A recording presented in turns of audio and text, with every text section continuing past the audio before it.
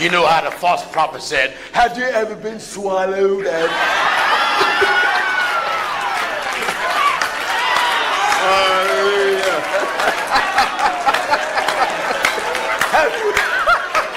have been. I would have been. I would have been. I would have been. I would have been swallowed up. Have you ever been swallowed up? Have you gone through a time of swallowing where everything was overwhelming and you were at your wit's end? That is my point of view.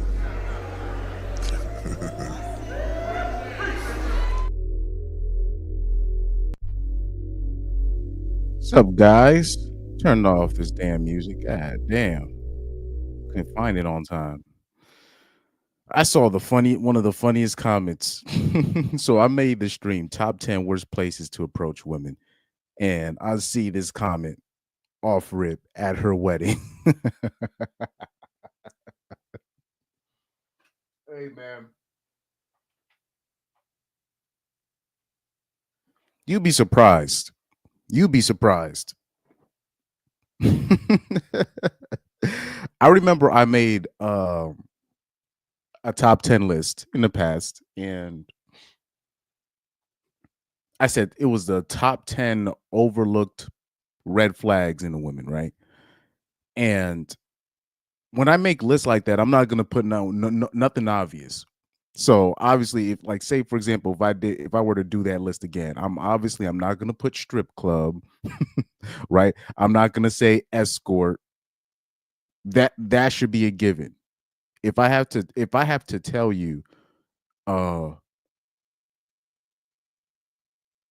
don't wife up an escort. If I have to tell you this, that means that technically there's already nothing I can do for you, really, you know.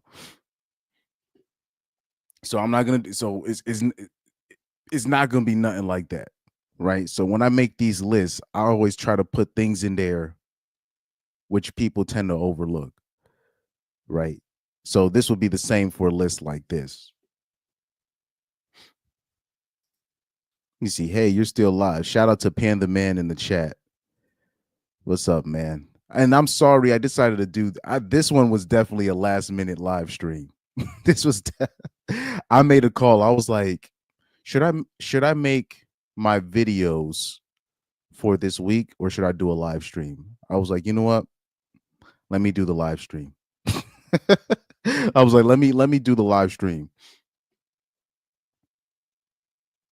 Because also what I also want to announce is I'm going to be doing a lot more unorthodox live streams. So my next live stream, if nothing else trendy happens, right? So say, for example, like the other live streams I did was the DDG live streams because it was trending, big news. If nothing crazy like this, like if nothing crazy like that happens, my next live stream is going to be the top 10 red, like basically the opposite, the top 10 red flags in men. It's gonna be completely unorthodox. It's gonna be completely unorthodox because I did a video like this 3 years ago, and I thought it was one of my best work. I just want to see how many dudes I can offend with that list.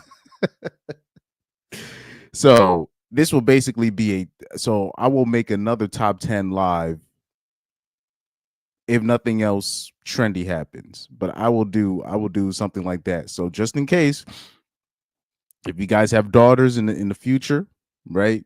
If you guys have a sister or whatever, I will make a list for that. Top 10 male professions. If you are a woman watching this channel, I'll just make it's going to be called the top 10 male professions that you should avoid if you don't want no drama in your life. So that will be a very interesting one. I want to see how many people I'll offend with that. Educated Pookie said that should be a good one. Yeah, because because my list is already set for that. that list is already set because I made that video a whiles back. It'll probably be a couple of changes, but I already have the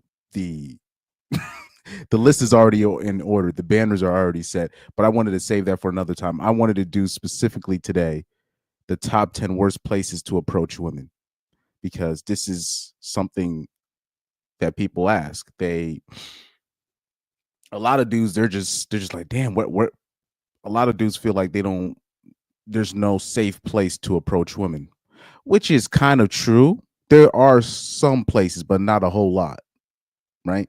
And the places that I'm going to list are the common places where I'll hear dudes say, "Hey, I met this girl at blah blah blah.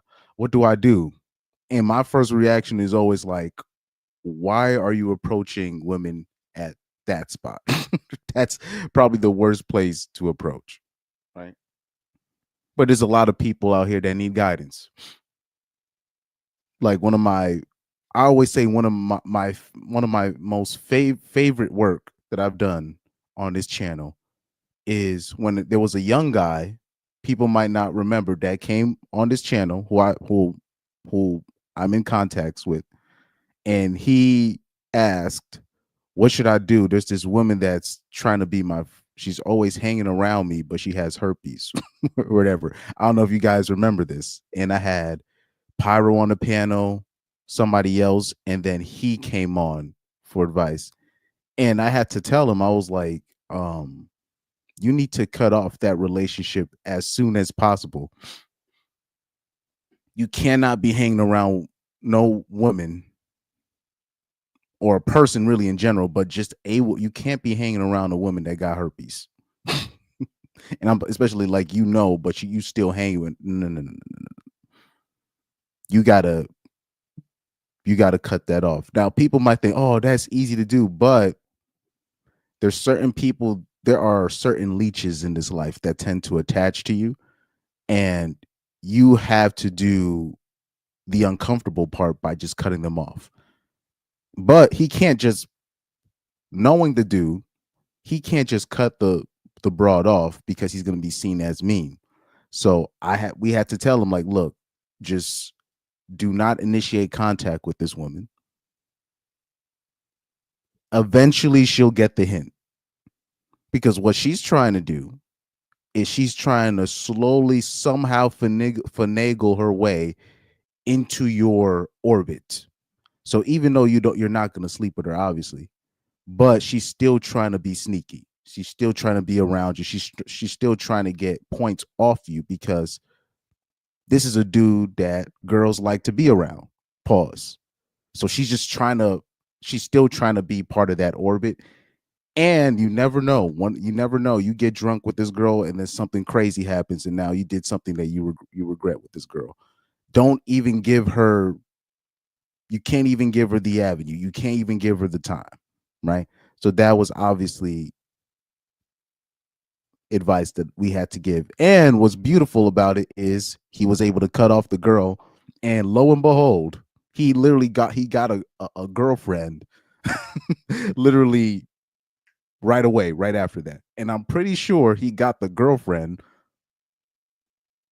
right away because he cut off the broad, and the girlfriend, and the girl that was actually interested in him probably thought that the broad with herpes was with him. That's why I had to tell him, like, yo, you got to cut that. She cannot be around you. She can't be around you. But things are not as simple as it seems. It's not that easy to just cut somebody off.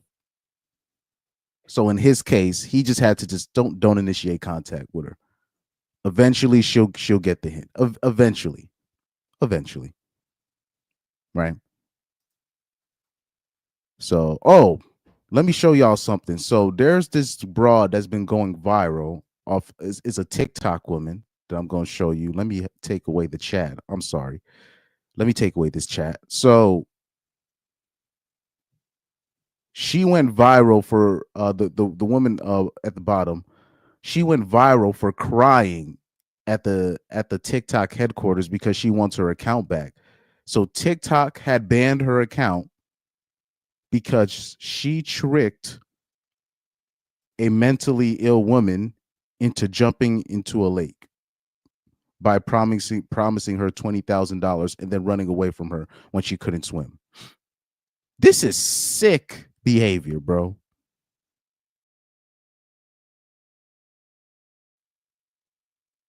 And the reason why I'm also highlighting this stuff is you have the women now, or the young women now, are like the punk. Remember those punk male teenagers, or those punk males that would do certain stuff, right? And you're like, this is a punk. Women are now taking the role as the traditional F boy. So we would call people like these F boys back in the day. Now women have taken that role and they have ran with it. Young women today have decided to even bask in that role and just be shocked at the punishments if they get punished because of that, right? So let's see this video. I don't know. This might mess up my monetization. I'm not sure, but let's check out this video real quick. This is the video in question. Right? No. No. All right. You know why I wasn't going to? Because my feet were getting You should hot. just jump in right But now. I'm gonna jump in with my shoes on. Okay. Ready? Yeah. Ready? Oh. Wait, what the fuck? Did you see her ass? What? Oh, You said it was okay. You said you wanted to swim. You told me to jump in. I didn't tell you to jump in. Yes, Yeah, you did. Yeah. Just You said you were gonna. Thank you guys. We're gonna have you guys get off. Wait, who is that? So not only did she trick the woman into jumping in, she tried to deny it in front of some dudes, and the dudes was like, "No, you literally told her to jump in." This is crazy work. What the fuck is going on? I don't even... I can't swim. I can only float. Oh, she might literally die. No, stop. Seriously, don't stop. Please, you're actually freaking me out. No, please. Please, God. No, please, she's floating. Drowning. I'm gonna fucking kill myself. She thinks she's drowning. Oh, this is bad.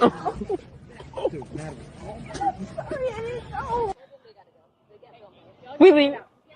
Oh, this is bad. Dude, Natalie. Dude, I'm sorry. I didn't know. She said she's drowning. She said she's drowning. I think you literally just murdered a lady. No, I didn't. I swear. I think you No, literally. I didn't. Let's go. There, she's drowning in the lake. God, there's a fire truck. Damn, no honor. There's like I remember Corey Holcomb was talking about his teenage boy that had came to live with him for a little bit. And he was like, man, this little ninja, man. He's like, where's this boy just be lying? Where is the honor? But now the young ladies now, they have been very bold. And I've even noticed it, even like, this is why I actually deleted my dating apps. Not because of the dating results. It's because I would start to get like some messages where you'd have bitches trying to prank you and stuff like that. And you would pick up on it. I'm like, wait, what is this? And then you'll have a girl message like, boom, you just got owned, or like just weird stuff like that. Or women matching with you just to try to make fun of you and something like that. And you're just like, okay. So when I started noticing weirdo behavior, I was like, okay, let me delete these apps. Believe it or not, that was the final straw for me. Believe it or not, because I would see stuff like that. That's where I really started noticing, damn, women are being more bold. They're starting to really just take on, they think being a man is just being an asshole or just being a complete F-boy, right? Like I just highlighted, you know? And in her case, she doesn't even realize how sick her prank was to trick a mentally ill woman into jumping in a lake, promising her money, knowing that she's mentally ill, acting like she didn't tell her to jump in the lake. And now not only does she doesn't stay there and try to help the woman, she runs away, and the dudes that are helping her video record and etc., they're noticing, they're seeing fire trucks and all this stuff and all these people because she was drowning. and she left. Nah, this is bad. Natalie. Wait, this is really bad. You think? You know what I mean? Let me see something. TikToker crying outside HQ. Yeah, Natalie Reynolds, that's her name. So right here, so because this is the video that went viral where she was outside of TikTok headquarters crying because they banned her account, and I guess that's probably the only way that she makes money, right? This is very hold on, let me play this. This is I might have to refresh it though. Here we go.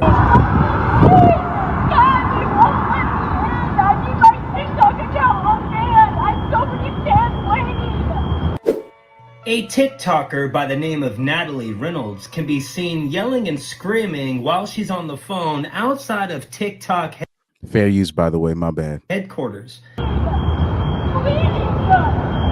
just want my account. I'm dead. I can't do this anymore. Apparently, she had her account banned, and well, she's going straight to the front doors of the man. But as a lot of us understand, I mean, I'm on my, like, what, 8th TikTok? It's like, it sounds like it's a personal problem, Natalie, and nobody really cares but you. And let's be honest, this is actually hilarious.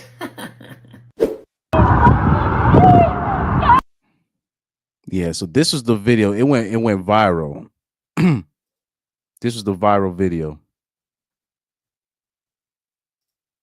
This was the viral video. Let me look up one more thing. Natalie Reynolds, because I'm not sure. Maybe I didn't know how popular she was, but that was the video that had caught my attention about her. But apparently I don't know, maybe somebody might have to educate me in the chat, but I don't know how many followers did she have on TikTok. So for her to be just outside crying over her TikTok account like this, she must have been like really popular. This is interesting. This is very interesting. I can't wait. Please, I just want my account. I'm dead. I can't do this anymore. Please, God, you won't let me in. I need my TikTok account. I'm dead. I have so many fans waiting. Please, I just want my account. I'm dead. I can't do this anymore. Yeah, it's sick. I will say I've really witnessed a shift of the young women like that, like the new young women coming up. They're the new F boys. Like this is the stuff that like those punk kids from the suburbs would do, some weird stuff like this, right? I'm not saying Hood Ninjas wasn't doing weirdo stuff too. I'm just saying this would be right up their alley. And they were doing weirdo stuff like this. You know, they'll like, I'm talking about like in the early 2000s, right? Probably was the last of those the suburban F boys that would do weird pranks like that, finding like, say like if they had like a mentally ill custodian, right, that was working at the school, and they would have him do certain things for their appeasement. Now you have women doing this. Now any dude with common sense, particularly with a social media account, they're not doing this because they know they're gonna get in trouble, and second of all, they're just like, this is just a bad look. So even if they do find something like that funny, they're not gonna videotape themselves doing it. But women like this, like Natalie Reynolds, they're because they have gotten away with so much over the years. They're just shocked when it finally especially financially when it affects them.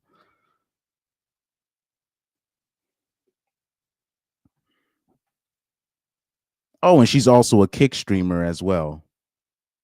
So let's look at her Instagram account.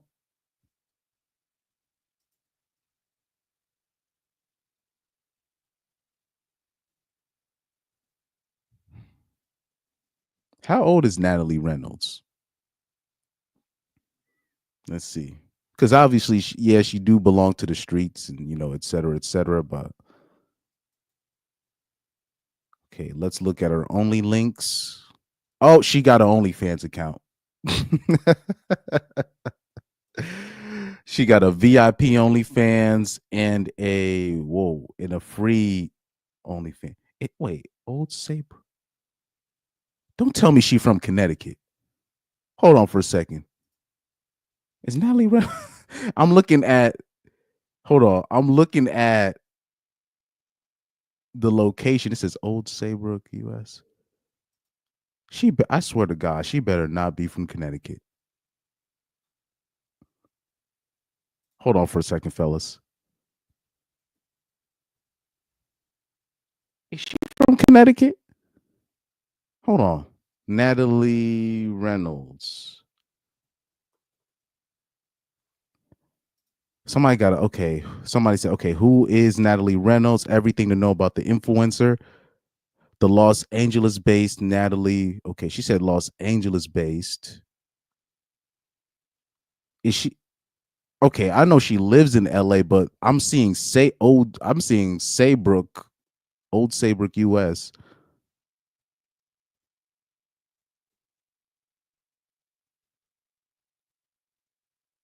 Okay, 26-year-old Los Angeles-based. I'm about to ask, is she from? Because I was about to say, you know what? I'll say this in my home state, there are some sick MFers. There are some sick MFers that are, living normal lives. They went to college. They got a nice degree, got a nice family. They're living a nice Chad life. But I've known a lot of these people, and they've done some sick stuff for their amusement. Let me see. Rose to Fame, Natalie Reynolds. I don't know if this is the same person, but they're saying that she's 26, so she's my age. So apparently she's my age. They said she creates content with her boyfriend, Zachary something.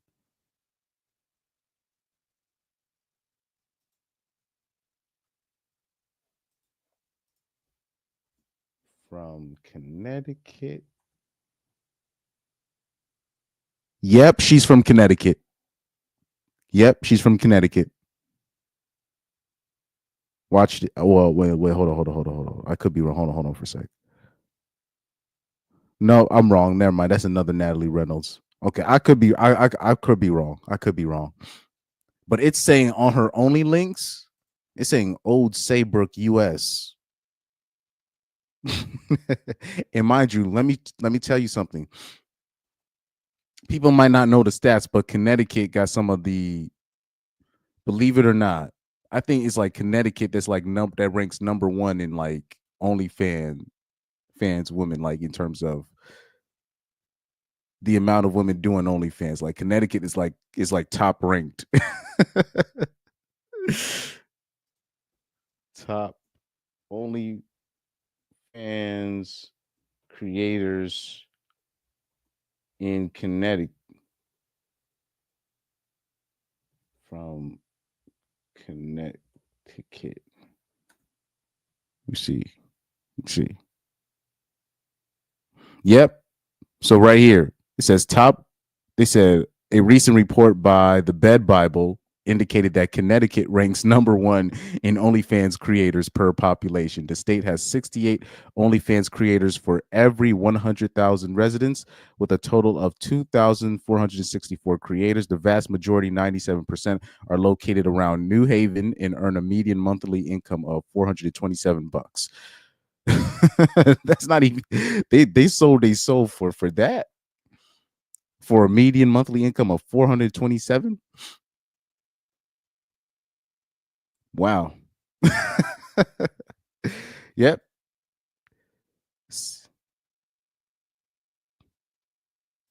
See, according to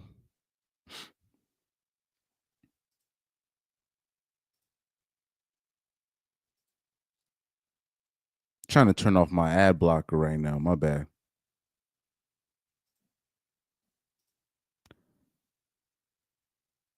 Yep, says according to the CT Post, Connecticut ranks number 1 in OnlyFans creators per population, report reveals. Yep. So yeah. Also, let me show y'all some real ish real quick. So forget Natalie Reynolds. Let's go on to some. Whoa. They're saying Marcus Houston is trending right now. Oh no, they're talking about some messy stuff. Anyways, let's talk about some real ish real quick. Let's bring up Andrew Tate. Let's bring up Andrew Tate real quick, because I do need to address this. I need to address this real quick. Okay, so according to Andrew Tate, he said he got offered $55 million to sign a contract, and because he turned down the sponsor after he said after he turned down that specific sponsorship, this is where all of his troubles started beginning. That's when he started getting arrested, and then he started getting getting charges put on him. So let's hear him out here. This is a little bit interesting, but not shocking to me, obviously, but we'll let him talk about his predicament. I got offered $55 million to sign a contract, and that contract was a sponsorship contract. But to avoid brand damage to this brand, I had to shut up about certain issues and change my opinions on certain things, and I declined the money. And soon after that, I was arrested. So this happens to a lot of celebrities off rip. Most of the celebrities that you be seeing, particularly that be in and out of jail, is because they decline certain things. They decline certain sponsorships. When they got popular, they didn't go through a certain gatekeeper, so they end up getting targeted basically for the rest of their lives. So an easy example of this would be Cat Williams. He's this dude is always getting arrested. Always got a mugshot. Now, mind you, he's never been convicted of any felony, never been convicted of any crimes, but he always got a mugshot.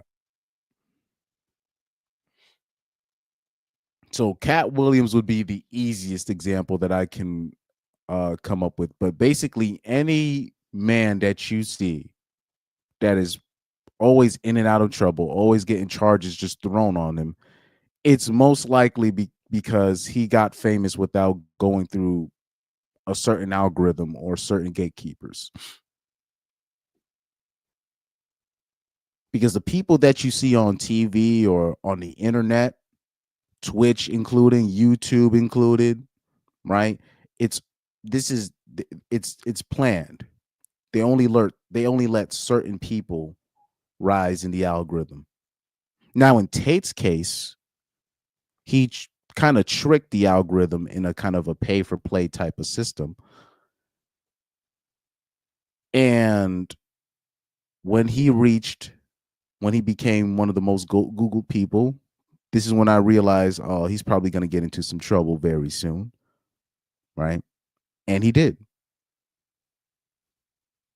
So we'll let him we'll let him keep going on. So what they try and do is give you a gatekeeper if you get famous without one, but primarily people only get famous because of their gatekeeper. All of these famous people aren't even famous. This is what's really amazing. Taylor Swift or Rihanna or whoever, I'm not insulting them. I'm saying that they can make any piece of shit trash song. All the radios are going to play it. All the TV stations are going to play it. They're going to pump it everywhere. They're going to put it to the front of the Spotify recommended list. They're going to make it something it isn't. All right. I saw a couple comments that I like. Shout out to Garrett Grant in the building. Shout out to you guys. In other words, small hats got involved. Yeah, that's that's usually what it is. Oh, Kanye West, another person. You know, they try to call him crazy, etc., etc., etc. Right. Water God Zero said, yep, him and Chris Brown. I was about to say, yeah, Chris Brown is another thing. So you'll have, or so in Chris Brown's case, you'll have people that are part of the plan, that are part of the industry, but then they go off script or something happens to them, right?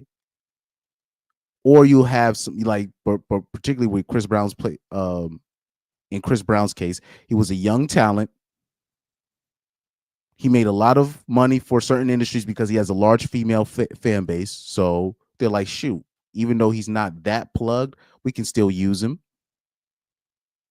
But when things kind of got off script in his personal life, they've been, and he never really got the so-called punishment that he deserves. It, you know, they've been after him ever since. But really, the reason why they're after him is because whatever him and Rihanna got into a fight over, it's something serious. That's my opinion on that. I've already told you guys this. It's not even, people think it's because of him and Rihanna getting into it. That's why he's always been targeted by the powers that may be. It's not just because of that. It's because of why they were fighting. And remember what Jaguar Wright said. She alleges that they were fighting over Rihanna sleeping with Jay-Z. And rumor has it that Jay-Z has something that you can't get rid of. Now, the thing is, you have people in the industry, whether they've been chosen or not, they end up stumbling upon a secret that they have no business finding out. And Chris Brown was one of these people, I believe. And this is why he's always been targeted. It's a form of intimidation. It's an intimidation tactic. Because he knows something that he's not supposed to know. He was not supposed to know this type of information. There's a reason why Rihanna has never really talked crazy about Chris Brown. Look at the depths that Meg Thee Stallion, even though she's lying, look how far she's willing to go with the lie just to trash Tory Lanez name. Have people ever be like, damn, it's interesting. Rihanna's never said a bad thing about Chris Brown, and she got her ass beat by him. Kind of, even though she put her hands on him first. I'm like, what were they fighting over? What happened? Why did they get in the scuffle? And both of them have been tight-lipped about it. This is where you got to be like, because like women will be lying about you. I'm talking about they'll lie about you, and they were in the wrong, even to their own detriment. And people haven't been like, it's interesting. Why has Rihanna's never said a negative word about Chris Brown? Now, Rihanna is not known as a woman to bite her tongue. You know what I mean? She's not like she's not like known as a woman that bites her tongue. So it's like, it's very interesting that she's never said a negative word about Chris Brown. So clearly what they've been after Chris Brown about, he found out something during that scuffle that is industry changing. This is why I'm not sure Jaguar Wright is right. No pun intended, but there might be something to what she's saying. So that's why Chris Brown has been getting harassed. He will always get harassed. You know? Yep. It's interesting stuff because like women will trash you. I'm talking about over a lie. Now, and I'm just like, damn, that means I'm like, Rihanna she don't got one negative word to say about Chris Brown. That's interesting. That is very interesting. So it's clearly, it's whatever they had the scuffle about. That's really that's the key. That's the key. That's the key. What were they tussling about? Chris Brown, I believe, found out something that he wasn't supposed to know, and it drove him to a rage. And I'm gonna just leave it at that. I don't want to get my channel frozen. Because that's why they're famous in the first place. Their gatekeepers make them famous. If they lose their gatekeeper, even if they could now become a free person, they don't have enough agency or enough about them to actually do it. I was one of the few people who had no gatekeeper and everybody trying to suppress me, who was managing to organically gain endless traction. Well, it wasn't necessarily organic. That was a pay for play thing he did, which was kind of genius on his end. Because Andrew Tate, he just wanted to gain control of the algorithm and just get and he found a way to do it, right? Now, many people will say that he was allowed to rise, and I agree. There could be two things can be true, but he found a way to gain control over the algorithm damn near overnight. But that also got him into trouble because there's certain channels, there are certain gatekeepers that you have to go through. You can't skip the process. But what he says about gatekeepers is interesting. I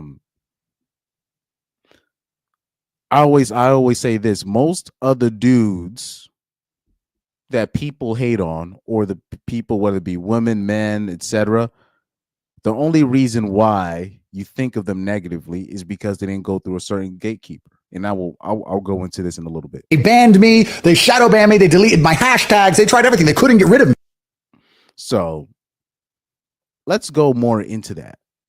And it's kind of why,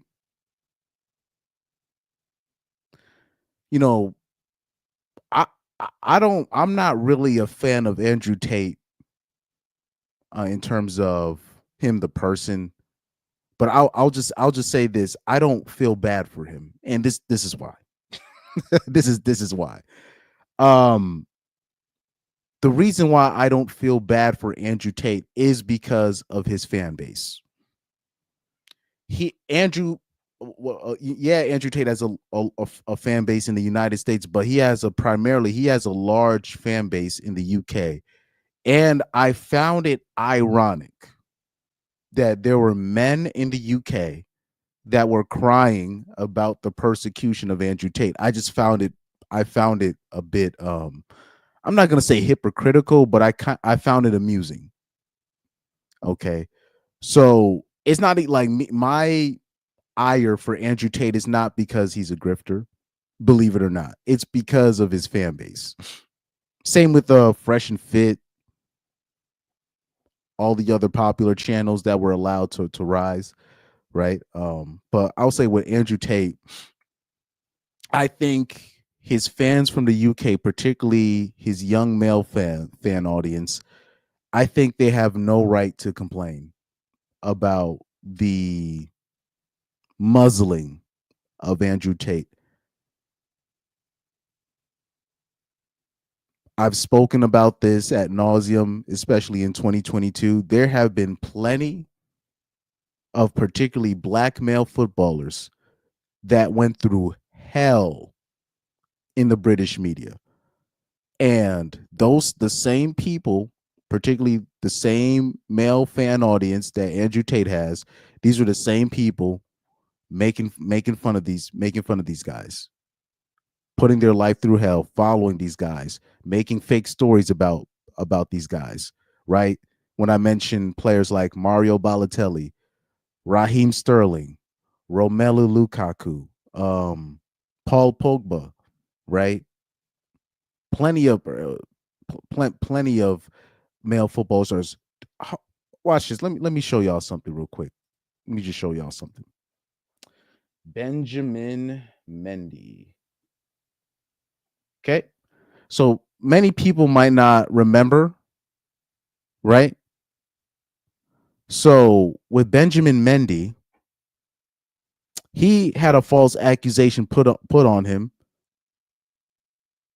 right? And it was interesting because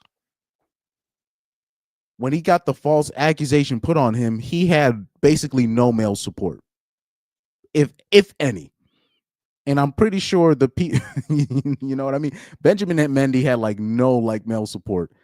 Most of the men, particularly of in the UK, they was making memes, they was making fun of him. The only reason why Benjamin Mendy is free today, in my opinion, is because when they started really investigating, they found out his teammate, Jack Grealish, a Caucasian dude, was at the same party where they said that Benjamin Mendy was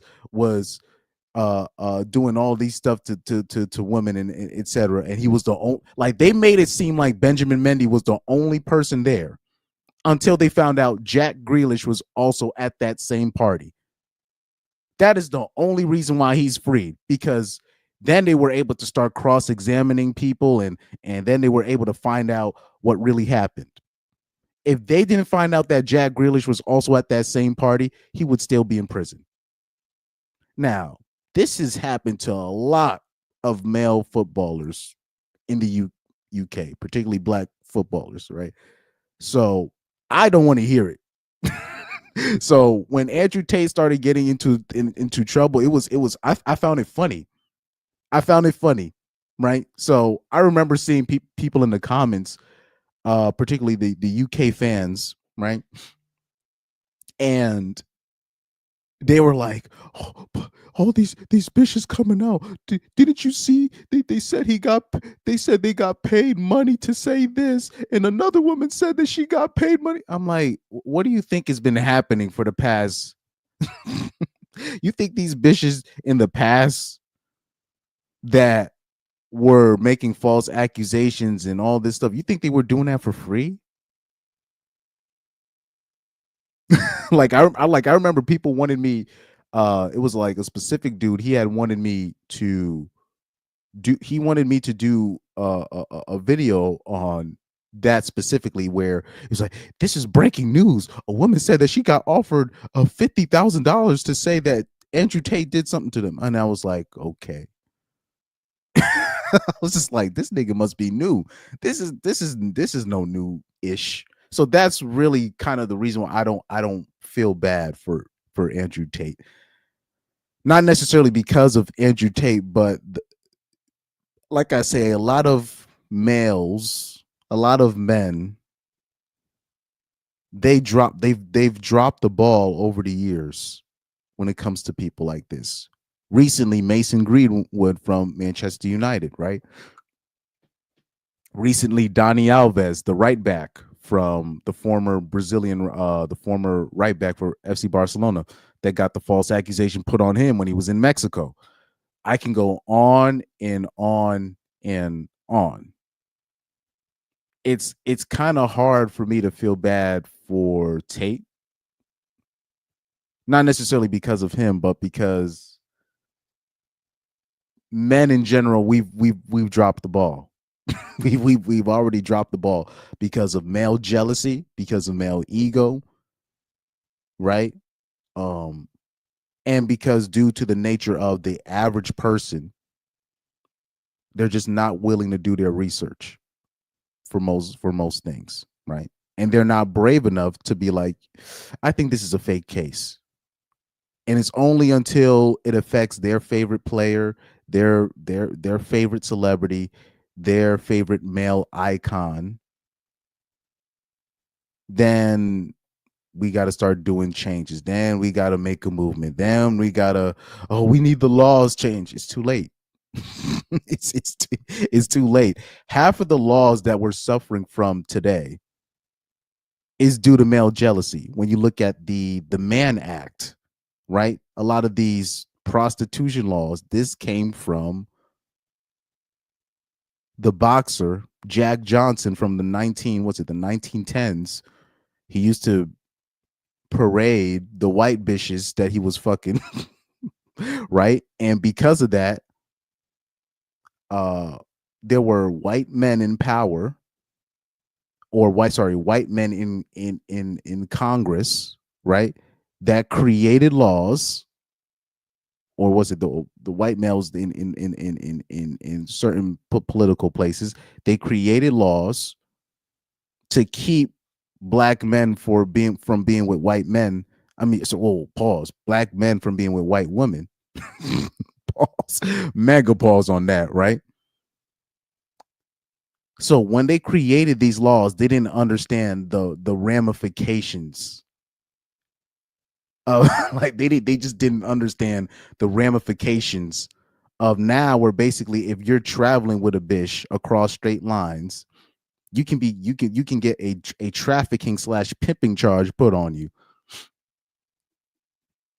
And really the objective wasn't even that. But men in the past, due to jealousy, ego, etc., due to simping, male simping, there are a lot of laws created today that are affecting us where it's just like, bruh. So a lot of the things that Andrew Tate is going through, it's kind of hard for me to feel bad for it because I believe as men have brought it upon ourselves.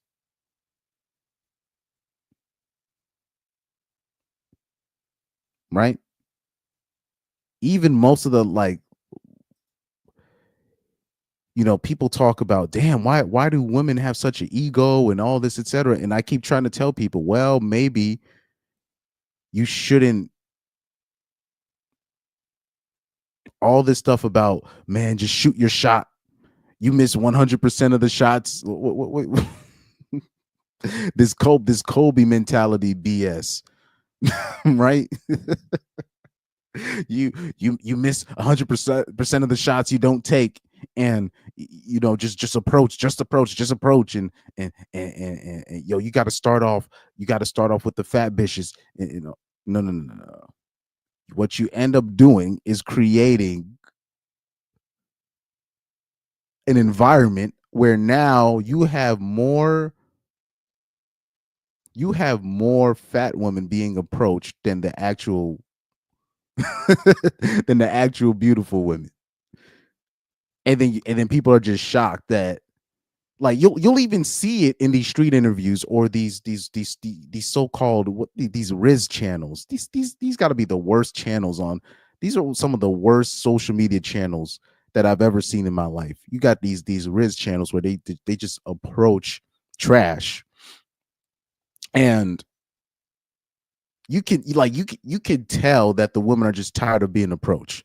Like they'll approach a fat bitch and the bitch look upset already because she's already been approached that day, and you're just using her for practice or content, but in her mind she thinking, oh, I'm getting all this attention from these boys or these men. She doesn't even appreciate the approach.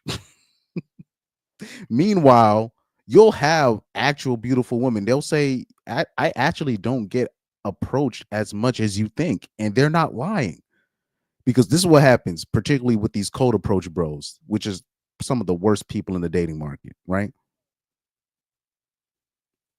The worst people in the dating market.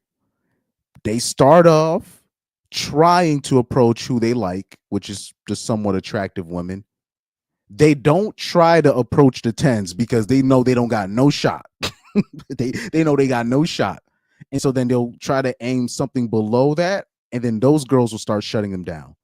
And then the more women they approach that day or that week, they keep going lower and lower and lower.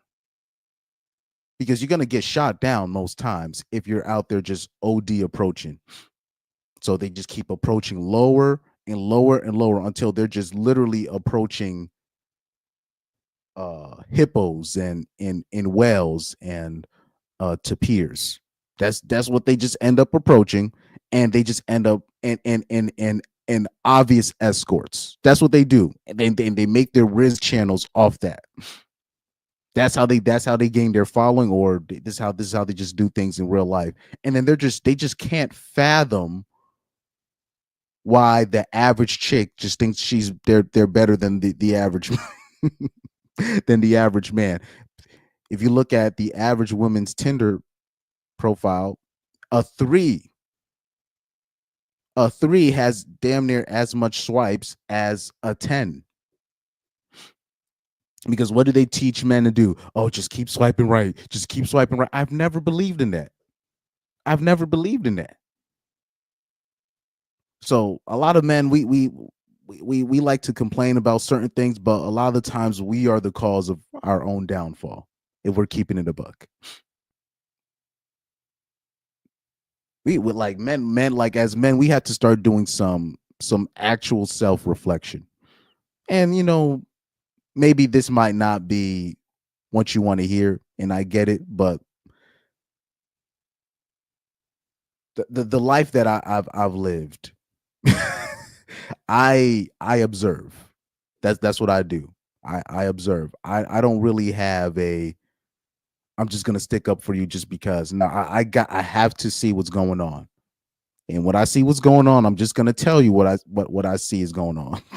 Right? I don't know if that made sense, but I gotta call it how I see it. Men have ruined the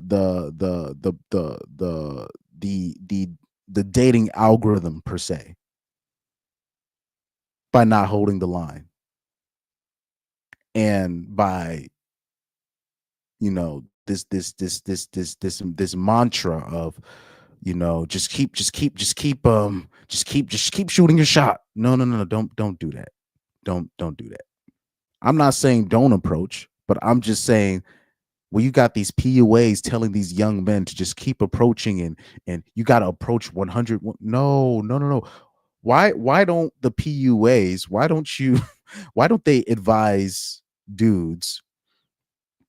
Like I remember Corey Holcomb made a suggestion, and it was interesting. He said what young comics need to do is they need to just go outside and just do street interviews with random people and just start telling jokes and just see what happens, or just do pranks, or just basically put yourself out there in the entertainment world and start off by interacting with the people and just see what happens. And so many people just shut it down. And I was like, but I'm pretty sure if Corey Holcomb were to go, these dudes need to go out there and just approach 100 women and all this stuff, and then people just take that advice. Why don't, instead of approaching 100 women, why don't you approach 100 people to sell a product to and learn your and learn your licks from there? Why don't you do that? Nope. They won't do that. they won't learn anything to help themselves get money. Do you know particularly how many black men would be great at sales because they have a magnetic personality and all this stuff, but they decide to use their riz, right? They use their skills on trying to pick up fat women. Do you know how many black men I know that are in that predicament as we speak? I'm talking about the same magnetic personality that they could use to be like the top salesperson. I'm talking about they could literally be top salesperson in New England. But instead they use that to pick up fat women in MILFs. That's what they and getting free trips from older women with their divorce money. That's what they do with their skills. You're just like, this is such a waste. But this is what men do. This is what men do. And Water God Zero said, "Yes, same. I just got to be honest." Yeah, because even like you in real life, you'll see dudes do certain things, and you just got to call it like you see it. You're like, well, you kind of put yourself in this situation, right? Anyway, before I get people upset, let me show you one more. Let me show you. Hold on. Nick said, LMAO, what the F? No, I'm telling you, there are some men that I know, they have magnetic personality where they could actually take advantage of that and be like the top salesperson. They could be a promoter. They could be really killing the game in that. But no, they've decided to use that talent, and they've used that to basically pick up on ghetto trash single mammies, fat women, and MILFs. That's what they've decided to use to that's what they've used that talent to get that. This is why you'll have dudes, they're just confused, like, why is like, they'll be like, why is my looks match have like the worst attitude, but the actual beautiful women or the attractive women, yeah, they won't go out with me, but at least they don't just treat me like trash. It's like when I told you, I'm talking when I told you when I deleted my Tinder apps, it wasn't like some drop dead gorgeous woman like matching me talking ish. It was like the mids. It was the mids doing that, and the fat women. And I've also told you here, the women that have been harsh on me on my height, it hasn't come from skinny women. It has, all of it is came from overweight women. I'm talking about 2 specific times where a woman has gone after me at my height. It was a fat woman. One fat yeah, it was a fat woman that was around my age, and then the other one was the 40-year-old broad that I talked about on my channel when I when I said that was the one time I gave a so-called a MILF try to go on a date with a MILF, but I went at night, mind you. But the 2 ones talking about my height, but they were overweight. Now the other women that I was with, even the taller ones, like I remember being on a date with a Swedish girl. She was about 5'9", 5'8" ish. She was cool, respectful. The actual pretty women that I've been with or been out in public with, even the ones that didn't work out, like even the ones with I remember I sent the screenshot when I was with this one broad, right, to Ainsley. I was talking about that in the other live stream. In public, was respectful.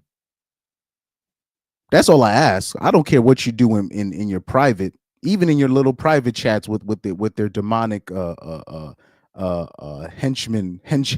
of friends. I don't even care what they say about me there. But I'm talking about in public. Just be respectful, be joyful in my presence, and we're cool. Right? Nick said, had a white one do me like that. Now that's interesting. He said, I wasn't even trying to pull. That's how, you know. But anyways, let me show y'all something, because this is all coming together, mind you. This is all coming. I'm telling you, this is all coming together perfectly. Where I'm about to start going in onto the top 10 worst places to approach women. This is all coming together because I think there's we don't. I don't think as men we understand, like, especially the older men, they probably don't know that much. But I'll say this: we have to really come to a consensus that, look, the woman that we are chasing, right? They don't really have that much interest in men. Let's keep it a buck. And then not only that, a lot of the women that we are chasing are evil. Like serious evil, meaning they do witchcraft, they do stuff on the side, they do Wicca, they spend their time thinking about how can I get something from a man, right? Even when it comes to sex, people don't understand most women don't have sex for pleasure. Most times women aren't using sex for pleasure. Women use sex for a lot of things. So this is something that we must dive into. I'm going to show you something interesting real quick. Something very interesting before I go into the main objective. Before I get into the main objective, I got to show you something interesting that I saw today. Hopefully it's just one video though. Let me see.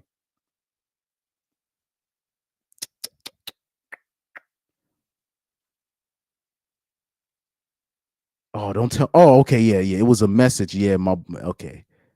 Here we go.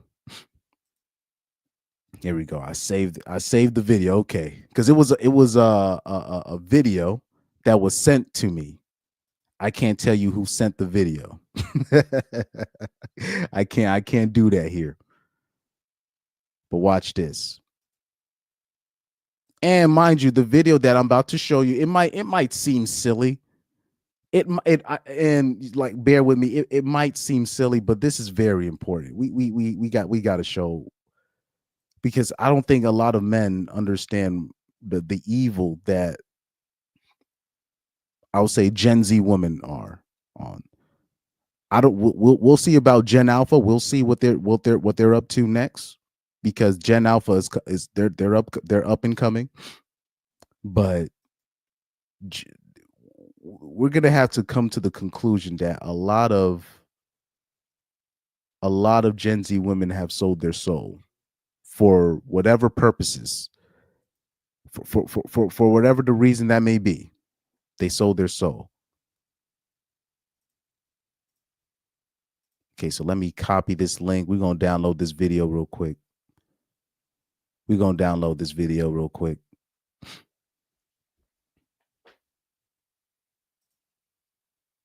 And it's from a creator that is a little bit mainstream. I think his name is McQueen.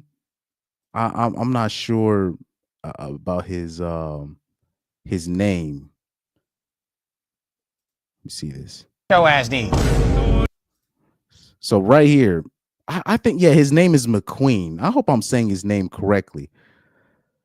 So he decides to bring a corn star, right, to a cathedral just for content. So for content purposes. So he's telling her, yo, this is what you need. I like you.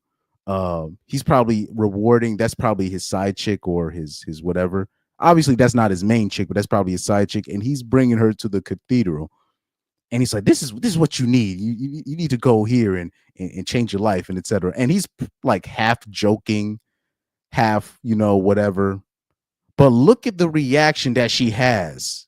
And this is very interesting. Let's watch this. This is what your ass need. This is what you need. And the reason why I brought you here is because, look, if we're going to actually take this somewhere, I need you to really lock in on what I am telling you. You're very beautiful. You're gorgeous. And I like hanging out with you. But you need to understand that when I'm setting these boundaries, they got to be respected, baby. Like I told you, I choose my journey, and I choose my life, and I choose God, and I choose everything. You right? And this is for your own benefit. I want you to be better, okay?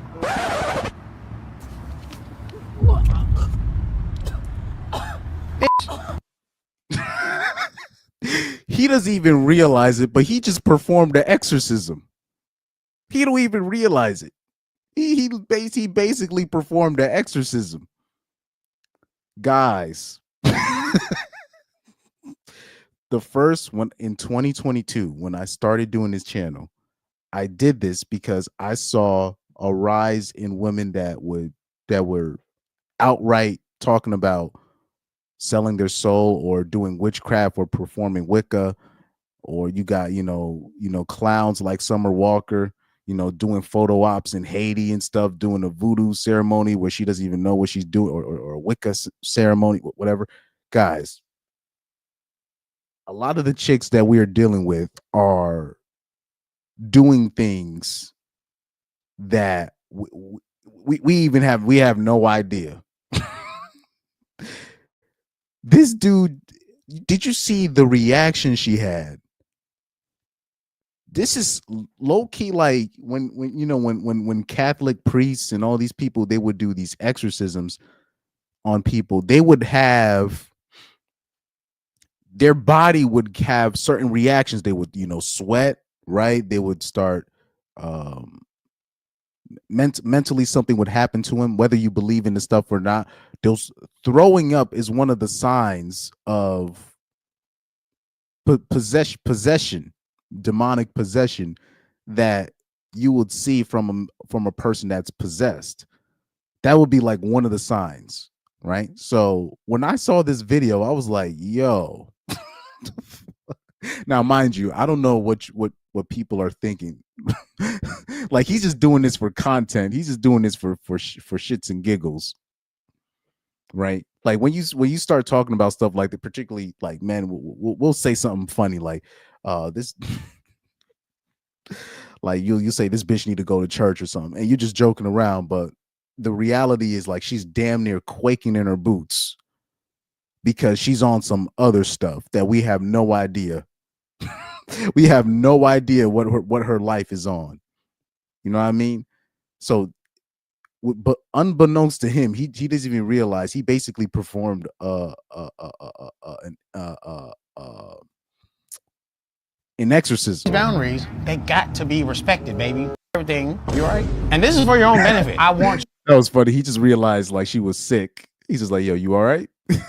That was funny. God, and I choose everything, you right? And this is for your own benefit. I want you to be better, okay?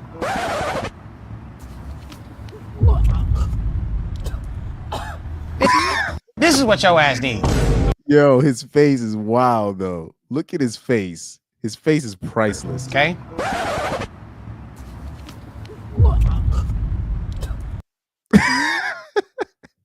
He's like, bitch, I was just joking. A lot of our chicks, look, man. I've told you this before, especially in my earlier videos. Witchcraft is the #1 growing religion amongst young women. And oh yeah, and I will say this, amongst black women, it's not even close. It's not even close. It's like an exponential increase of BWs participating in Wicca, right? In these type of things. So guys, like, yo, guys, please be careful out there. Y'all don't know, and mind you, that's just one of his side chicks, you know. And you know, when you have a side chick, you don't really have a standard for your side chick. The standard for your side chick is for her is just sex purposes. So she doesn't, like, your side chick doesn't have to be a good person, right? Your side chick is not necessarily an upstanding citizen. A lot of dudes have side chicks that are escorts, believe it or not, or, you know, P-stars, OnlyFans creators, right? And strippers, right? Famous side chicks, right? So you're not expecting much from them anyways. But I think men are starting to understand, okay, why I'm messing with this chick and this bad things just keep happening in my life. Every time I start having sex with this chick, bad things start happening in my life, or I'm starting to do things for her that I wouldn't do normally for my main chick. Is because a lot of y'all side chicks are on some nefarious duty. They're doing weird things, like you know, you have people in South America or the Caribbean islands. You have women being known to put their period blood in their food, or you have this thing in New Orleans where they say don't eat a New Orleans woman's spaghetti because they're putting their period blood in the spaghetti sauce and all this stuff. These are forms of witchcraft, right? These are things that women would do to see if they can trap a man, if they can see if they can keep a man around. So guys, please be careful. He don't even realize. And people might think I'm over exaggerating, and I get it. Trust me, I get it. But watch this. Let me see something. #1 growing religion amongst women.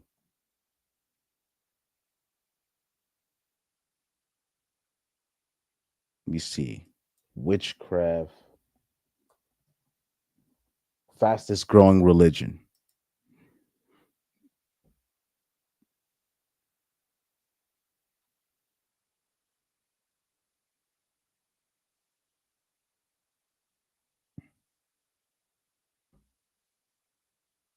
Damn, they said they started noticing this in 2011. Damn. Anywho, and also, I don't know if you guys remember this. I don't know if you guys remember this, right?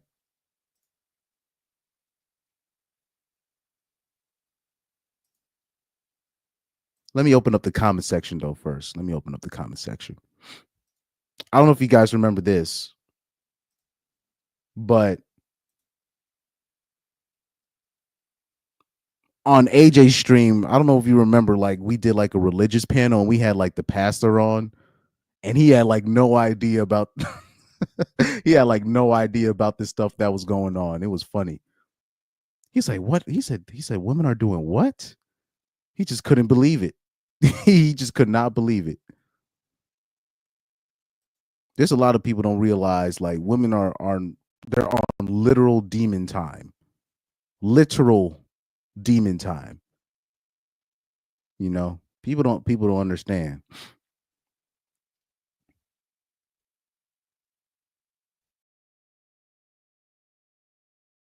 Even when like women start talking about, you know, zodiac signs and all this stuff, astrology, it's a form of witchcraft that they're doing, right? But let me open up the comment section to this specific video because I found the comment section very interesting as well. Let me open that up. Let me zoom in. Okay. Somebody said, "Wow, that's an actual demonic response." That's what I that's what I thought too. It was just, that was weird for them to be in front of a cathedral and he was just talking about, "Hey, bitch, you need God" and stuff. And he was just joking, and just for her first reaction was to throw up. That's wild work. You know what I mean? Somebody said y'all laughing, but her demons are manifesting and falling in all of y'all face. I mean, what are we supposed to do? Like us as a generation of men, we're not even look, dudes, we not doing witchcraft like that. We just out here eating, sleeping, playing video games, and repeating the cycle. That's all we're doing. But broads, what they're doing some other stuff, and they don't understand the ramifications that come with that, right? So yeah, we laughing, but it's like, look, we not on demon time. It's not even dudes at church anymore, like it used to be. Now with the conservatives on the rise, yeah, but for the most part, we just at home chilling. Doing just enough and then just playing video games and moving on with their lives. Women, on the other hand, they're doing witchcraft, they're going on yachts, they going to they getting ran through by hundreds, if not thousands of dudes. I mean, what can we do? Yeah. So Nick said you're not exaggerating. They already be doing that tarot card and astrology. Yeah, one of the last straws when I was on. I remember I deleted the one dating app. I think it was Plenty of Fish. It was either Plenty of Fish or OkCupid. It was one of them. Because it was one of them that I signed up for. And I remember going on a specific. I clicked on, I guess, a woman's profile that matched with me, but she was doing a live stream on the dating app, and the first thing I see her doing is some tarot card reading, and then I go to another bitch profile, another bitch doing the tarot. I'm like, don't y'all bitches got something else to do? The fuck is y'all doing with that? Ouija boards and all this stuff on a goddamn dating app, hosting a bunch of men doing a tarot card reading. Golly.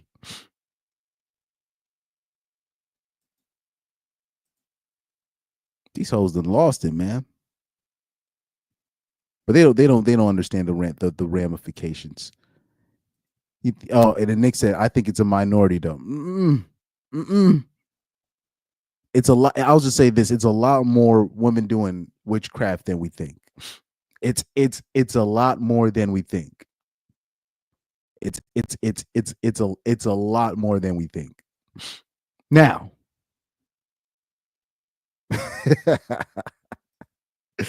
so Let me do this real quick. Let me do this real quick.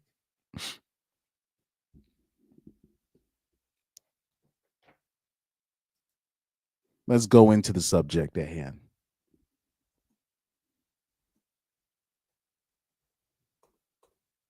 Worst places to approach women. Okay. Add banner. We're going to take these things off and we'll dive right into the topic at hand. Okay. Top 10 worst places to approach women. Okay.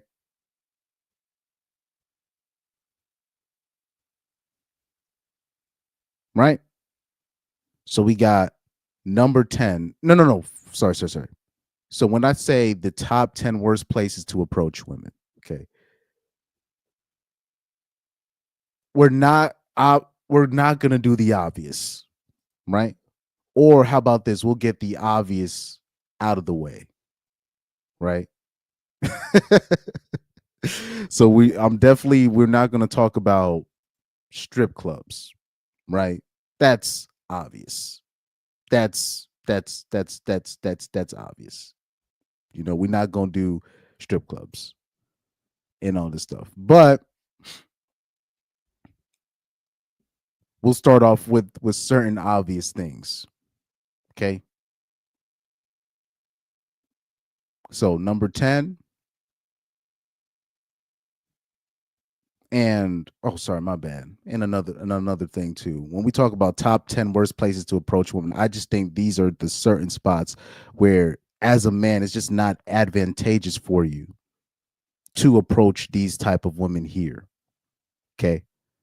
And I will also compare this list to what the normies think, because I got a website for you to, because I'm going to show you a website where they show you, oh, these are the top 10 places where the best places to meet women. And I'm going to show you that as well. Nick said Jim got to be number one. We'll see where Jim, because Jim is on this list. But we'll see where we rank it. So right here we got number 10, bars and nightclubs. So we're obviously gonna do the obvious.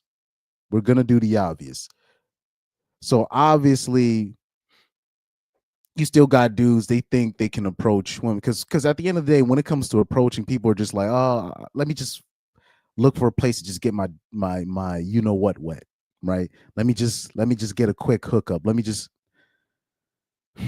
The reason why I'm not a fan of approaching women at bars and nightclubs is just, it's not advantageous for you.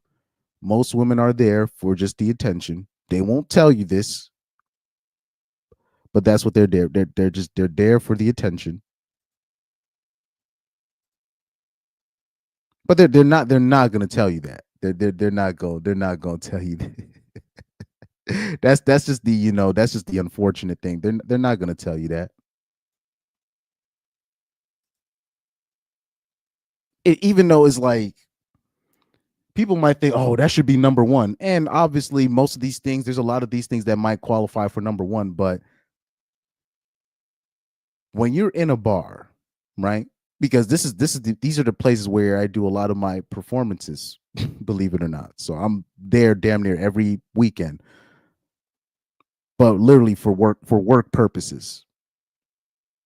Even like I remember, not just also in terms of music, but also helping out with doing sound. I've done gigs where I do this, where I help with sound. I remember helping certain people with production purposes. People have done shows at bars and in terms of like TV shows, and I've helped with, lighting and camera work and all that. So just when you're in a bar, you're dealing with loud ass music. You're dealing with attention seeking broads. And now watch this. Imagine you want to go on a date and you telling your girl, meet me at the bar. You might end up you might end up embarrassing yourself and you're out there basically looking like a weirdo, looking for the girl that you told her to meet you up with. It's just not a good look. Just my opinion. It's not a good look.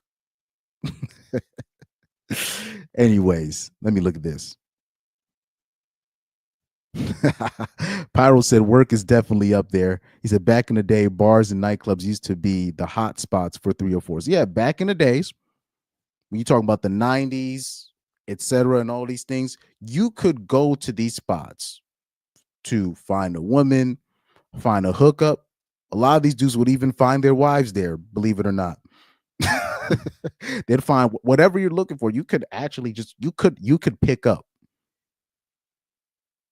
Right? But when you do, but particularly this is the key when you're talking about these bars and these nightclubs.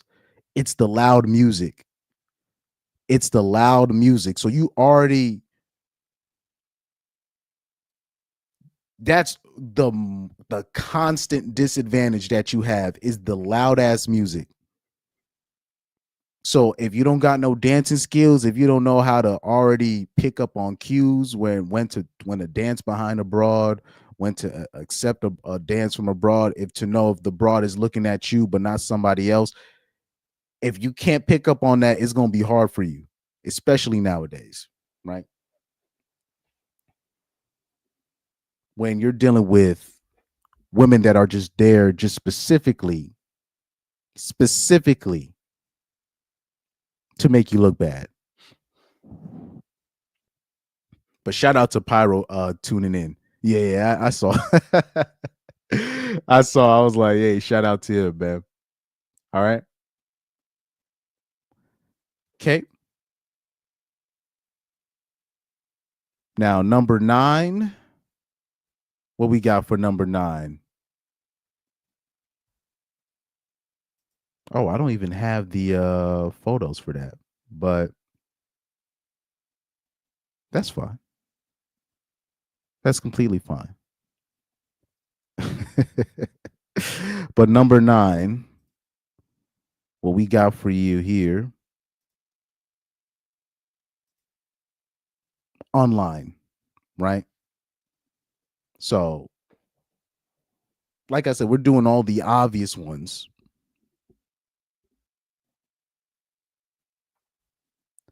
But when I mean online, that basically includes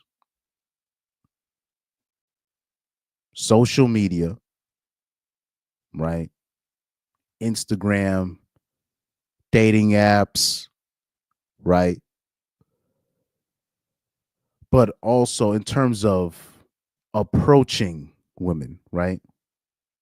Approaching women online. It seems like it's the safest way to approach women, but people don't understand. We have this thing, and I might say that might be online / text messages as well. I guess I got to put that in there. I might have to just say it. Like, hold on, I might have to do that. Online / text message.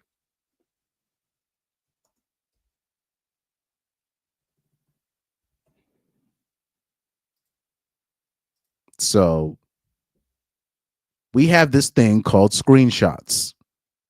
So you might think you running game. You thought you might have beat the game. So, okay, I'm not going to approach broads in real life. I'm going to just go online or text her this or ask for the phone number and just do all my stuff through online. All right, be careful about that. We have this thing called screenshots. And I'm just letting you know, everything that you're sending a woman, I'm talking about everything is being screenshotted. You're not, when you're talking to a woman online, you're not just talking to her. When you are, whether it be Instagram, Twitter, right, text message, you're not just texting her. Just understand that you're being a part of a group chat. Like, bro,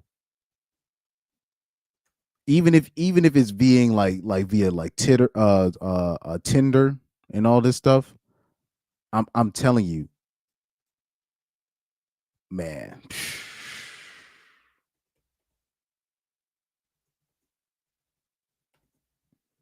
Oh, never mind. I was about to bring up that video.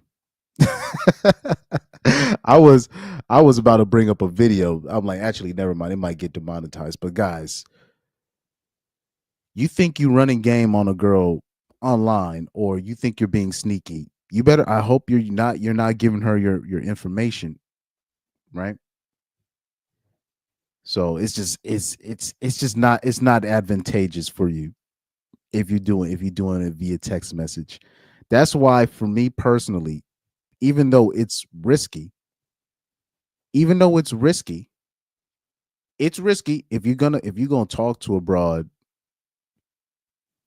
You're better off doing it in person, right? If there's already a hot lead, if she's already hot for you already, it's better off if you can get it done. You talk to her in person, because the more you do it online,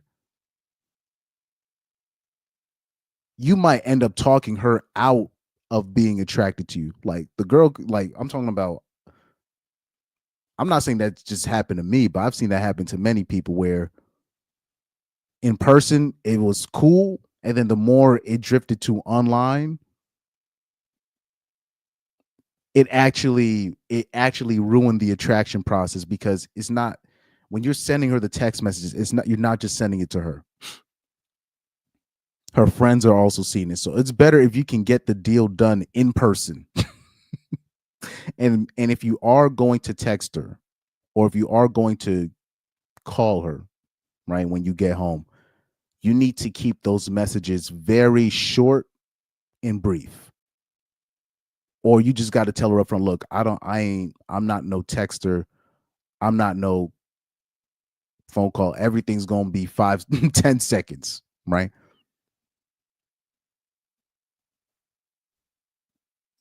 Nick said talking to her girlfriends as well. Yeah, people don't understand. If you texting a girl, you're not just texting. It's not. You're not just having a conversation with her. You're having a conversation with her sisters. That happened to me, right? You're having a conversation with her mom, her cousins, her girlfriends, her male friends. Come on now.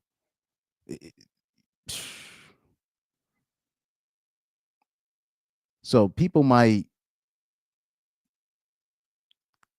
because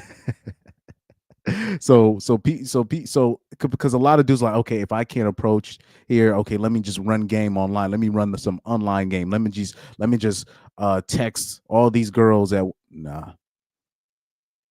And then especially if you're one of these people that want to be texting all these girls at once, you never know. It's a small world out here. You got these bitches that have these online group chats, right? Are we dating the same man? Right. So this is why you have to really limit your online interaction with women. You got to really limit that. I'm talking about in terms of just tech, particularly when it comes to texting or social media messaging. You have to really limit that. Let me show y'all something real quick, because this is important. Facebook. Are we dating the same man?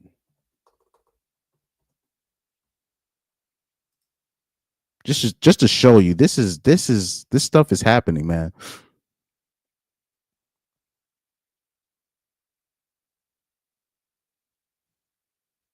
I don't know if, because I would have sworn I did this story where the guy, let me see, where it was like a guy that sued 27 women.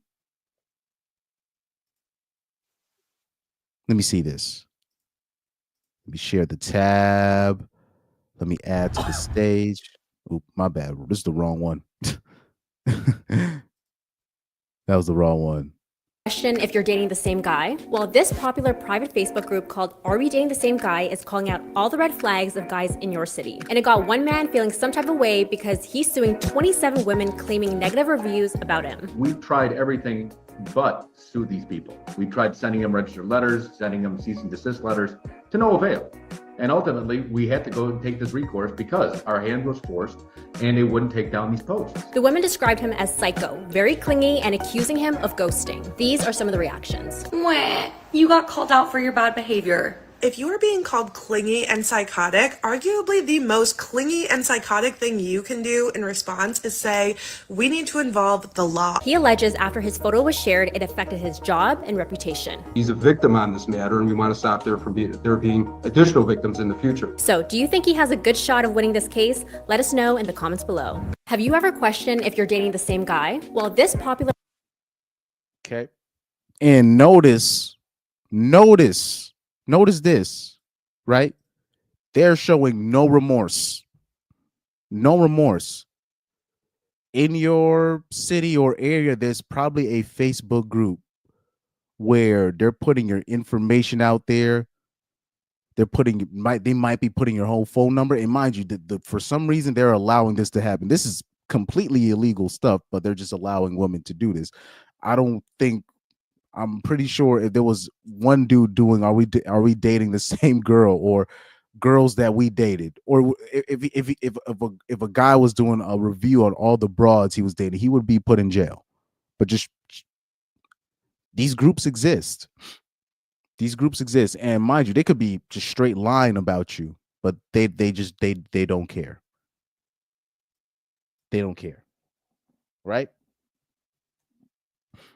So, oh man, I'll tell you, boy. I tell you, boy, this is, But anywho, anywho. Let me take this off. Pause. Right. Let me see some of these chats. Water God Zero said, it was this one girl from high school I wanted to holla at. Then I went through her Instagram and it turns out she's friends with my ex. Oh yeah. Also, remember there's certain Instagram pages that toxic women like to follow, right? Remember when I showed you the Instagram page, what's it called? Like your therapist's favorite Instagram page, or certain toxic Instagram pages where women follow it. You need to search. There's certain Instagram pages I would tell you guys, search up this account and just see out of the female followers you have, it'll show you if one of your friends or one of your female Instagram friends are following this page. So you gotta also do your recon on that. And okay, Nick said, "LOL, they didn't already know they'd be dating the same man." 80-20 rule. Yeah, I just think women don't really care about the so-called 80-20 rule, or that they're dating the same guy, because it's obvious they just don't care. They're just like, whatever. They just refuse to accept the reality that most of them are dating the same man, just in general. And the more they do stuff like what they're doing, they're making this pool of men even smaller and smaller. Pyro said, man, this is disgusting, brother. That's why that group chat got sued. He said they called this guy a loser, but he's dating a bunch of sore losers. But like I said, there's so many "Are we dating the same guy" group chats, so many Facebook pages. There's so many pages like that. This is why I'm saying, like, bro, if you the type of person, you giving women your real name, your real number, your real email, and your real social media, or the place where you work, you stupid. Water God still says she's EMT too. Oh, that's wow. Anyways. Anywho, you already know, man. So, all right, so now number 8, single mixer events. Now it should be pretty self-explanatory. Remember, this is the top 10 places to approach women.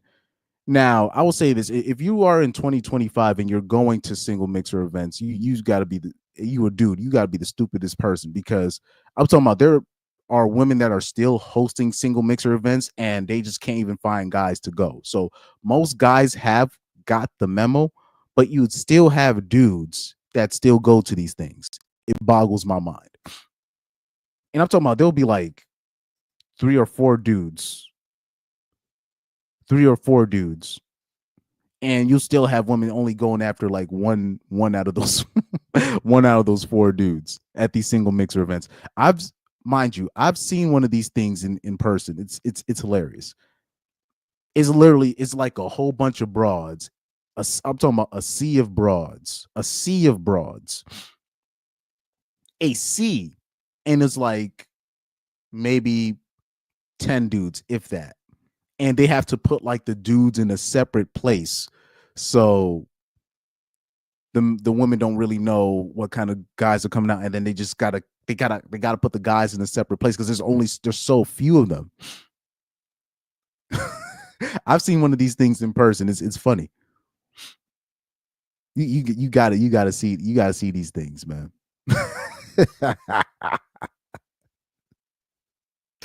Oh man.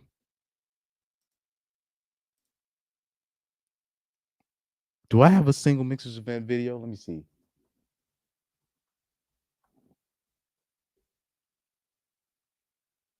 But there are so many videos of just these single mixers events, especially now online.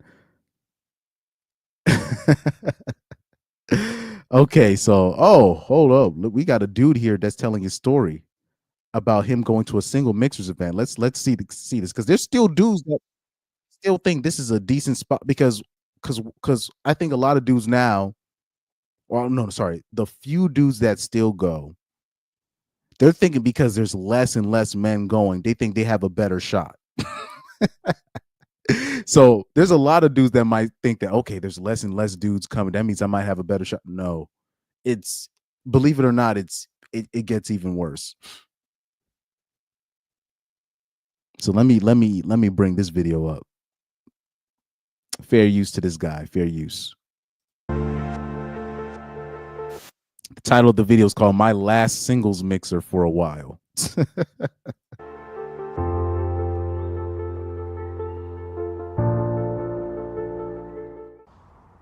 going on, everybody? Nicky D here, coming to Live Man yet again. And today we're just sitting at Shooby Park. We're doing some bird photography, as we apparently I like doing every weekend.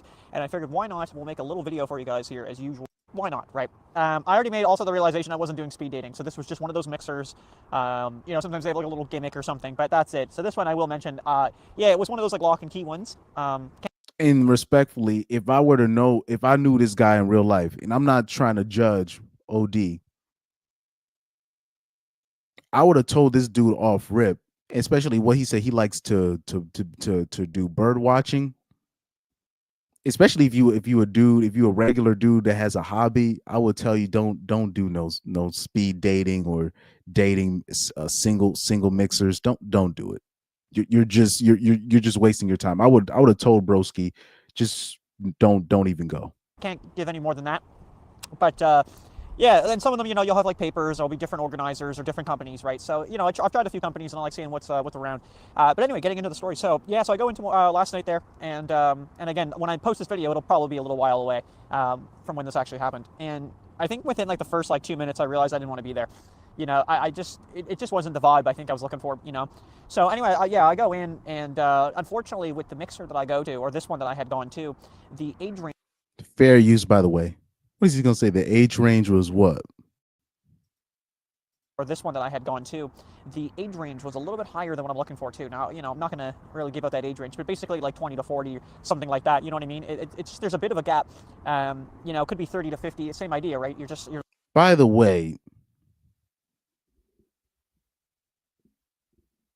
this is how you know the dating game is messed up. You got women in their late 30s, women in their 40s, or even women in their 50s talking about, I'm still looking for the love of my life. What are you?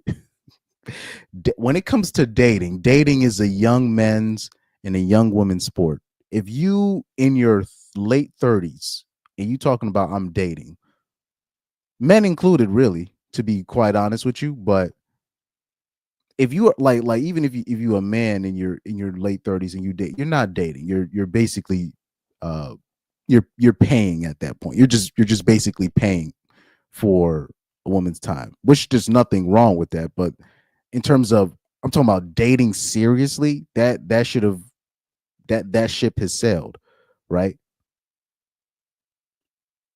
Now when it comes to men, I guess in their 40s, I guess you could still, if you have the resources to, you need, like, I'm talking about if you are in your 40s and you're only making a certain amount of money and you're talking about, I'm looking for real love, that ship probably has sailed. You need to be making a certain type of money in your 40s if you want to be seriously dating.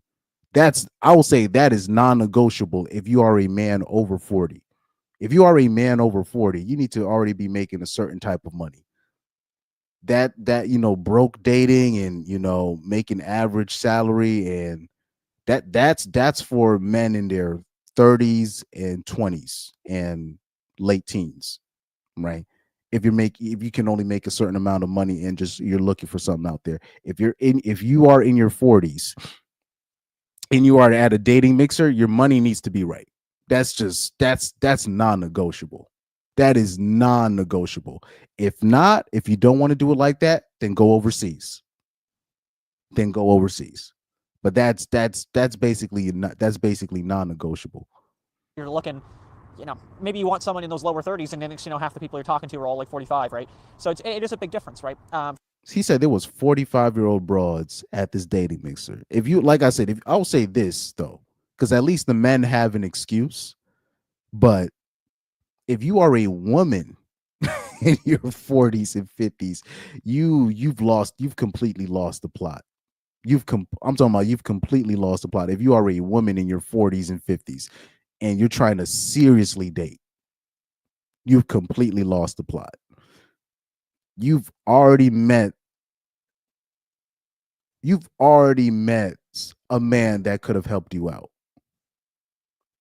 Because when you're dealing with a woman that's like quote unquote dating in her 50s and 40s or whatever, like, she's been on the dating market since she was like literally 13.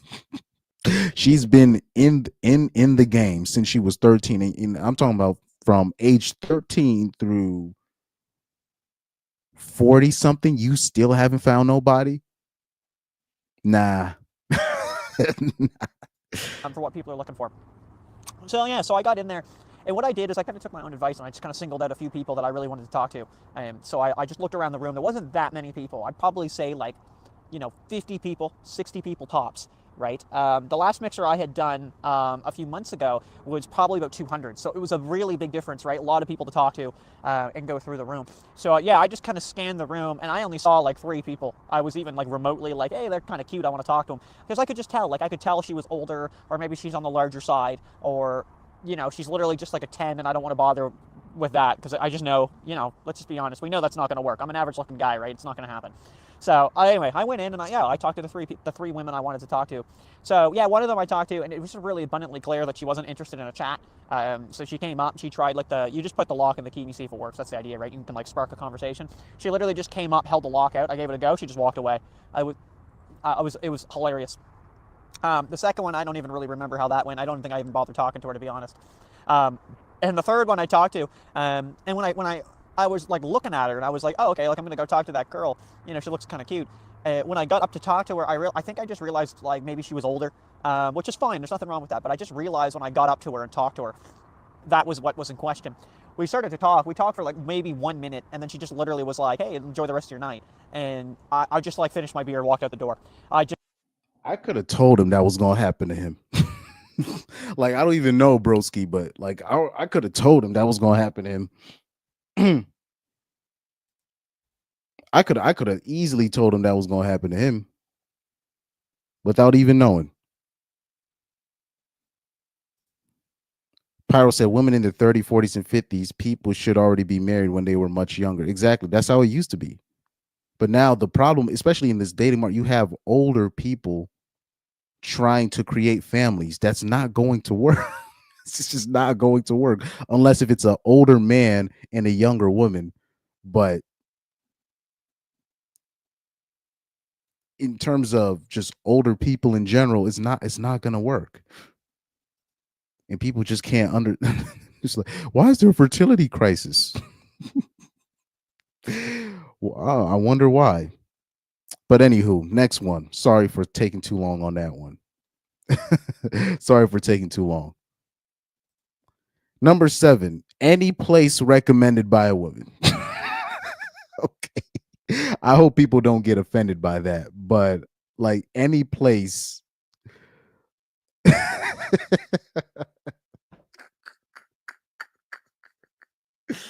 All right, man. It's just look.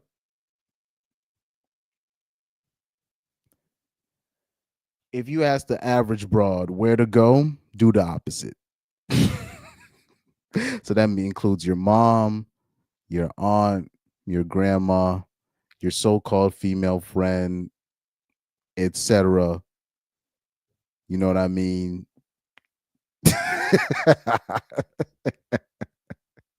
I hope people don't get offended by that one. I hope people. I'll say this. I really hope people don't get offended by that one. It's any place. So that's just an amendment. It's probably not technically. It's probably not something that I could put on this list, but I had to anyways. Just as a reminder. Like, look, any type of dating advice you're getting from a woman is going to set you back like 10 years. Sorry, 5 to 10 years. Just be yourself. Or how about this? Have you ever had a woman try to set you up with another woman? And when you let her set you up, she ends up setting you up with like a girl that's like a single mom of like 10. It's like a single mom of 2 or 3. Her life is a wreck. And she's like, oh, I know the perfect woman for you. And she sets you up with an awful person. Like I know women personally that have set up dudes that they knew who were a nice guy with a completely toxic woman. And I'm like, you just set this man's life back like 5 to 10 years because now he can't work at that spot anymore because you set this man up with a completely toxic being. You set him up with a demon. Okay. Oh man.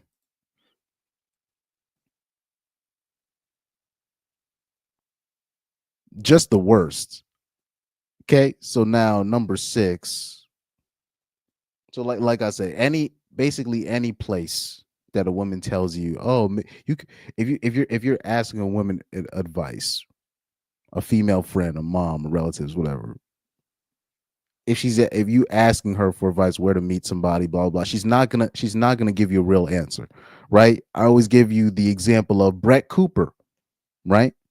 That's kind of what inspired my number 7 choice for me. When they had asked Brett Cooper, yo, where is a place where I can find a good woman like you or a woman like you, Brett Cooper? Where can somebody find a woman like you?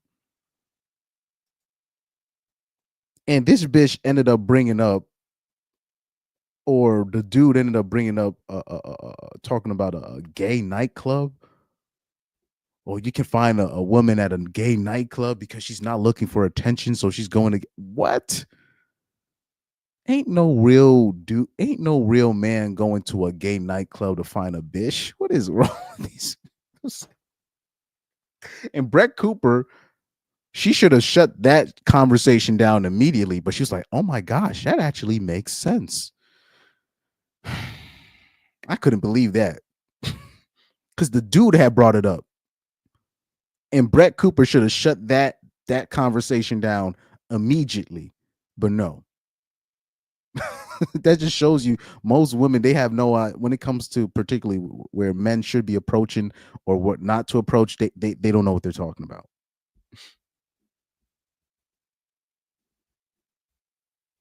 So yeah, wherever a woman is recommending you where to go, don't do it. You're better off not doing it, or doing the opposite.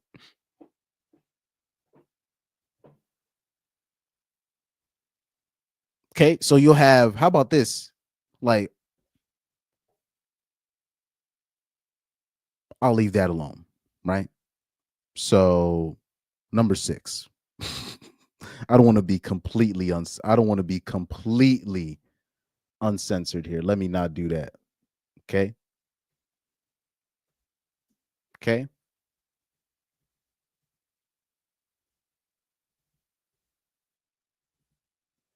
Okay, number 6 is gonna be number 6 is gonna be a weird one, but I'm gonna explain through this, because the number 6 is gonna be kind of primarily for I'll say that this is gonna be primarily for older gentlemen.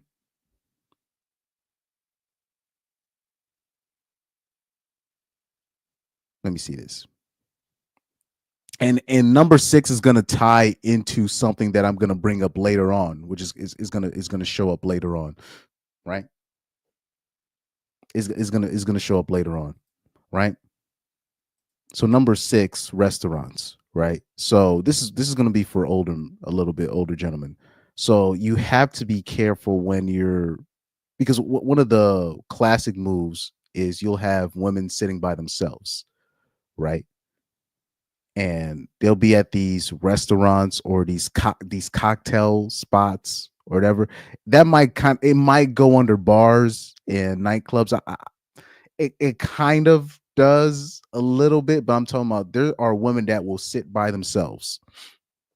And really what they're doing is they're waiting for somebody to pay for their food, or they're waiting for they're wherever they are, cocktail spot, restaurant, etc.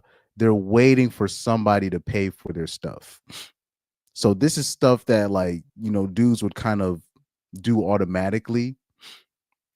But like I said, if you want to avoid being like super finessed, don't do that. Like, if you just want to avoid a complete finesse, don't do that. That's just my opinion. But there are dudes that will still, that's kind of their way of paying for playing without having to go through the escort route. But when you're dealing with women like that, just understand, if you're approaching a woman like that, that woman, she is not there for love or the not love. Sorry, not love. She is not there for a mutual attraction. She's there to get her stuff paid for. So you got to really avoid spots like that in terms of approaching women, right? Let me see how many I got left. 1, 2, 3, 4, and 5. So number 6 is gonna kind of tie into number 5. And when I say for 6, should I? It really does tie into 5. I ain't even gonna hold you, but this is very important. Let me type this in for you real quick. This is very important.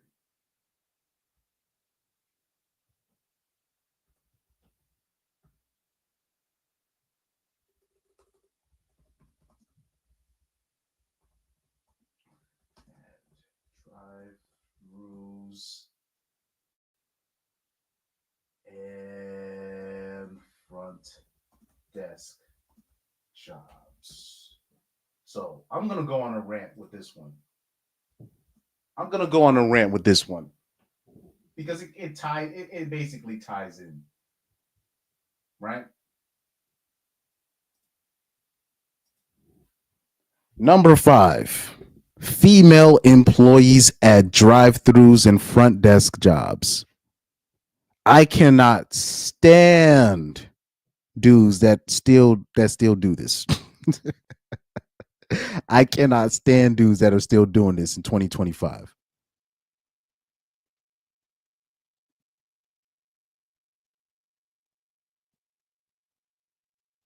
So we talking about McDonald's, like people want to talk about the female employees at these Burger Kings, right? The drive-throughs, the cashier, the pretty female cashier at Lowe's or at Aldi's. The reason why I say that's one of the worst places to approach women, I'm gonna break down the science behind that in a little bit. Let me see if I have the perfect stock photo for that. I don't think I even have a stock photo for that. I don't think I even have a stock photo for this. This might be the closest stock photo I got of that situation. I don't even think I have it. Let me see. Is it this? Yeah. I'm going to keep it at that. So when we talking about female employees, we talking about the female employees that are working at Target, that are merchandising, the female cashiers, the inventory, the supervisors, the female managers at the movie theaters, the female employees that are working the drive-throughs or at these front desk jobs, the female cashiers at these stores. This is the worst place, one of the worst places, and it qualifies as number one. And I'm gonna explain this to you. Okay. Number one, or this is not going to be necessarily in order in terms of ranking, but I'll say this. Number one, you're holding up the line. Because I don't know what it is, because dudes, they decide to try to run game on these bitches during work, and you holding up people in the line trying to run game. I've seen this way too many times. It boggles my mind why dudes do this. I don't get it for the life of me, but people do this all the time. Now, number two, I used to work these kind of jobs. I used to work with women. Do you know how many numbers, or how about this? Do you know how many dudes approach these broads per day? So it'll be dudes that'll come there and say they'll meet a female cashier that is nice or that flirts back. They give the number. Say if it works out. Do you know, like, right after that, there's like another dude doing the same exact thing, and it'll be like the same dude that will come back. He'll come back like the next week, the same specific day, looking for the same female cashier, or he'll come the next day looking for the same specific female cashier, and that same female cashier, I'll be like, hey, there's a dude looking for you, and he'd be like, who?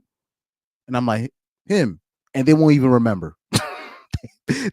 I'm talking about she was flirting with Broski the whole the full 10 seconds that they were there, and she don't even realize that made his whole day that the dude decided to come back. I'm like, don't you remember the dude? She don't even remember. You don't even people don't understand, like the female cashiers, even the chopped ones.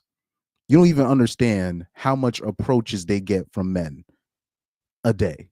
You got they be having stalkers, dudes waiting for them at the car once their shift is over. Ninjas coming up to them, what time you get off work?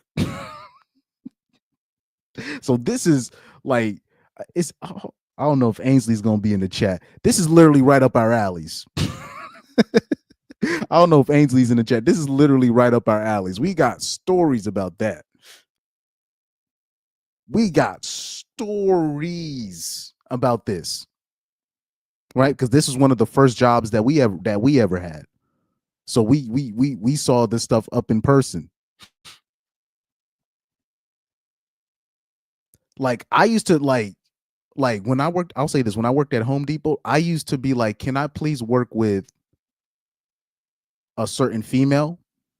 Because I remember, like, in the beginning, I was making mistakes. I needed help, but I was like, yo, can such and such, can I work the booth? Because it was like a booth that we had to share. The Home Depot that I was working, we had to share a booth, whatever. So I would always make sure I'd be like, can I work with blah blah blah, or could I do this with it would be certain females I would want to work with because they were pretty and I knew they were going to get most of the traffic. So I didn't have to do nothing. So I could just chill. You know what I mean? I used to get away with that in the beginning, but I think people started catching on, especially when I guess they saw that I could do the booth by myself. So they'll be like, okay, you can just go out there by yourself. Like, God damn it. But it's that, trust me. It's dudes that will go to a store specifically for a specific female cashier and looking for the girl. You just be like, oh man. Pyro said, I don't get why people do this at all. You'd be shocked. You'd be shocked. I got a lot of stories about that. I'm like a whole lot of stories. Let me see. Pyro said the best way to annoy everyone, including the workers. Oh, I remember this one girl, right? I used to work at this spot, and I would go to this pizza spot for lunch because they had the cheapest pizzas, and they got used, like the people that worked at this Italian spot, they got used to seeing me because I always get the same thing. So I go there, the line's a little bit long, and usually if I see a line that's a little bit long, I go to the Chinese spot instead, right? So like if I see a long line, I'll be like, okay, let me go somewhere else. But I was at the spot, like, whatever, I'll just stay in there. It's only 2 people in front of me. It should go down by 2 minutes. There was this dude up front, this older dude, holding up the line, trying to flirt with the female cashier. Mind you, I knew this about the female cashier because I knew her sister. Her sister was my age. We went to the same high school. The female cashier was 18 or 19. I forgot. She was either 18 or 19. And this dude is sitting there she's trying to run game on this bitch. And he's like, you can just see it in her face, like, can this dude just leave?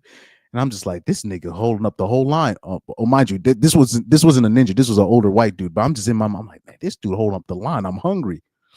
And then once he finally moves to the side, the girl looks at me and she's just like, oh, this guy. And I just put my head down. Like, I didn't even laugh. I just put my head down in shame because I could feel the secondhand embarrassment, right? And this isn't the first time I've witnessed something like this, right?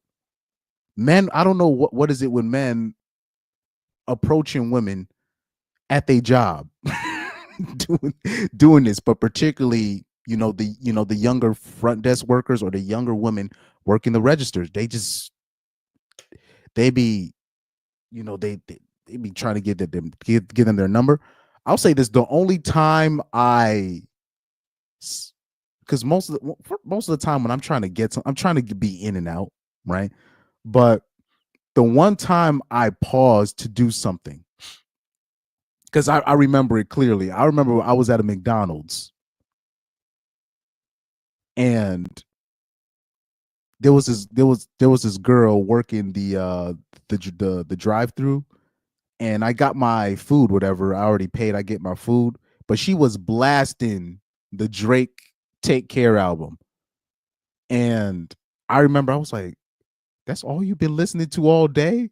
She's like, what's wrong with Drake? And I was just like, oh my God. And she was laughing because I was dead serious. I was like, I'm not trying to hear no Drake. That's the only time I said anything more than a hi and hello with a drive-through worker. And then then I remember another time. Sorry, I remember another time it was a Latina working there, and I had asked her, just don't call me Poppy, please. Thank you. That I would appreciate that. Thank you. That's probably the most I've ever spoke to any of the cashiers.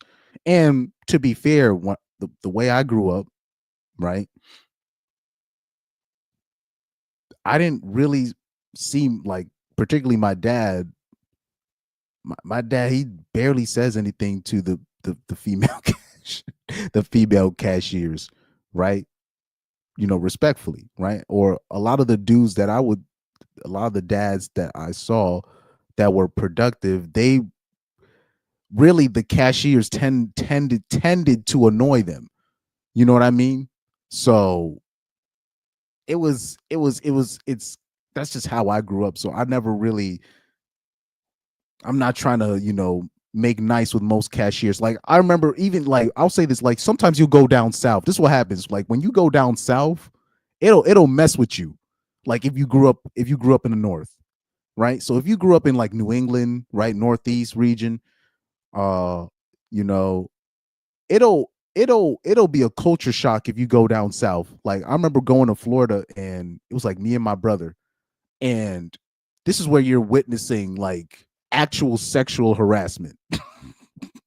Like you're witnessing the truck drivers like being like mad aggressive, like sexually to the female like cashiers. Like so it was like me, it was me and my brother. We at this was I think 2 or 3 years ago. We at a 7-Eleven. And the cashiers down there, they want to talk to you and stuff. They want to be hello, howdy, how you doing, and all this stuff, and it kind of messes with us. But so we're just like hello, just we try to keep it short. And then I am, but I guess apparently we were the nicest ones. She's like, I like y'all. You guys are very nice and quiet, and you don't do anything. Blah blah blah. I'm so tired of these damn truckers, and they. All they do is talk, and approach and try to hit on us and blah, blah, blah. We just kind of give a nervous laughter. And I'm thinking she over exaggerating. Nope. We come back to the 7-Eleven the next day, and it was a different worker at the register. We went at a different time. And these truckers was aggressive at this broad. Aggressive. Like aggressive. Like I felt like that was one of the I'm talking this was in 2022. Mind you, when I was doing this kind of content at the same time. And that was one of the first times I really felt bad for a female cashier. I was like, damn, they really they trying this bitch. I felt so bad for this broad, but this is, I don't know. Guys, please leave women alone that are just trying to do their jobs. Especially if you just dare for some chips or a hot dog or a pretzel, whatever. If they doing their job, get your thing, move on. Stop trying to do you're making everybody feel uncomfortable. Please. And thank you. OJ Desire said the chopped ones be getting the most low key. Facts. It was a chopped cashier that I was working with. She had a legit stalker. She had I thought she was joking. Like when she was talking about, oh yeah, this is stalker, I started laughing. I'm like, she's serious. And I knew what it was. She had a really great personality. She wasn't like, I'm talking about in a look scale, I would put her at a 3. Respectfully. But she was in shape at the time. She's fat now. I've seen her recently. She's fat now. That's why I didn't I remember she had said hi to me recently and I didn't know who that was, but she had gained a lot of weight. I was like, and I told her straight up, I did not recognize you. She was like, how come? I was like, But anyways, at the time she was a 3 out of 10. She was skinny though. She was skinny, so that helped at the time. But she had a legit stalker. A lot of the chopped, it'll be like the chopped ones. The ones you don't even think are that pretty, they be having the most stalkers. And it's because they have they had a decent personality. They were nice, right? Pyro said, yes, this is true. I don't like talking that much. I have to feel comfortable and I hate talking too long to people who I don't know. Yeah, that's also there's this thing with this me and this female artist right now. Like, she had a problem with me not talking to her, but I told her straight up, I'm like, I don't really know you like that. She's like, but everybody else is. I'm like, I really gotta fuck with you. For real. Like, I really gotta fuck with you for me to I really gotta mess with you to do that. Right? Young Doka, shout out to Young Doka joining in. He said, yo, did I miss the whole stream? I see you 2 hours in. Nah, not really.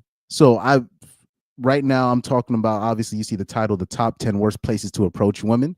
So I already went through, let me go through the banners one more time, right? I said number 10, bars and nightclubs.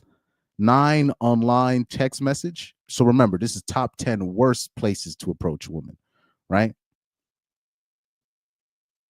Number 8, single mixers events. 7, any place recommended by a woman. 6, restaurants. And that one's a little bit confusing. And what I mean by that is because you got women over there. There's a lot of women. Their game right now is to go to these restaurants or these cocktails or these food related spots. They sit by themselves and they wait for men to pay for their food. So that's where I was coming from on that end. And number 5, female employees at drive-throughs and front desk jobs. So these are women that are working at the drive-through, women that are working at the cashier spot, and women that are working the young secretaries working at the front desk at these businesses, restaurants, etc. Store associates that are female store associates that are working their jobs. Leave them alone. These are the worst spots to really approach. And plus, men to underestimate the amount of approaches that female employees get at these spots. They really underestimate the amount of approaches that they get, right?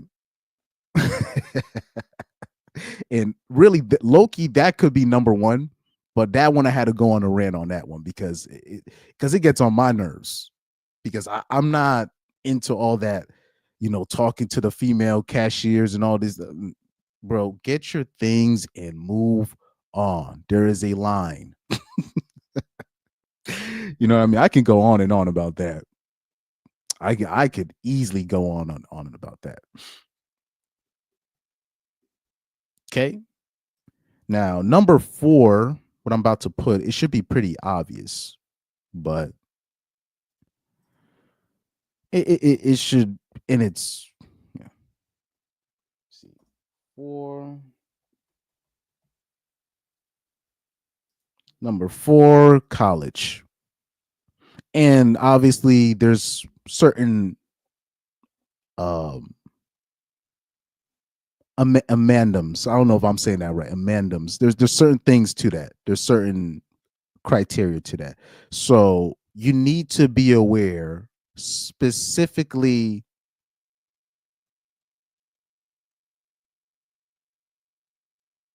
if you're talking about approaching a woman at your college. You need to be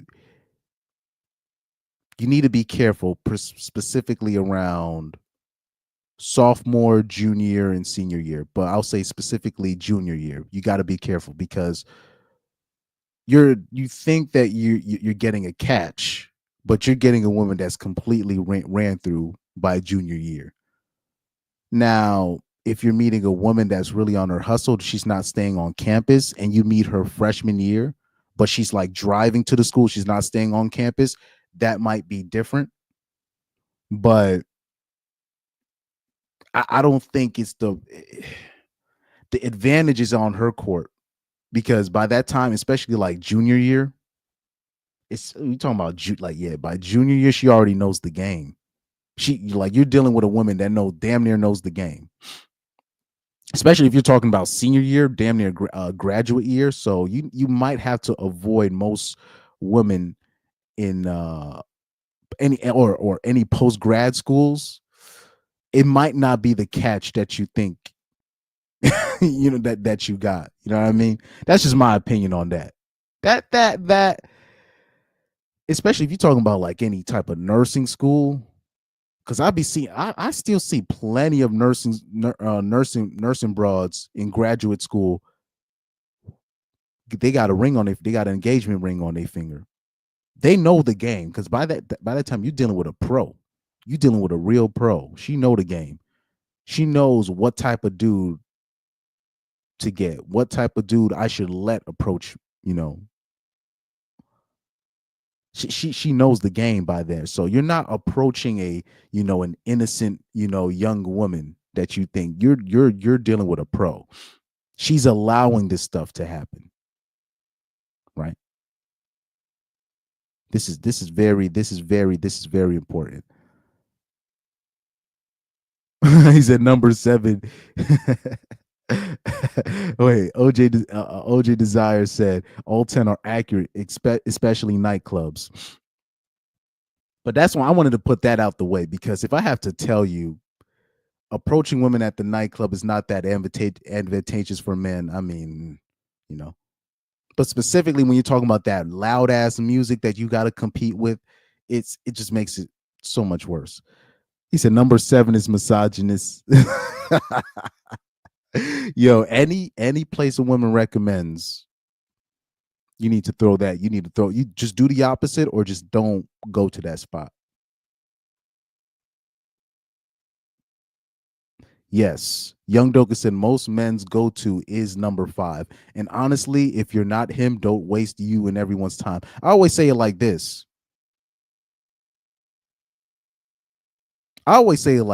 Look, if you wasn't really getting broads in like high school or college like that, right? Respectfully, the woman that you meet after that is not genuine. it's not a genuine team. It's they after your resources. There's always a whole bunch of dudes that be hitting their financial stride in their late 20s or early 30s, and they're like, oh my God, this single mom, she really likes me. No, she doesn't. Or now you start approaching broads and now they're starting to reply back. It's all financial. It's all financial. It's really a predatory type of thing. Cristiano Ronaldo. So Young Doka said Cristiano Ronaldo found his wife shopping. So number 5 works if you of that status. Yes. So even then, she's making herself available, right? So of course, because wherever Ronaldo goes, a woman is going to make herself available. So it don't even matter where Ronaldo goes. A woman's going to make herself available. She's always going to make herself available. It's Cristiano Ronaldo. Even if she's taken. So yeah, number 4, just beware if you're going to college and you're approaching broads. Even just be very careful, because you're dealing with women that are going buck wild. You're dealing with women that have boyfriends already at home, and they're at college letting their freak flag show, and they're participating with they're doing dual mating strategy on steroids a lot of the times when you're dealing with college broads, because a lot of college broads, they're already dealing with a dude, whether it be she's dealing with an athlete on campus and then another beta on the same campus, or she already has a boyfriend at home and then now she's at this college away from home, away from her boyfriend, across state lines, and now she needs somebody to fill in that gap. Okay, so this can be dangerous. This could be dangerous for you, specifically because you'll have these boyfriends. They'll travel. They'll travel. They want to surprise their girl. Then they come in to see you. Yeah. Anyways. Yeah, Young Doka said, mind you, with some luxury store, of course, and they ain't hiring mud sharks. Facts. But I thought Cristiano Ronaldo had met. It was like, I thought she was like a waitress or something. I could be wrong, but yeah, I heard that story. I heard it was she was at a luxury store, or I heard that she was like a waitress and Ronaldo wanted her number. It was one of those stories. I don't remember. I gotta do some research, but it's a famous footballer. So every woman is everywhere Ronaldo goes, right? Everywhere LeBron James goes. Remember when that video of LeBron James, he had to go down that escalator the wrong way to avoid the broads from chasing him? Let me see if I can find that video. LeBron running away from thoughts. Let me see. That was hilarious. Let me see if I can find that video. I thought that video was hilarious. This dude ran away from the broads by going down the wrong way of the escalator. That was the only way.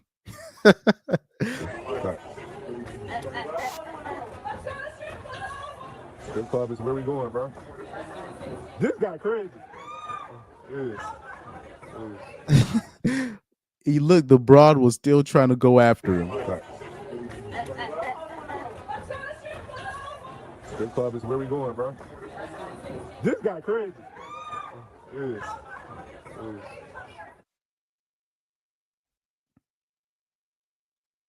That was funny.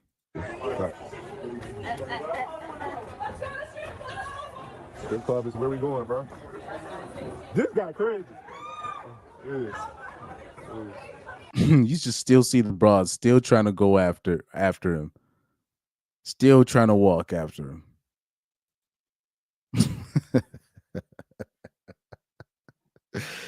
Oh, Lord have mercy, man. Lord have mercy. Anywho. Now, number 3 is going to be an obvious one, but we're going to add, it's going to be a lot of things to number 3.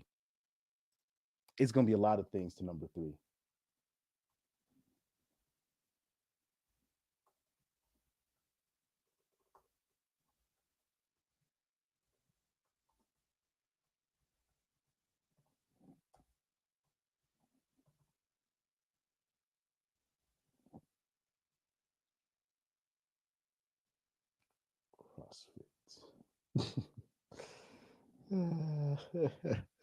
Oh man, this is going to be funny. And a lot of people might disagree with me on this. A lot of people might disagree with me on this.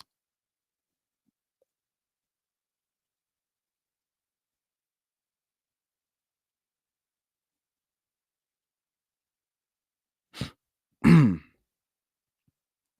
lot of people might disagree with me on this.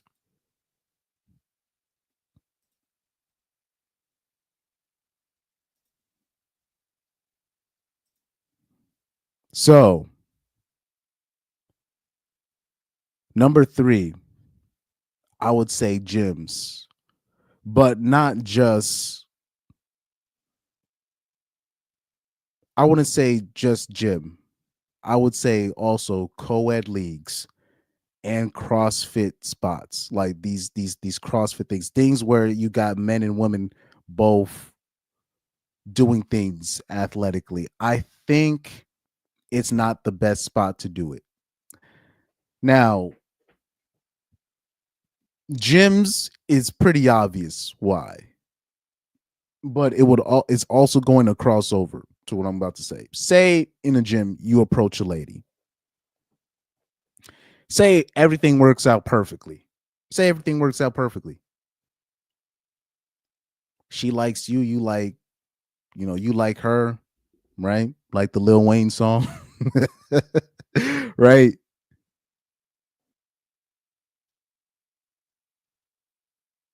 You guys smash or whatever, but you don't really want to do nothing more than smash.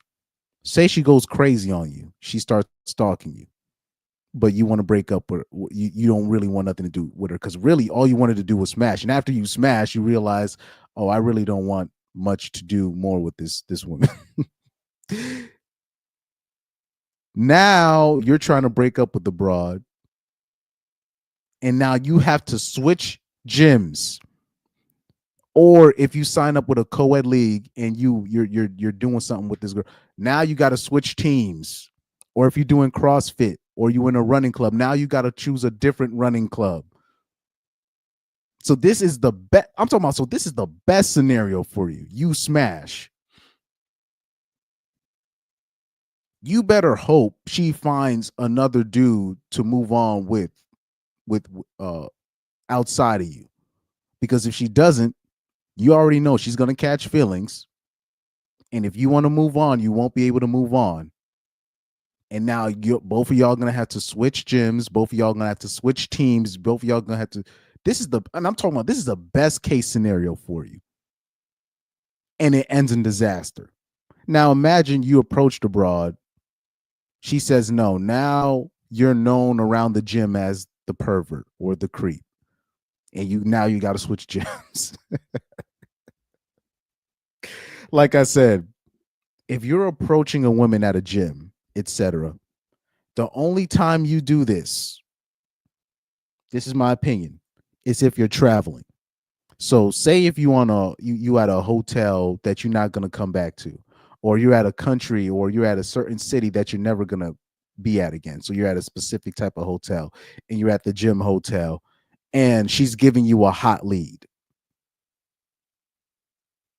And I'm talking about she's initiating it.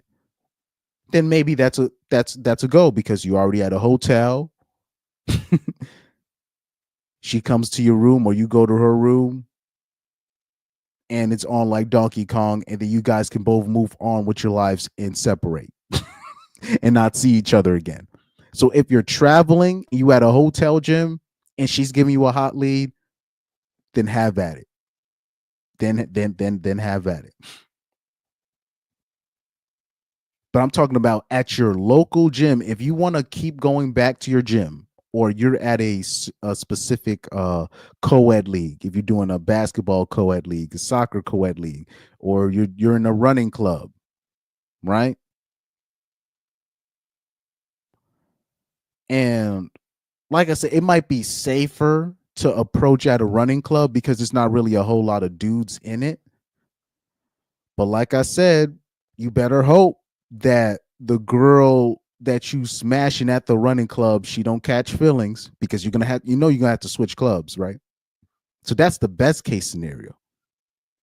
Now, say you approach. If you're doing the approaching at these spots, I'm talking about if you're the aggressive one, if you're the one asking girls out, especially if it's like, say if it works out with one girl, you ask one girl out and she says yes, and then another girl you ask out, she says no. Because of that one no, the girl that said no to you, she's gonna act like, and then she finds out you asked another girl out, she's gonna act like there's something wrong with you. So you got to be careful with that. You can't be the one doing the approaching at these spots. At these spots, the girls have to come to you. You can't be the aggressive one. You can't be the initiator at these athletic spots. Not in 2025. Unless if you're a Chad and a Tyrone. And if you were a Chad or Tyrone, you're most likely not going to be on this channel. Respectfully. Now, there's a couple of Tyrones or Chads that still follow this kind of content. Some of them subscribers on this channel as well. But even them, they'll say don't approach. Even them, they'll say don't be that guy. Let me see.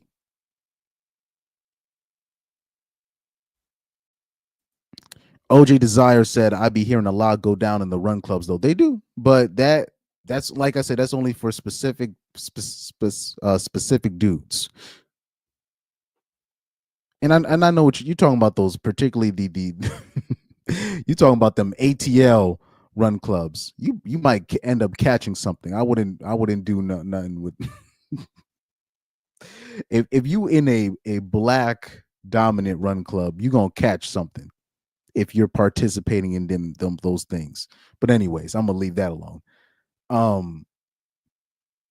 But this is specifically when you're talking about gyms and CrossFit, right? So that kind of goes hand in hand.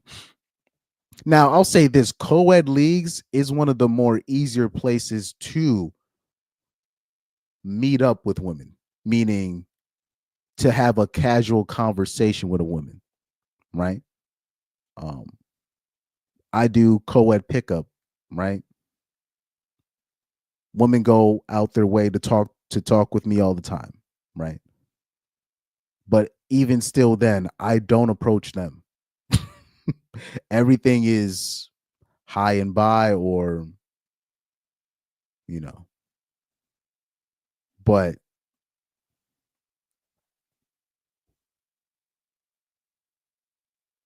how do I say it? Like, it's just for me, just you doing the initiating. I don't think men should be going out their way to do the initiating.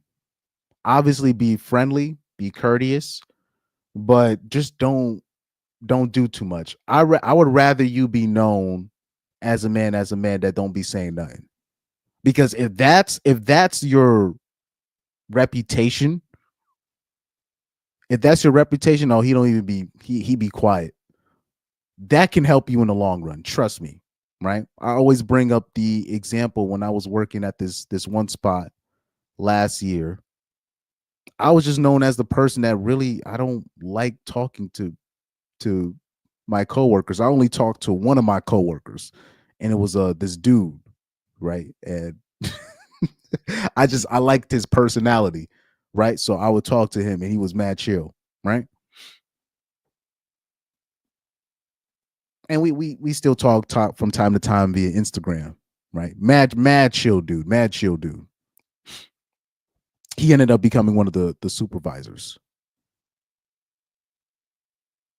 But when I was doing my job at that one spot, I would not talk to any of the people. So even when the women, there would be like these older ladies that would really get mad because I would just kind of walk by them and not say anything. But I was just trying, but I would just always do that. So it went to a point where the women like, are you going to say anything to us? Right? Now, what was beautiful about that situation was one of the ladies, one of the managers, and she was kind of pretty. Looking back, I think she was kind of pretty, right? But she was one of those young female managers. But she's one of those like young female managers that knows what she's doing, but she's like stuck at that job because nobody else knows what they're doing. So she's one of those type of managers. So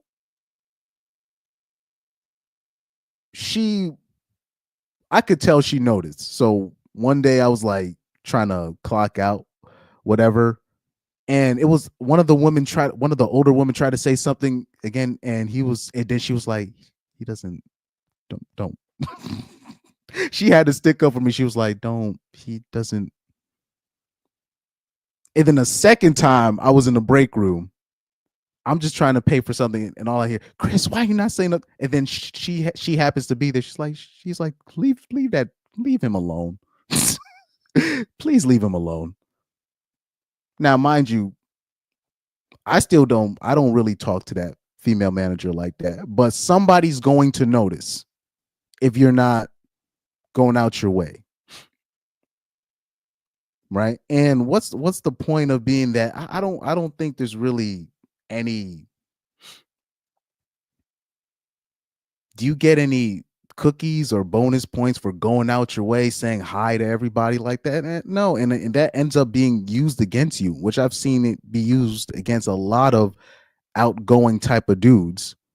Now, say if you get an accusation on you, yeah, most people, they won't believe the chick, but still the damage is already going to be done depending on what manager or supervisor it is, right? So this is why for me it was perfect.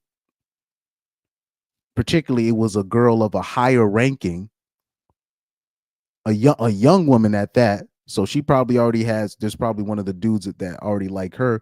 I already got her on my side, off rip, because she already knows me as a person. I'm not trying to.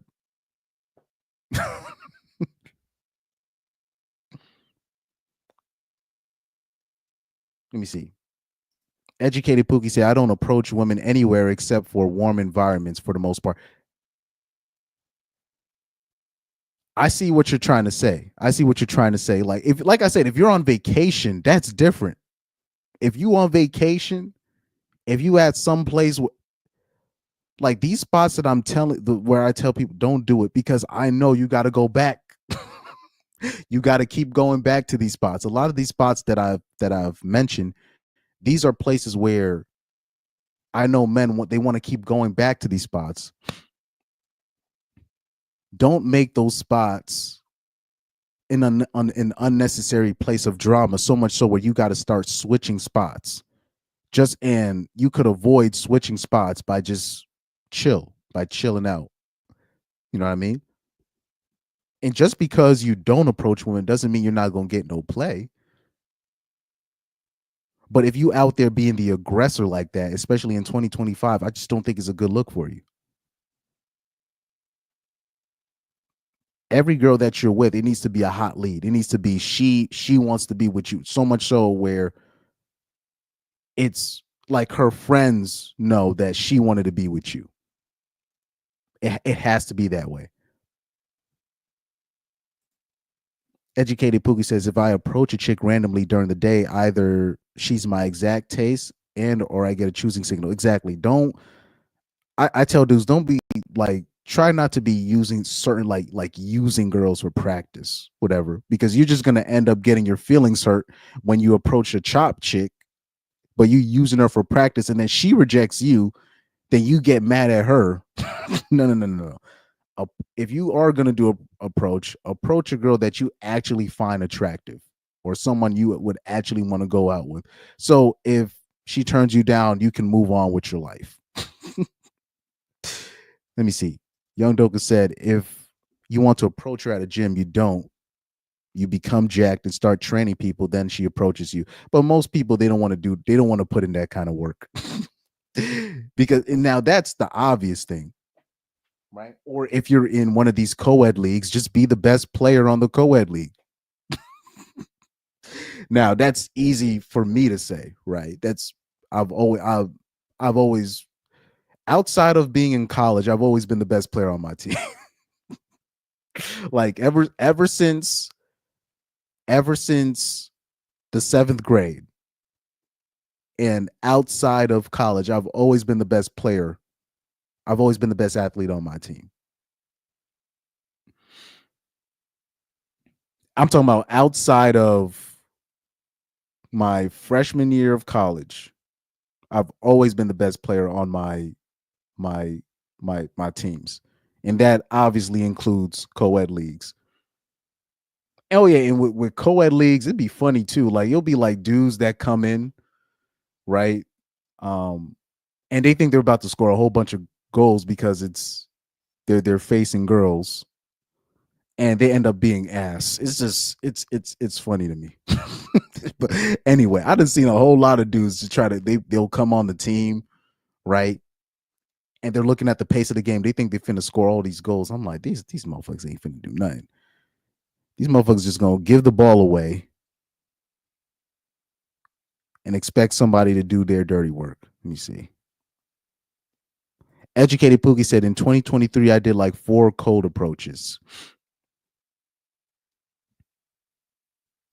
I see. Let me see. In 2023, everything I got in 2023 was hot leads.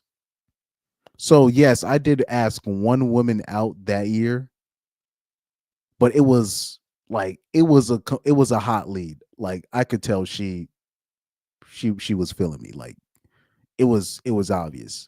But my mistake with that was all of that was via social media. All of that was via Instagram.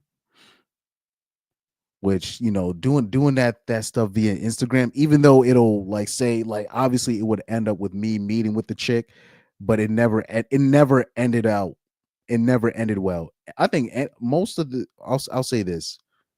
A lot of the chicks I've met via Instagram post 2023, it just has not worked out well. I'll say post 2022. I meant to say post 2022. Most of the chicks I've been meeting off Instagram just has not worked out. Right.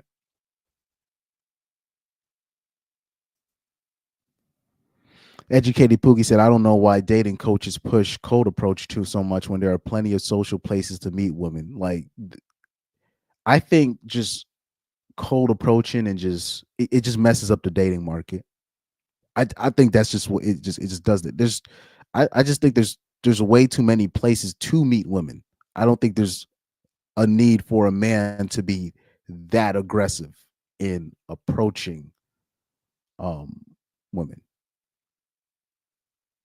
And by the way, going back to number 5, when I was talking about the female cashiers, guys, even if she's flirting with you, she's just doing her job. Or if you got a female waitress, right?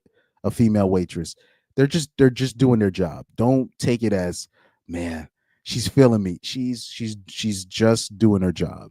If she's really feeling you, she'll literally slip you her number, and you'll be in front of you. I'm talking about you could be in front of your girl, and she'll slip you her number if she's really feeling you.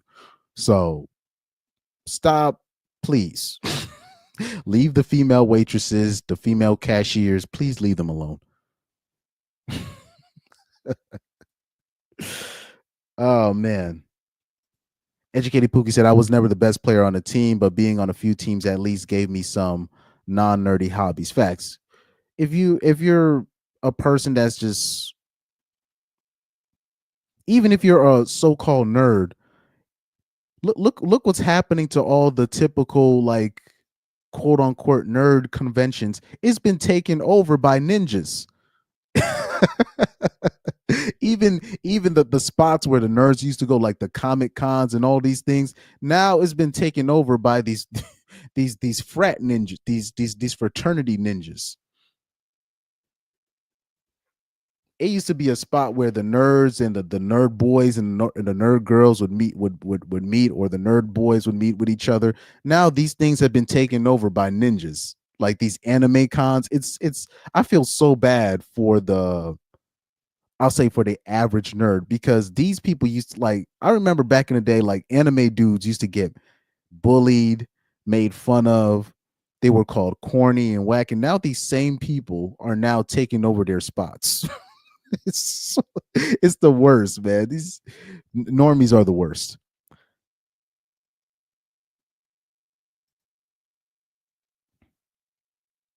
Educated Pookie said, I was pretty good at wrestling in 7th grade, but I couldn't do that mess anymore after one season. In my case, I can't even blame women for it not working out. I am kind of emotionally abusive, to be honest. Oh, man. Yeah. Nerd culture has been hijacked. That's the perfect way to put it. The geeks, yeah, facts, Pyro. The geeks can't even have their own spot anymore. The same people who took over their spots. I hate these people, because those same people that have taken over their spots, these were the ones that was making the most jokes about them, bagging on them, making jokes.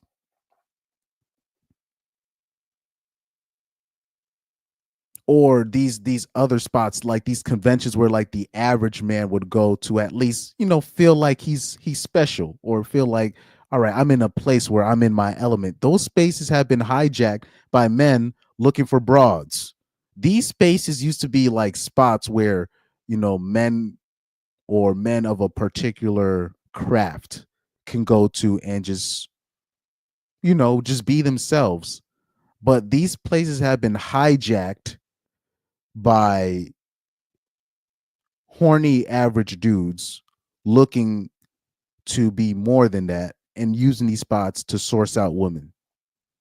I'm seeing like certain spots where I'm seeing these ninjas doing these dances and all. I'm like, where these ninjas come from? I thought they didn't like these Comic Cons and stuff. The fuck these niggas doing there? They don't want to go to the nightclubs no more, so now they trying to go to these Comic Cons and these conventions. I'm like, these people about to ruin this. They about to ruin these things, man. It's crazy. Absolute nonsense. Educated Pookie said, yeah, facts. OJ Desire said they were for real clowning. Even, how about this? Let me talk about the pro-blacks. This is why a lot of the pro-blacks kind of amuse me, right? The same pro-blacks talking about my black is beautiful, etc. These were the same pro-blacks. These were the same dudes when they were younger. They was making fun of dudes that had dark skin, or women that had particular dark skin. Any dark skin ninjas in the chat could testify to this. Me, anybody else, any dark skinned women that can testify to this, that are around my age or a little bit older. They remember there was a time in like the 2000s, like if you was dark skinned, you was getting the worst of the roasting sessions. Like you getting the worst of the verbal abuse, right? And now these are the same people that are now claiming pro-black and my black is beautiful. Beautiful.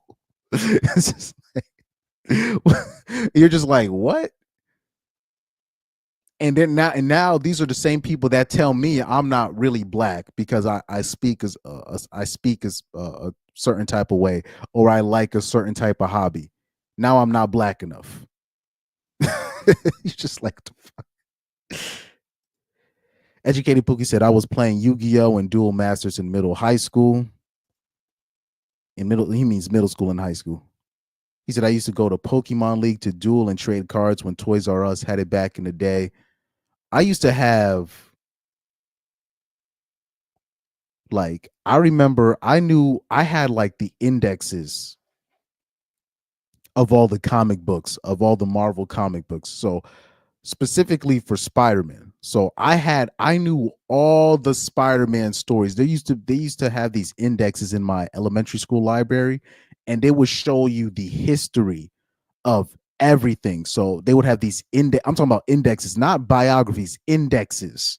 So they're showing you everything. I used to know all the Marvel stories, know all the guides. It was like a guidebook / index. I knew the history behind like certain NFL teams. I knew the history behind, like, I had like the school that I went to in elementary school, they had a hell of a library. So I used to know all this unnecessary stuff, man. Yeah, the new nerds are not even nerds. It's just oh, man. Educated Pookie said the girls that say they love black men just worship Tyrones all day. That's big cap. Facts. He said they're not pro blacks, they're pro Tyrone Pookie. Facts. Big facts. Big facts. Let me see. I had a real life Pokédex at one point. I should have kept it. It would probably be worth mad money. Yeah, I used to have a Yu-Gi-Oh! I had a Yu-Gi-Oh! Index as well. I don't remember what was in that book though. I had a Pokemon index.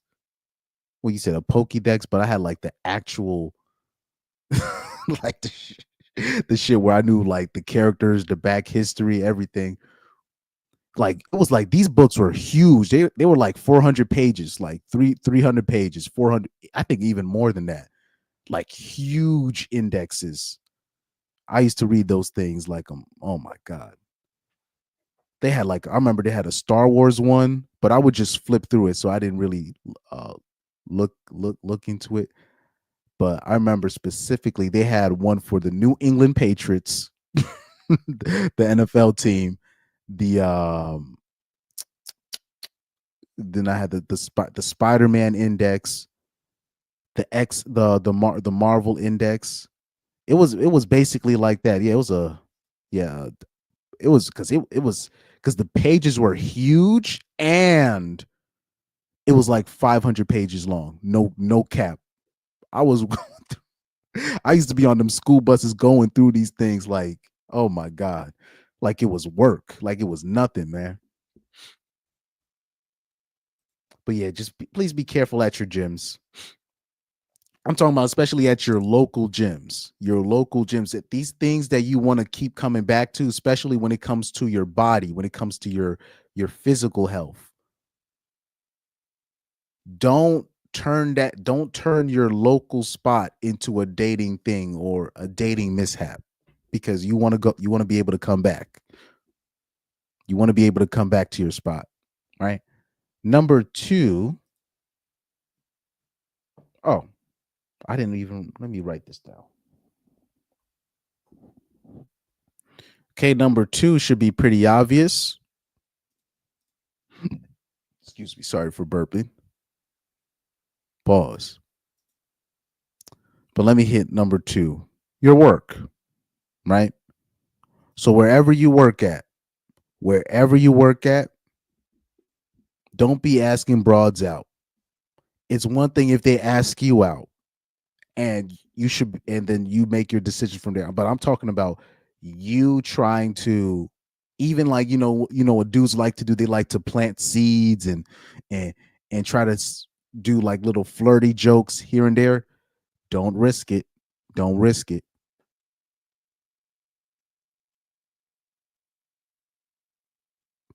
And it's the same thing. Best case scenario, yeah, she fucks with you and you end up sleeping with her.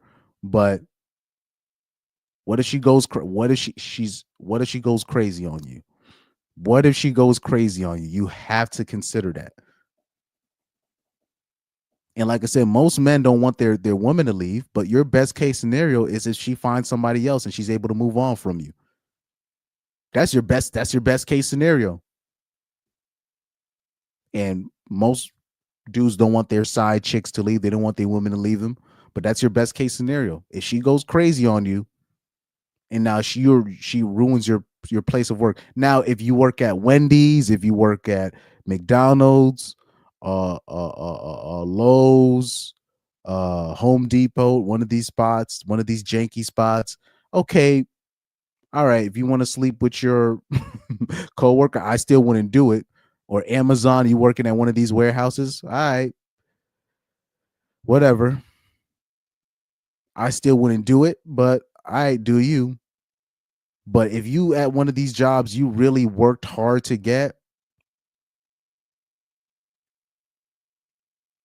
you at one of these office jobs, you know that you really wanted, you at one of these corporate jobs you really wanted to be at. If you're working in the music industry, or you at a spot at your life, you're working at a spot you don't want to leave, don't sleep with your colleagues. Don't do it. Don't do it.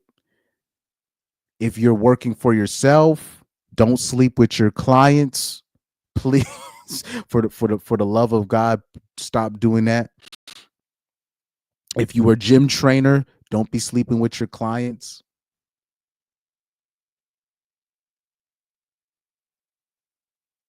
If you're giving people private lessons, whatever you're doing, you're working for yourself, don't sleep with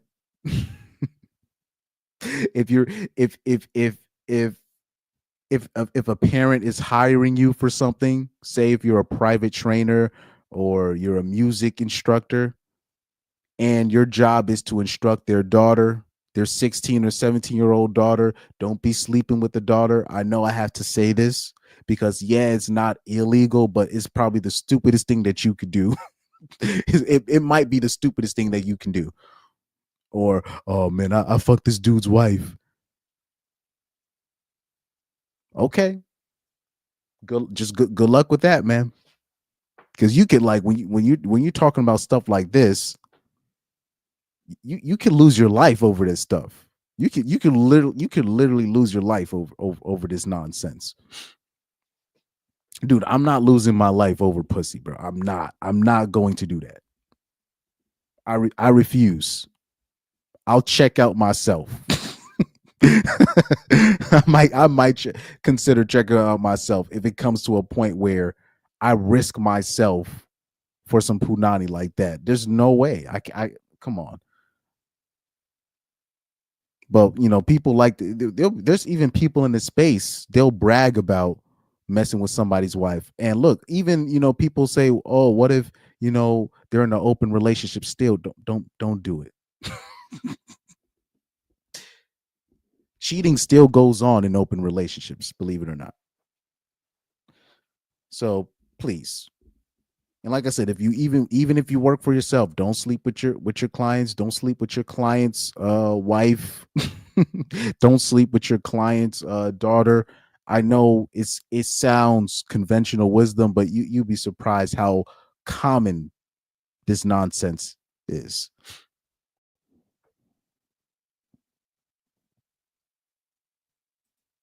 Young Doka said, don't ish where you eat.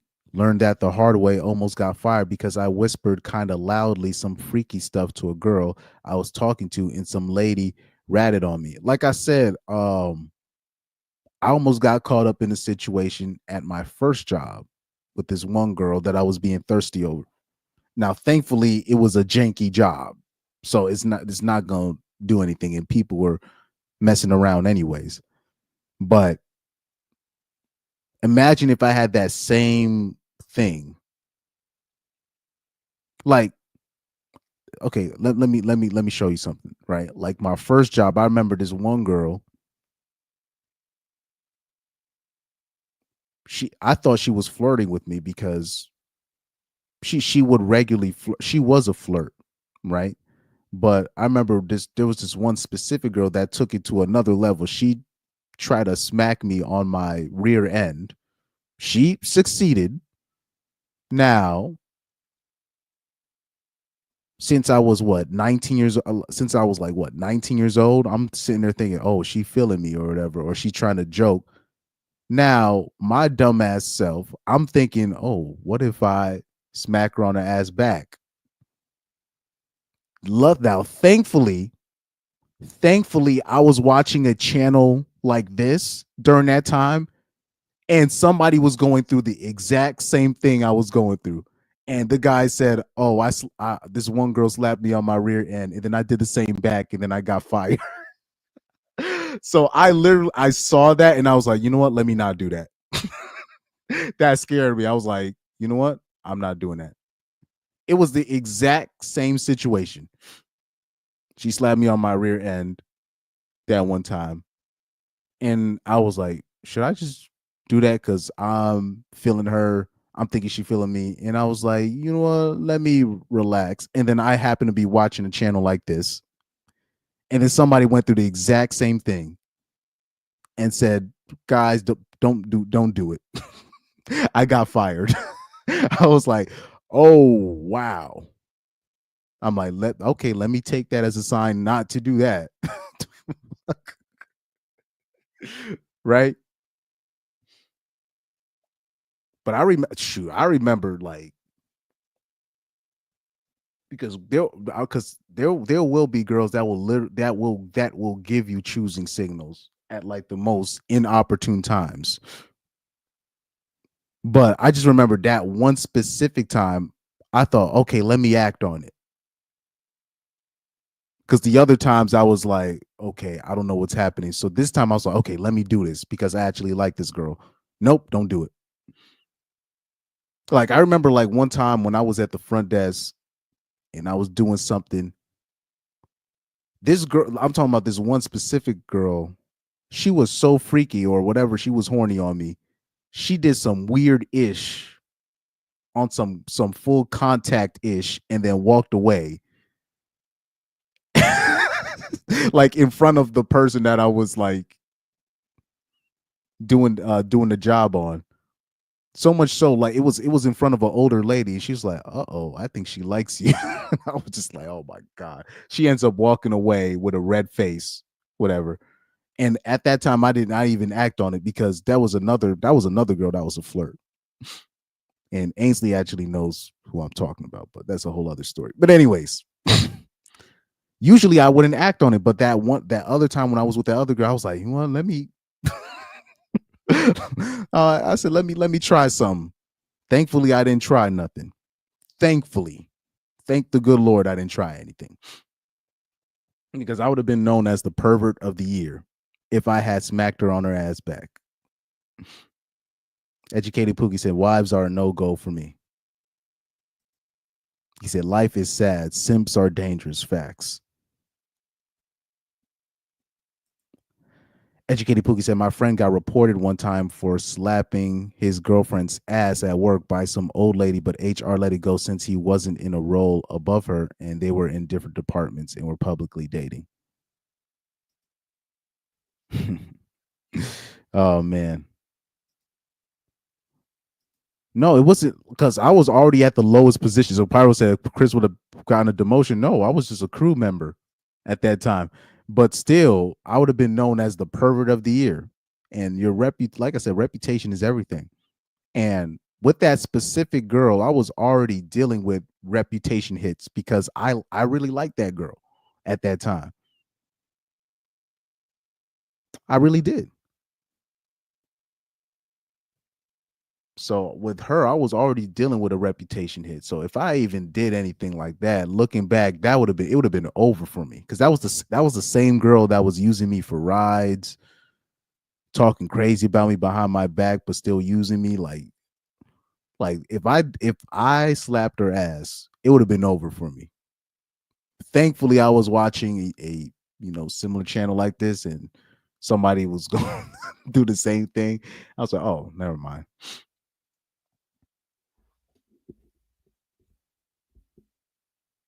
But you'd be surprised, because even at work, there'll be certain girls that'll give you choosing signals. I remember I was by myself.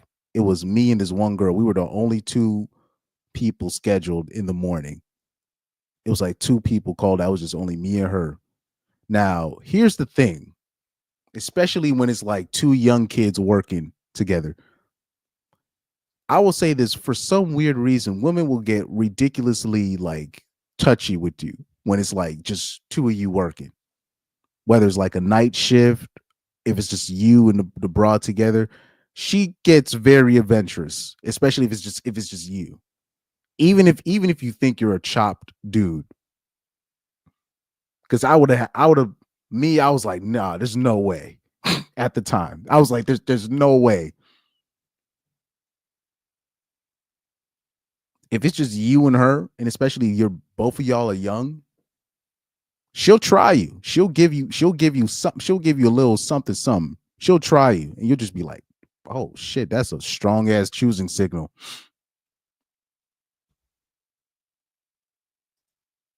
Let me see something real quick.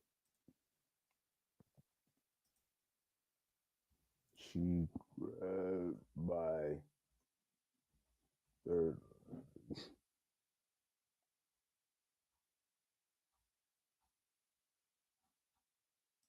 She grabbed my. I'm looking for a specific video real quick. Hold on.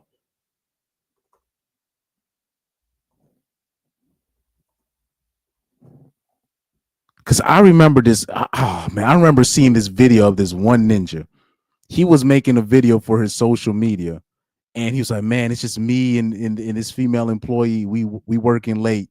It was like two young kids. Like you could tell both of them was like 18 or 19 years old, right?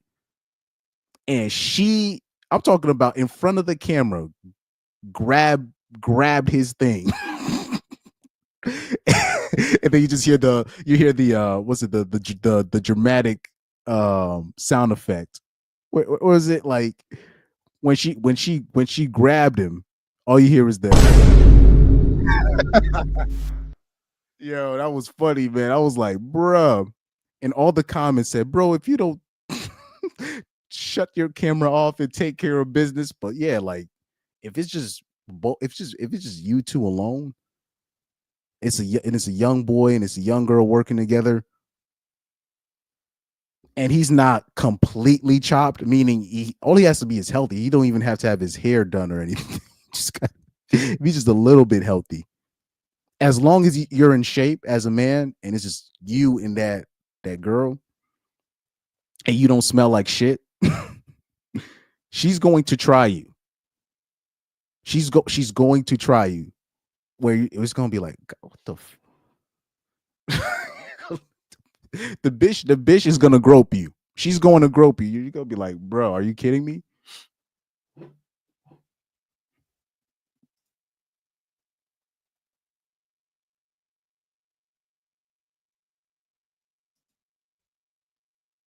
So Pyro said, Chris, the girl I keep getting are always 304s who want a relationship. I keep projecting them. He said, why can't it just be normal girls? I was like 18 at the time. Well, there's no necessarily good or evil girls per se. A lot of girls, it's like it's almost like it's how do I say it? You know, they always say that like a good girl is just a bad girl that hasn't been caught, and I just kind of that's kind of how I operate. A good girl is just a bad girl that hasn't been caught. That's kind of how I look at it. And like I said, the actual really good girls, you can't really find a good girl. You just got to just stumble across a good girl. It's not like a good girl is not something that you can just go out and look for. A good girl is just something that if you found a good girl, that's like a legit good girl. She's a young girl. She's a good person. Won't cheat on you, etc., etc. You just happen to stumble across. It's not something you was looking for. You just happen to stumble across it. It's not something that you can just go somewhere and get. Right? A lot of girls, they live on a spectrum. I guess that's the best way I can put it.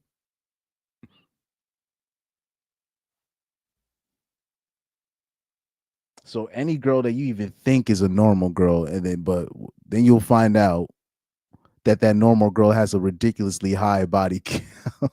Because it's really the normal girls that be having the so-called normal girls that be having a ridiculously high body count. It's, like I said, if I showed you the girls that have the high body counts, you're gonna look at them, you're gonna be like, huh? Yeah. It's those girls. It's the normal girls. It's even the chop girls. It's girls that are in wheelchairs that got ridiculous high body counts. And I learned this via Tinder, because I used to be like, why am I seeing bitches with wheelchairs on this app? And then it started to hit me, because I remember seeing a picture of one of these these broads on the wheelchair, but like it's like the confidence she had when she was taking those pictures. It reminded me of those fat bitches on that same app that be getting their hair braided because they attract, because ninjas be smashing them even though they're super fat. And I'm like, what? Why does she have so much confidence? And it's like I could recognize that energy. And I finally realized, I was like, oh my gosh, these bitches in wheelchairs, they getting pounded out too. I had to accept that. I was like, they getting pounded out too? They getting 1,000 matches too. I said, dudes are out here down, desperate, bro. Like me, I could never even see myself doing something like that. A fat chick, yes. But I'm like, a bitch in a wheelchair. I'm like, who's smashing a bitch in a wheel? It's dudes smashing bitches in wheelchairs, paraplegics, midgets. Now, dudes won't say this, right? They'll hide it and act like I'm out here getting bitches, but they're knocking down bitches with wheelchairs. That's what they're doing. Men won't tell you this, but that's a lot of men are doing this. It's bitches with wheelchairs that got a high body count. You'd be like, how is that even possible? Oh man. Educated Pookie said some black pill dude did a video about matching with a girl in a wheelchair, and people on Reddit said he was shallow for liking her sister who could walk more than her. Oh man. He said, you see that one black dude dating a 90-year-old granny and he's like 30. I've seen a lot of cases like that. You know, you got these dudes out here sleeping with older women. It's sad. It's sad. That's why I say that's why I don't like people talking about incels are the problem. They're not. Incels are not the problem. Incels, these are just people that refuse to date single moms, particularly if you're talking about like if you ask the average normie what an incel is, they're gonna describe a white Trump supporter. That's what they're gonna describe. So if we're taking their definition, a white incel is just a guy that refuses to date a single mom, refuses to date a woman of color, a woman that's a paraplegic or a midget or whatever, and a woman that's like 60, 70 years. They don't want to date an older woman. That's what a white involuntarily celibate man is. It's just basically a man with standards that wants a woman of his own race, which there's nothing wrong with that. But that's the women that the type of women that men will just sleep with, it's just, if people knew the women that men were sleeping with, people would be like,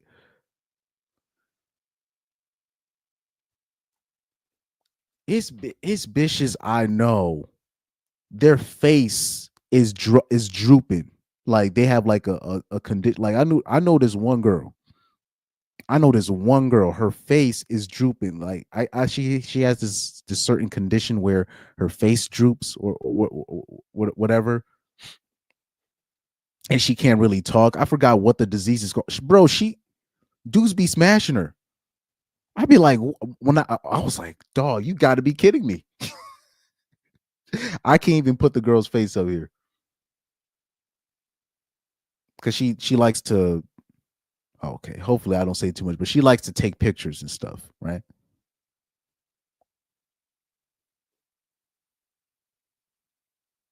And I used to be like, oh, thank you for doing my pictures, and I use these pictures. I'm thinking like just me being courteous and nice to her. I'm not trying to leave her out of life because of her condition. And then I'm like, oh my God. And then when I found out she I was like, I was laughing. I was like, oh ish. But then I was like, well, I shouldn't be shocked because I know there's dudes out here smashing women in wheelchairs. Bitches that can't even walk. But they won't like, the dudes won't brag about that. But then call other people like, oh, you don't get no bitches, or you don't get or this guy's an incel. Nah.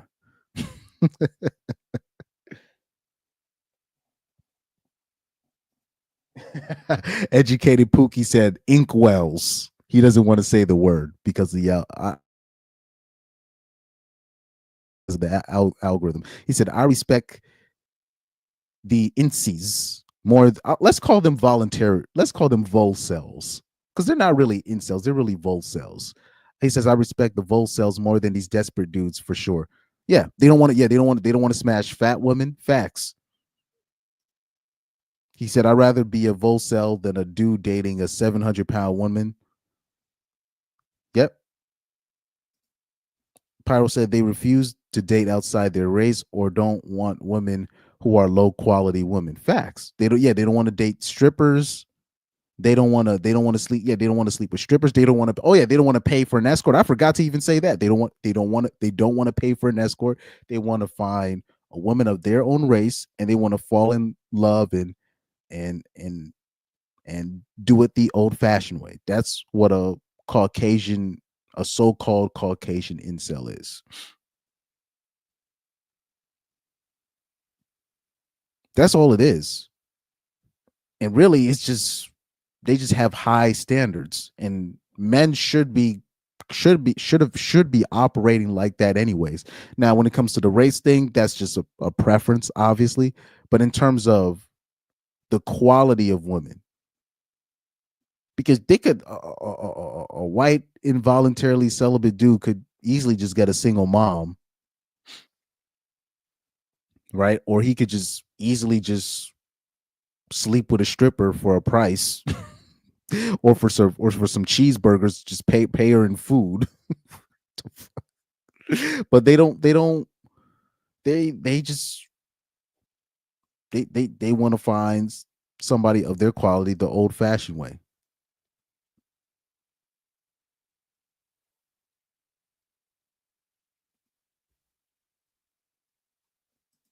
Educated Pookie says, I F with volcels. Most of them are base. Oh yeah, and by the way, the incels, because people be getting this stuff wrong. So you know, like the people that you see like under the comment page under the comments, right, where it's like a black man and a white female couple, and then you'll see the people talking about, oh, you're gonna make her a single mom. A lot of those comments, those are not incels. Believe it or not, those are not incels really making those comments. A lot of the times, most times, those are just regular conservative dudes that think they're based.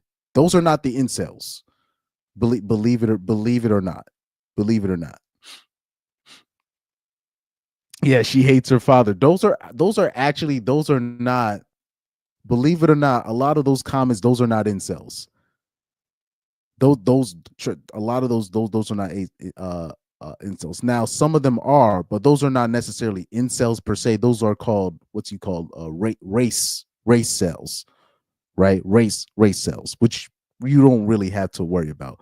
A lot of those comments that you see, those hate comments, they're actually coming from like conservative dudes that think they're based.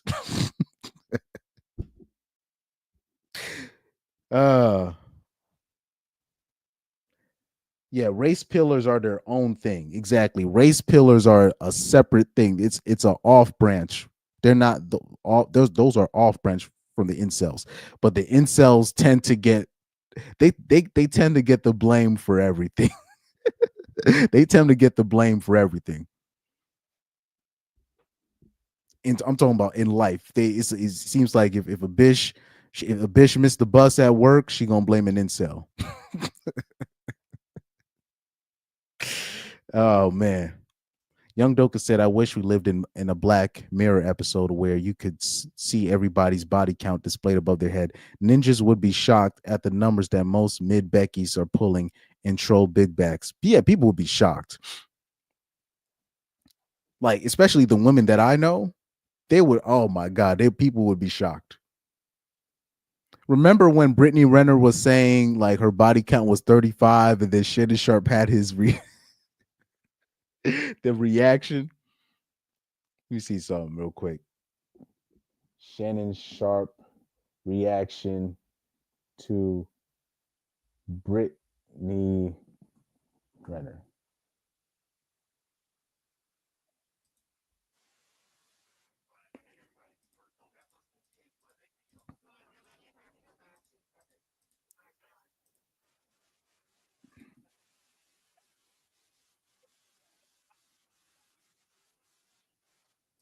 So let me see. I'm about to bring up the Shay. Remember the Shay Sharp episode with Brittany Renner?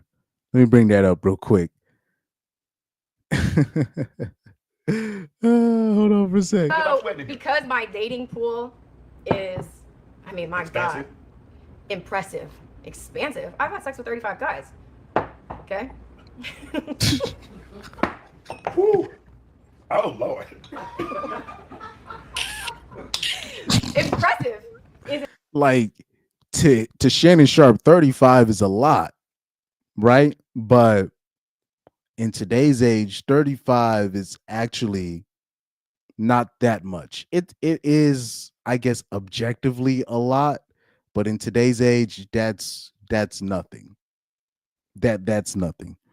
Women could get 35 in a month. Today's women could get 35 in a month. That's not even, yeah. Water God Zero said, what's a race pillar? Those are that's just an extreme, that's an extreme bunch. So those are the people that you'll see, like they actually take their beliefs to real life. So they will go up to couples, interracial couples, and then just start interrogating the white woman on why she's dating somebody of another race, right? That's a very small percentage of people though, but the race pillars, I don't really fear those guys. Respectfully, they're not really, they're not, I'm not worried about those guys. That's nothing to worry about. Educated Pookie said 35 is not even high by today's standards if the girl is 25 years old. Facts. 35 is not, in today's age, is not a high body count for a woman. Like that, a woman can easily get 35 in a matter of, in a mere few months. That's easy work. Yeah. Educated Pookie said it right. He said their race pillars are people obsessed with race realism, etc. They're just like completely obsessed with it. Like they don't, you know what I mean? Educated Pookie said there is an overlap, of course, but even the race pillars who are officially black pilled on YouTube are separate from the other subgroups. But yeah, thank you, Educated Pookie, because Educated Pookie is actually the perfect person to ask about these things. Educated Pookie is well educated on these subjects, particularly when we start talking about the black pilled space. You know what I mean? Because there's a lot of off branches, offshoots off the black pill, you know. So shout out to Educated Pookie with the info on that. If you are going to ask somebody off that, he would be the perfect person to ask. By the way, Educated Pookie, put your YouTube channel in the chat if you don't mind. If you want to. If you want to. But yeah, Educated Pookie, he has a channel. He talks about this stuff as well on his channel. Let me see. Long Live the King said there's got to be a term for women who are involuntarily single but spend lifetimes of Chad Tyrone chasing. We already got a name for this on the channel. It's called the what do we call it? Hannah Baker syndrome. It's either it's Chad or bust. Right? It's Chad or bust. So we call that Hannah Baker syndrome. It's a lot. I will say particularly most American women are suffering from this Hannah Baker syndrome. Hannah Baker is the character from the acclaimed TV series 13 Reasons Why. And in that series, she makes her life very complicated because all she chased was Chads. And she ended up trying a Chad, trying a borderline gay ninja, trying a Tyrone, trying a Chun-Li, which I guess that would be a Asian Chad. She tried even a woman. So this is a woman that will try everything but the average man, right? So those are the women. Those are the women that will say, "Oh man, I'm age 26 and I never had a boyfriend," right? So they'll try a Jose, anything but the average dude, anything. a Chang. Yeah, the borderline alphabet ninja. Yeah, she tried the borderline gay dude who ended up coming out the closet later on in the series, right? We call it the Hannah Baker syndrome on this channel. Yep, they'll try. Educated Pookie said they'll date a transformer before an average dude, and her life could have been pretty much set if she just stuck with the average dude, which was, I forgot his name. I don't know why I'm blanking on his name, but it was the average dude that was basically keeping everybody together in the series.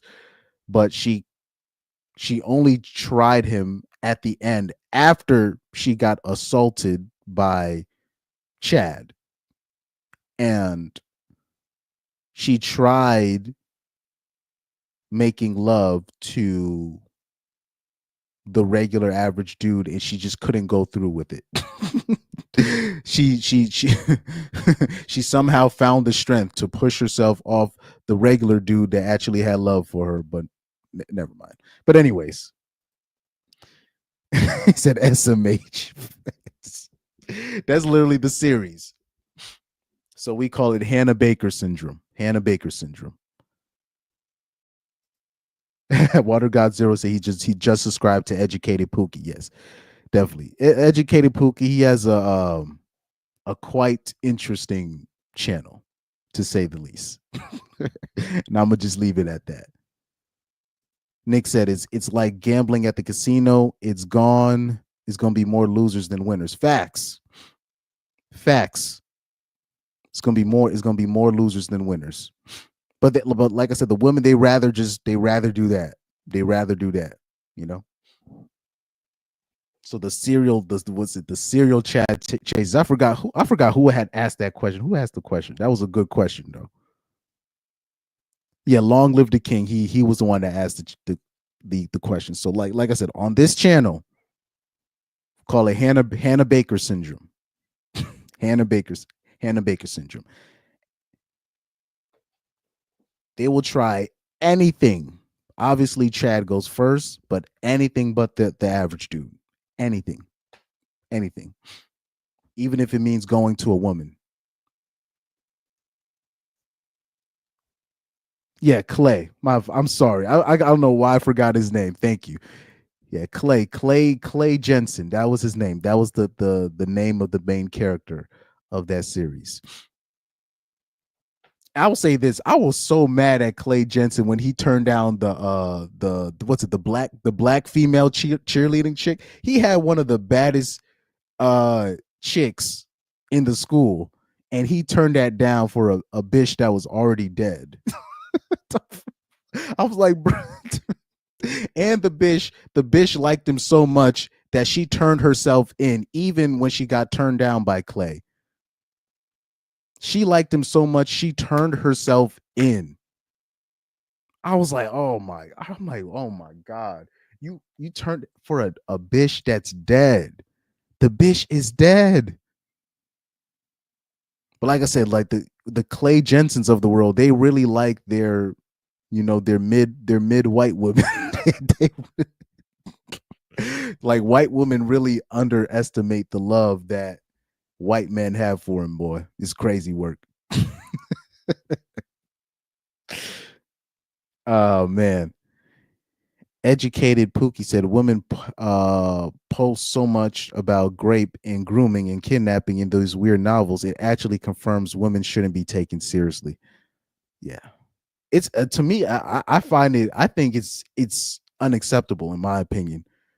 Like when I found out about, the grape fantasies and the stuff that women were reading, and I'm like, post Me Too, this is the most popular subsection. Post Me Too, this is the most popular thing. This is the growing. I'm like, how's that possible? Post Me Too.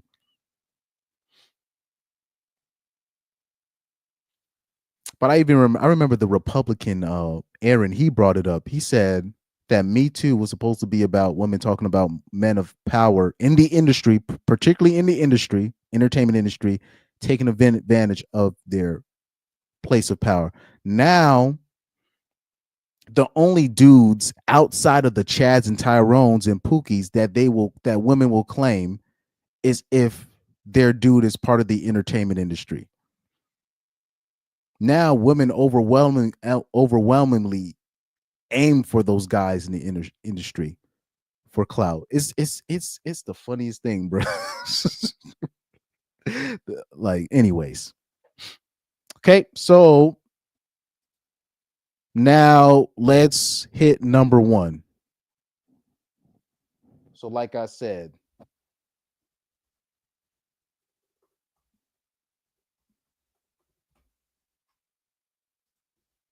right.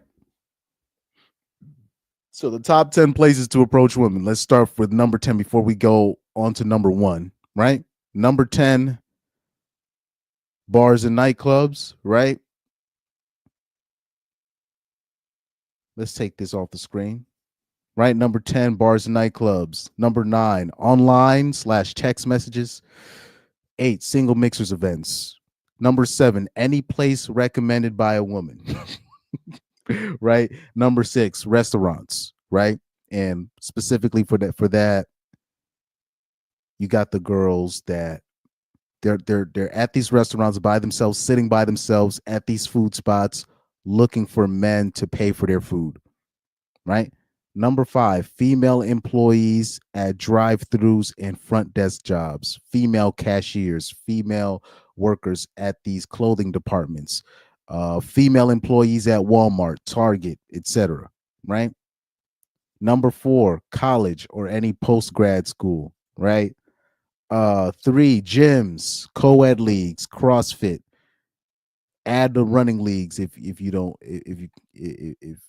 want to add that. Number 2, at your work, right? Number 2, at your work. And now for number 1, I don't have a drum roll. I don't have a drum roll. But let's see if I have a picture for it. Do I got a picture for it? Oh, I got I'll Number 1, church.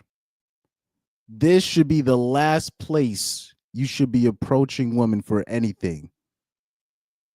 At your church. Now, I'll say this, it's almost the same thing with nurses. If you want to smash, if you want to hit it and quit it, those are the perfect people to use. But in terms of looking for a quote unquote good woman, a church is the last place you should be sourcing your woman from, especially in 2025. I'll say even nowadays, even if you do want to hit it and quit it, right? You have the reformed thoughts that will now, they'll try to withhold it from you. They'll try to withhold it from you and try to play the good girl, and then you put a ring on it, and then and then you realize, damn, I wifed up a thought. Once you start doing your background research on it. Remember when women made this viral? They said the number one, the final stage of the thought. And women were making these videos. They said the final stage of a thought is a religious woman. Especially nowadays. Especially nowadays. That should be the last place you should be sourcing. You should be trying to approach women. And then, by the way, even then, let's take it to here. The women at church now, they don't want nothing to do with the average dude at church. If you're not a Chad or a Tyrone, the only other people they want approaching them is if you're a musician, if you are a pastor, or if you are the pastor's kid, or if you're on the deacon board, right? Maybe if you're on the deacon board. If you're an usher, forget about it. If you work with kids, forget about it. If you work in parking ministry, forget about it. They want to be approached by the musicians. They want to be approached by the pastor or the pastor's son. That's who they want to be approached by. Everybody else, you wasting your time. And even then, if you are a musician, you shouldn't be dating nobody at the church. That's a recipe for disaster.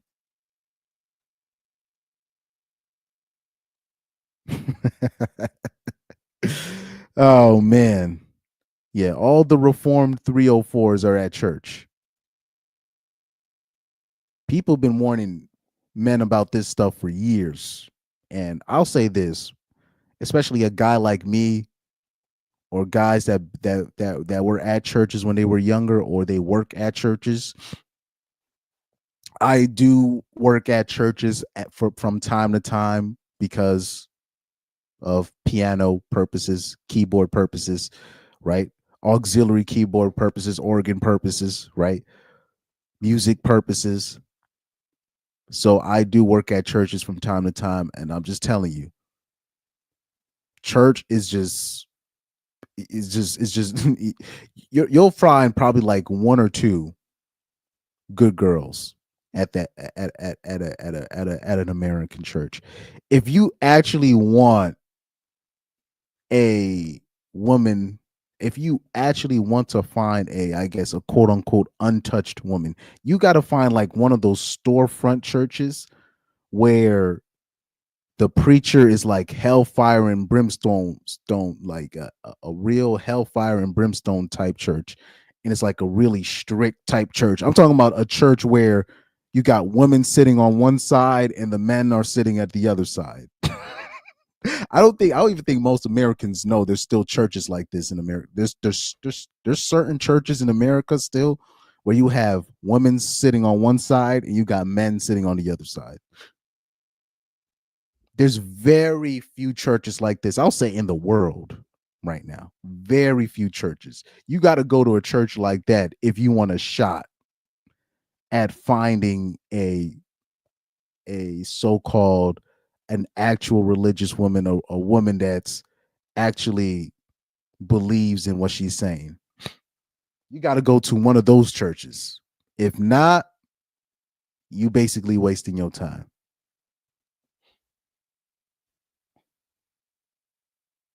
Like I remember, I'll say this. I remember at one point, there was a point. I remember the one church that I was at when I was younger, when I was a little boy. At first, they used to have it like that. They would have the girls on one side, they would have and the boys on the other. Now they kind of changed it later on as less and less people started coming, or less and less more people started graduating and moving on with their lives and whatnot. So that kind of changed later on. But in that church, it was like you had the men on one side and the women on the other. The pastor was not playing that that BS, right? He said even in treatment, regular 304s are better.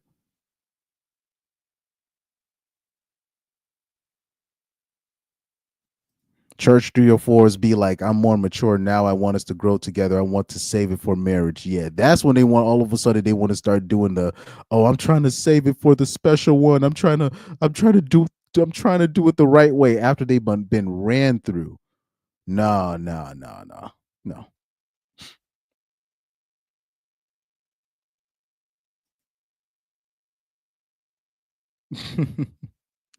Young Doka said, damn, Chris, so the whole list is basically everywhere. So don't approach, they approach you or give you the choosing signals, multiple signals. I think at these spots that I listed, you cannot be the person approaching. That's just my opinion. I think you make things worse for yourself, especially if you are a regular dude. You make things worse for yourself if you're forcing the matter, right? So mind you, like I said, I told you, for myself, for me, it's been easier for me to talk to women or be with women at I'm talking about in my personal life. Women come up to me at the bars and nightclubs, the concerts, right? These spots, the music studio the studio sessions, the co-ed leagues, the gym. I get approached then, but it's not, I don't, the energy doesn't really feel that genuine to me. And then at the same time, I'm not approaching. They're approaching me.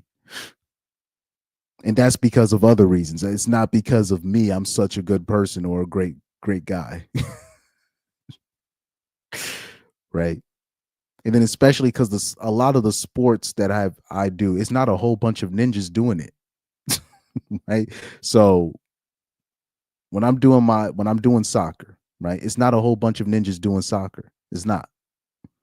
So they're always going to be hoes curious about what I am, where I come from, etc., blah, blah, blah.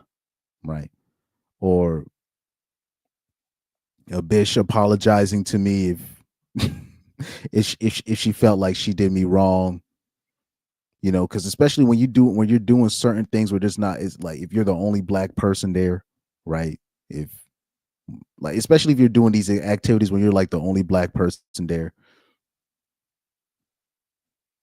women are going to approach you, right? That's just how it is. Let me see. Educated Pookie said, as far as bars, I do like theme parties or more hipster bars where everyone is kind of loose and not stuck up. Exactly. I used to go to this spot, and it's a spot that I used to go. I would go to, where it's like basically a bunch of hipsters and musicians, and we would just meet up and just do open mic. They freestyle, we play music, and everybody just has a good time.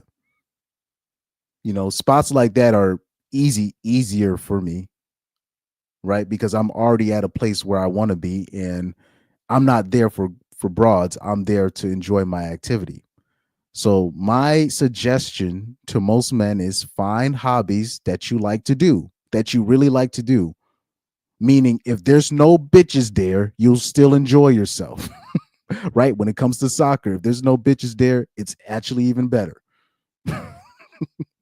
right? But most people be lying to themselves. They be going to certain spots for the bitches, or they hope there's some bitches there, right?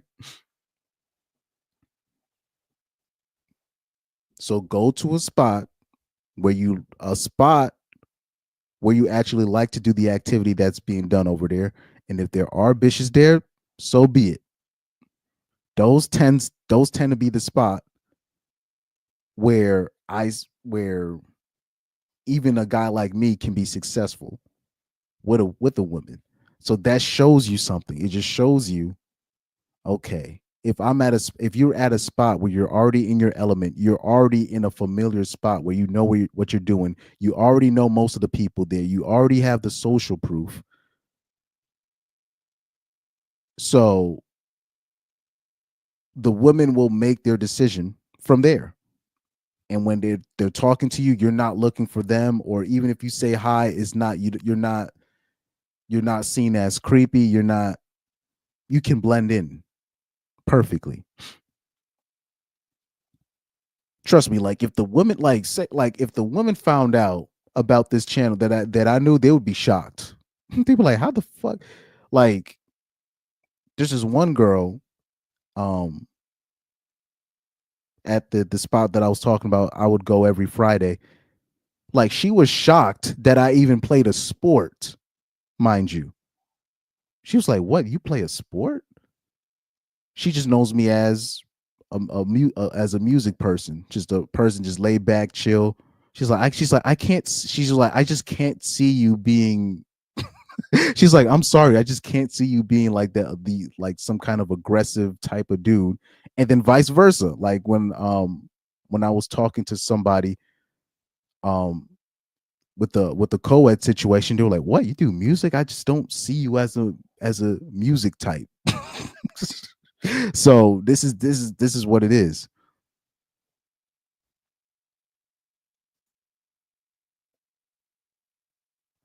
So Educated Pookie said, yeah, those crowds are kind of filtered compared to the typical spots full of NPCs. Yeah, I try to go to the spots where I'm not really around a bunch of normies. So much so. So like that music spot that I would go to, it's all types of different people that you'll meet. So you're not, so even like if the normies that are there, right, they're just there to observe. You know what I mean? They're not there to play an instrument. They're not there to sing. They're not there to freestyle or rap, right? They're just there to observe. Because the spot that I was at, let me tell you this. So the spot that I was at, where I'm meeting up with these musicians and stuff like that, you actually meet up with people that are plugged, like in the industry. So much so, there's a guy that we just currently added into the band, right? The guitar player that I played with at the music studio session, he just set him up with a gig with Soulja Boy in Bow Wow. I think I'm saying too much, but I'm gonna leave that. let me stop. I think I said too much. But he's gonna be playing for a band that is opening up for Soulja Boy. Just I'm talking about in the 2 weeks. Like 2 to 3 weeks, he's been playing with us. The guitar player in our band already set him up with a gig where he's going to be opening up for a very prominent rapper. I'm not going to repeat their names, right? So that's how, like, when you're in these certain spots like that, you're actually dealing with people that are plugged. And I told you the story where I was outside with one of the guys, and he was like, "Oh man, Connecticut finally has a music scene and etc." He said, "Hey, here's my Instagram and blah blah blah." And I was like, "Oh, okay." And then I double checked on his Instagram, and I was like, "What the f?" I'm like, "This guy is plugged." I was like, Jesus Christ, right? But like I said, like you got to go at spots, like the spots. Like I try to go to spots not full of a whole lot of NPCs, right? And when I go to that spot is not there anymore, mind you. It's not. It's gonna be a different. It's gonna be a different spot now, but that spot that I go to, that I would go to, I enjoy going to that spot, even if there was no broads. In most of the times when I went to that spot, the broads were well behaved. The women were well behaved. I remember we've only had to kick out one dude, right? And then there's this one girl that's a little bit of a wild card, but like I know this is one girl at that spot. Like I have to keep my legs closed. Like I'll be sitting on like I remember one time I was just sitting on the stool, just minding my own business. She goes right in between my legs. Hey, what's up? Like, yo, whoa. I'm like, no. Like I like that. This is one bro. Like even when she says, because she's so outgoing, hello, how you doing? I'm just like, I'm literally just, my legs are closed like this, not cross legs, but I make sure my legs have to be closed around her because she's wild. She went straight, like right on the edge, like in between my thing, like in between my legs, like she knows me like that. I'm like, whoa, you wild. But like I said, even if there was no women that went over there, I would still go easily. It's not even a debate. It's not even a debate. So you have to go to spots or places where even if there's no girls there, you want to go. But most men are not honest with themselves. They go to the gym because of they want to hopefully meet a woman. They go to churches hoping they go to all these spots, clubs, bars, nightclubs, college, right? Single mixers events. Men will go to certain stores just to meet up with a cashier that they thought was liking them, right?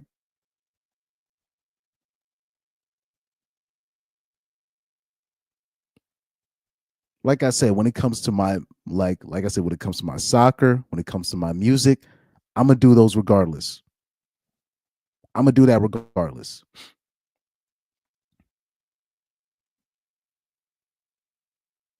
Always. Even if I get old and gray, I'm gonna be doing those two things if I'm healthy enough, right?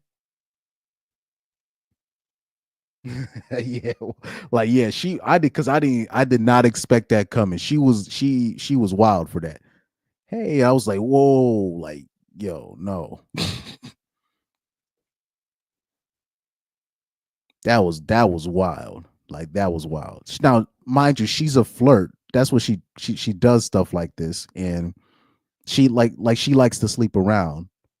But there's certain women you just don't sleep with them. Just it's nah, you don't do it. Yeah. Mind you, I remember she left the room with a Chad one time. Like that's the other thing too. The Chads or the so-called Tyrones or the people that you think are Chads, they be messing with the twos and the ones as well. So do with that information that you will. Let me see. Educated Pookie said one chick was grabbing dudes' things outside a college party one time. I was like, you wild. Yeah, I knew a girl like that. I knew one pretty girl too. I remember in high school there was this one broad that she kept like the dudes that she knew, she would try to stick a finger up the Duke chute, like in front of everybody, like on some Terry Crews type ish, but with the finger in the butthole. And she thought that joint was funny. Like, like women be getting away with a lot with that nonsense. You know what I mean? You see, Educated Pookie said I was talking to her cousin and she was still flirting with me, even though she just made out with my friend and at the same party.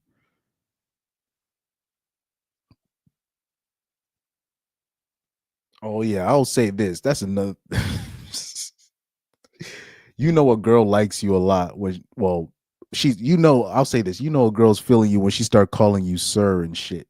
That should be fun. That should be funny than a motherfucker. She started calling you sir. I'm like, oh, she feeling me a little bit. But like I said, I still consider that, because I network a lot in spots like that. That's how I got in certain places that has helped me out for these past couple of months. In terms of clout wise, not necessarily money wise, but that spot that I've been going to, it's helped me with my clout. it's helped, right? Even though I'm not necessarily a clout chaser per se, but it helps. It helps when it gets your name out there that you do this, or you play keys. Oh, you can do this. Oh, can you help me with this? Can you help me produce this? Can you help me produce this? Can you help me with this sesh? It helps. It helps, right?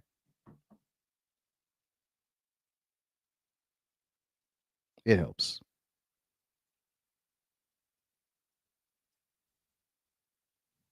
But anyway, yeah, that's sir. Yeah, once he started calling you sir, like I remember this one girl. Yeah, I knew she liked me a little bit, but the problem is I didn't want the drama that came with it. Right? White girl, I like her a little bit. She's cute. I'm not gonna lie, but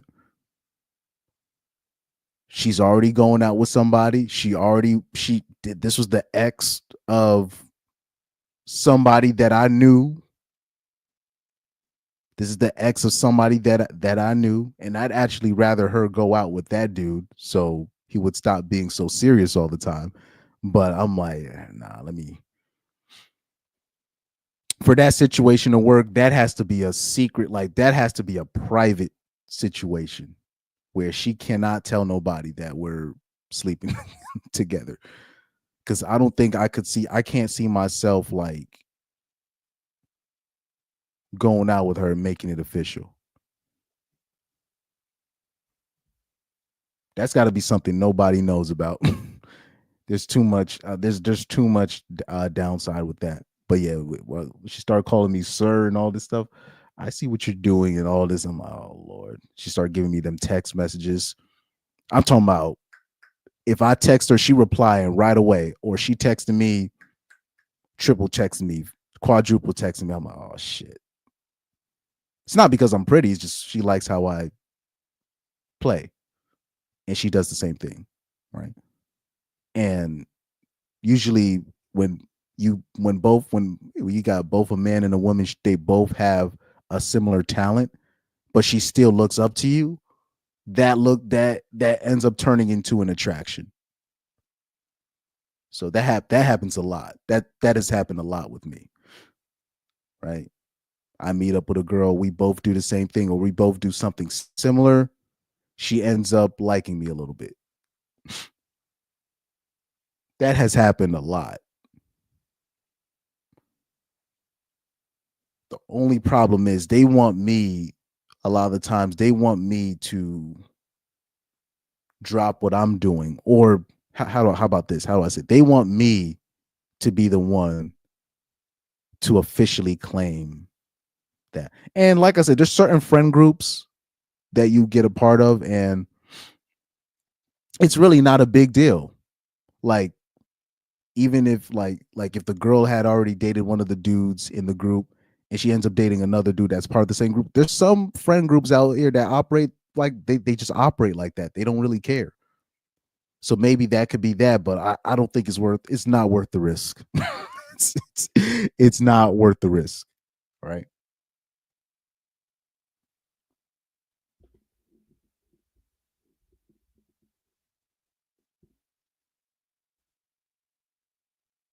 He said that sir thing is a facts. Yeah, are facts.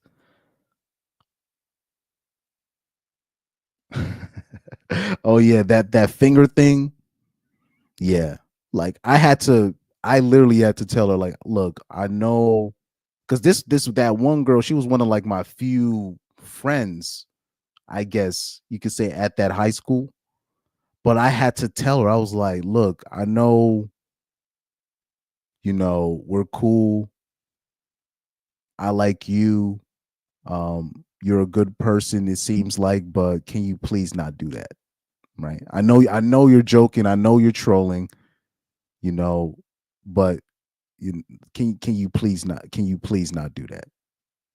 But yeah, she just thought that shit was funny, smelling her finger and all this ish. The problem is, like, when you a pretty girl like that, like the girl that I'm talking about, like at the time, this was one of the prettiest girls in our class. I'm talking about in the whole, I'm talking about everybody. Out of all the women at the school I was at, and mind you, I was at a big school, a big school. She was one of the prettiest girls in that whole class. In our whole class. So the problem is, when you pretty like that, you can get away with a lot of things. So she would do weirdo things. She would say weirdo-ish. But like I said, she was pretty, so she can literally get away with whatever. But I had to tell her, I was like, I know you're one of my few people that I like here. You're cool to me, you're respectful, but can you please not do that to me? That I'd appreciate that. Thank you.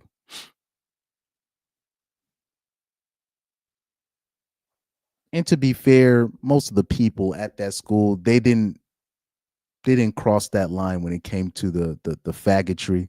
So I do have to give them credit for that. You know what I mean? So it wasn't completely negative at my high school. So, but sometimes you gotta tell them, look, I don't, please don't do that. But yeah, church, it's the last place you should be sourcing. Church is the last place. That's just my opinion. Also, yeah, like honorable mentions, right? Concerts, raves, any place with loud music. So that also includes church. That also includes church. So any place with where loud music is the main factor. And I'll say this, please be careful with any event where alcohol is involved, because now women are basically, they're trying to, when it comes to consent, they're writing the rules. They're moving the goalposts when it comes to consent. Like I've said on this channel, when it comes to consent, women, they play with consent like it's Madden sliders, right? They just, if they're losing, they bump up the sliders. If they're winning, okay, they lower down the sliders. If it's the players that they want, meaning it's the Chad and Tyrones that they want, then the sliders are already all the way down. So that's just how they do things. So please be careful at those spots, like the concerts, like where loud music is involved. Those are just the worst spots to approach women. And then spots where you want to be able to keep going back. You want to be able to keep going back without any drama. The best time, in my opinion, to approach women is obviously I always say when you're on vacation, or where you're going to places where you're not going to come back. This is where you can be experimental, right? or if you're already at a spot where you're in control of that environment. So the spot that I was talking about, where these music spots that I would go to, I'm in control of that environment. People know me, I know them, they see me, they do things for me, right? Where you're in control of your environment. You're known as one of the, not founders, but you're one of the people of the spot. You're one of the main people at the spot, right? I'm talking about, you don't have to give them your Instagram. They're going to find your Instagram, right? You're one of the people at the spot. Then maybe you can approach, right? Or if you got to lead a bish, you got to take a bish somewhere, you can literally hold her hand and lead her out somewhere, right?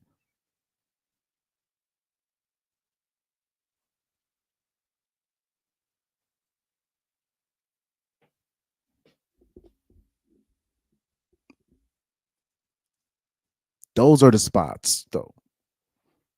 You need to be in complete control. And people might think it's too much, but the way women are doing things, they're trying to make it where they're in complete control. So you have to even out the odds. You have to even out the odds.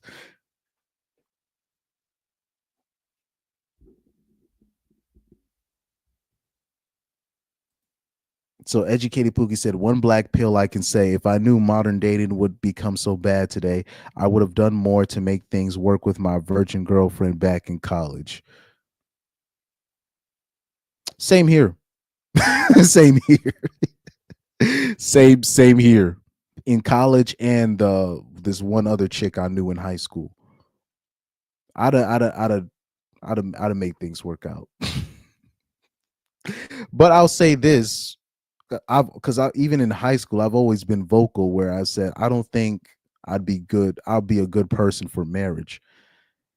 And I'm still not at the place where I want to be, where I can legit take care of somebody. Because I like I said, I've even said this right on this channel.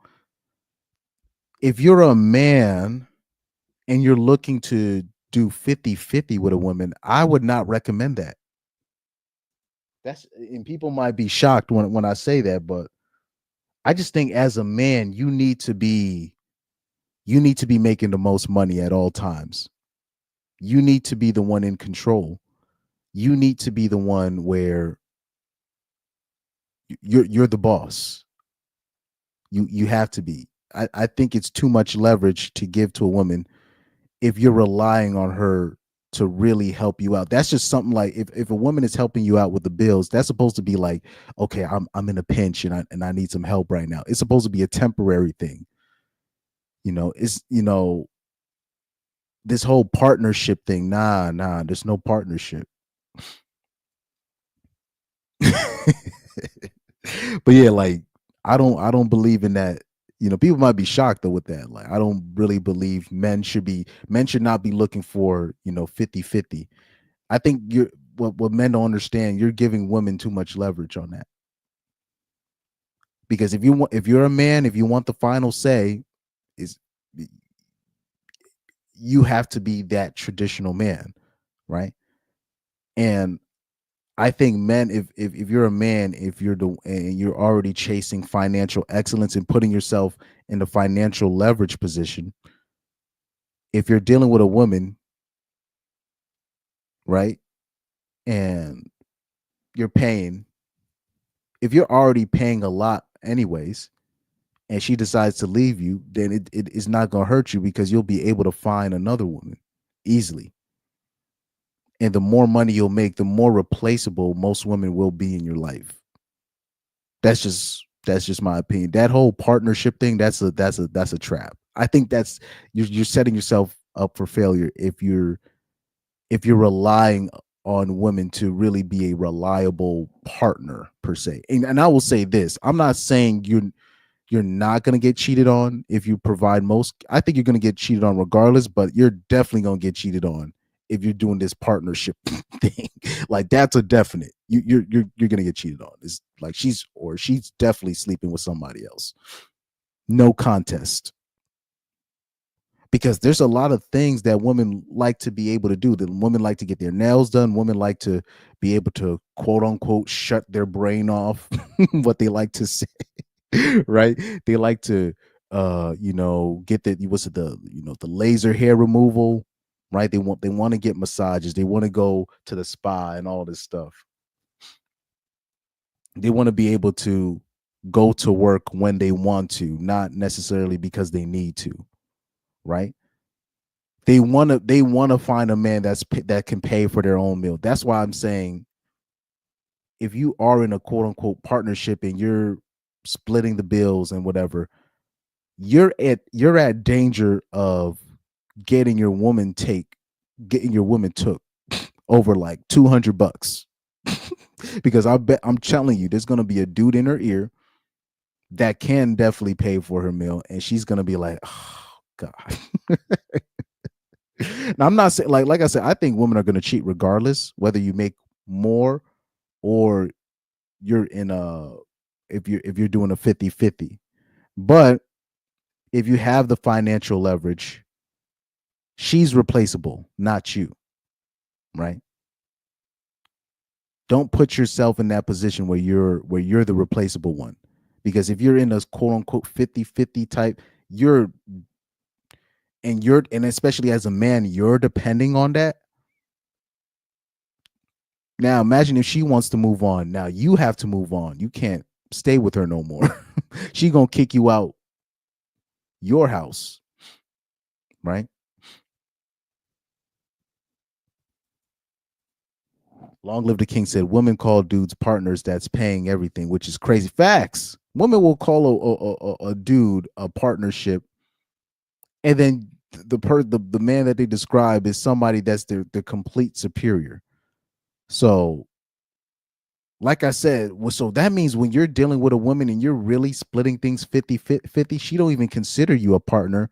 She's gonna say, "Oh, I'm a what they say." They be like, "I'm a single mom in a marriage," or whatever they like to say.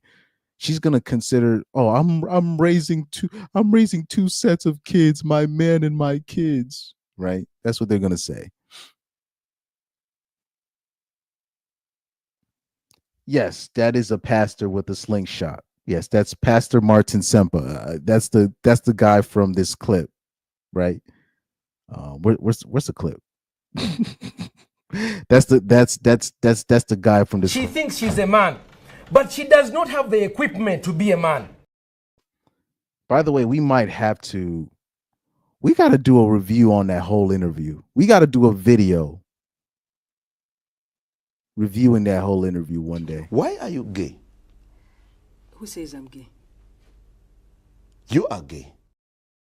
Yeah, one day we got to go through that whole interview and analyze it. One day we do got to do that. That's the best interview I've ever seen in my life. It's about an hour and 10 minutes long. It's about an hour, 10 minutes long. So one day we do got to go over that interview. Oh man. Oh, I forgot. I do gotta do that. The RP Bible study, the real RP Bible study. And then I had to show like the episodes that I watched on the 5150 show, the Zowat show. I'm not gonna do the Opie and Anthony with the Patrice O'Neal shows because I'm pretty sure you guys have watched those. And then I gotta show you the clips, the Bill Burr clips, the Chris Rock clips, I gotta call that stream the real RP Bible. That's the stream I gotta do, but that's gotta be later on because I already said the next stream I'm gonna do is when I talk about the top 10 male professions that women should avoid. Right.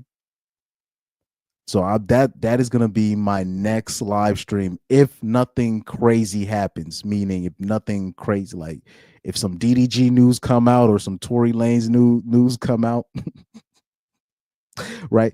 Diddy news, one of these news. But that's my goal. I want the next stream to be the top 10 male professions that women should avoid. Right? Most of the time you hear women complaining about their situation, then I'm like, oh, so what does your man do? Oh, he's in the military. Oh, okay. There you go. That's your problem.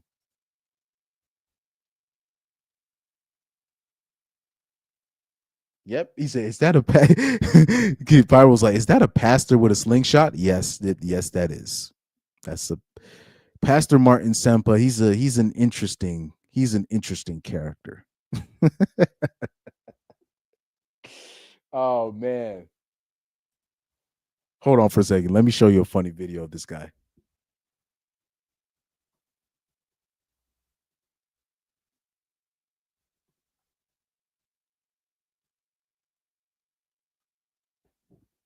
Oh man, I don't think I'll be able to find that video.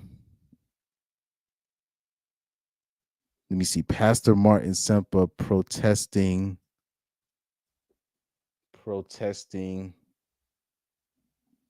Because I already did the live stream where I said my top 5 favorite pastors, my top 5 favorite Christian pastors.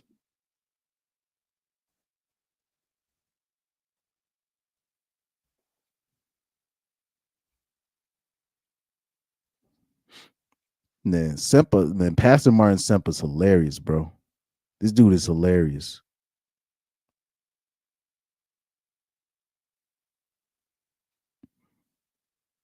Let me see this one. Watching Morning at NTV. Yes, you're still watching Morning at NTV. We now return to the Kampala Serena rooftop with Simon and the pharmaceutical here and is encouraging a lifestyle of more HIV. You want I gotta find that part where he's like, I am setting up a rehabilitation center.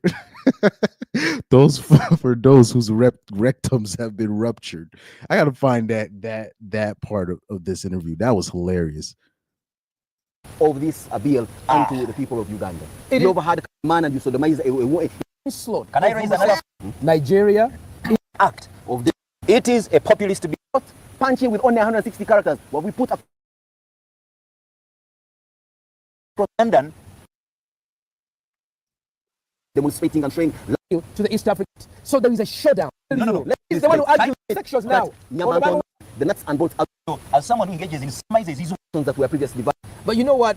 On the other side, is going about powerful an idiot, and I'll say you are the same money that is a woman, pastor, sodomite. Yes, why up rehabilitation center? You come down to the judicial system or go to the police. Oh no! Here he goes. This is gonna be hilarious right here. I found it. I want us to be clear. You trust the police? Let's not get into whether we trust or we don't trust the police. No one trusts pastor. I want to let every homosexual out there know that we are setting up rehabilitation center. Those whose rectums have been ruptured. Can we use more sober language? People having breakfast. I'm sorry. Those whose behinds has been ruptured. Let's say those who have been injured. We need to have a heart for the victims. We want to put up rehabilitation centers. When you both speak at the same time, you lose the point to the people that are watching us. We need to put our point across in a more sober way. Problem. We want to. Oh man, that dude is wild for that. Wow, he's wild for that, man.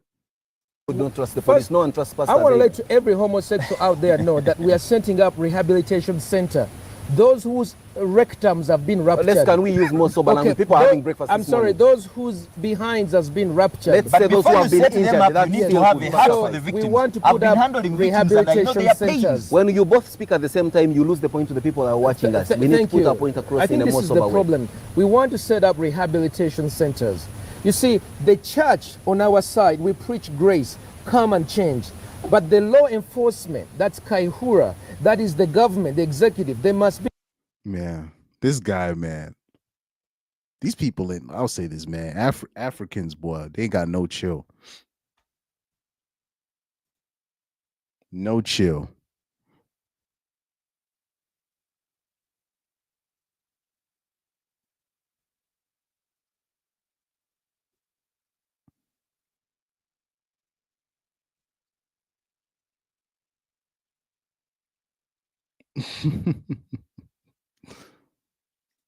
Normies are lost. But anyway, yeah, I'm a.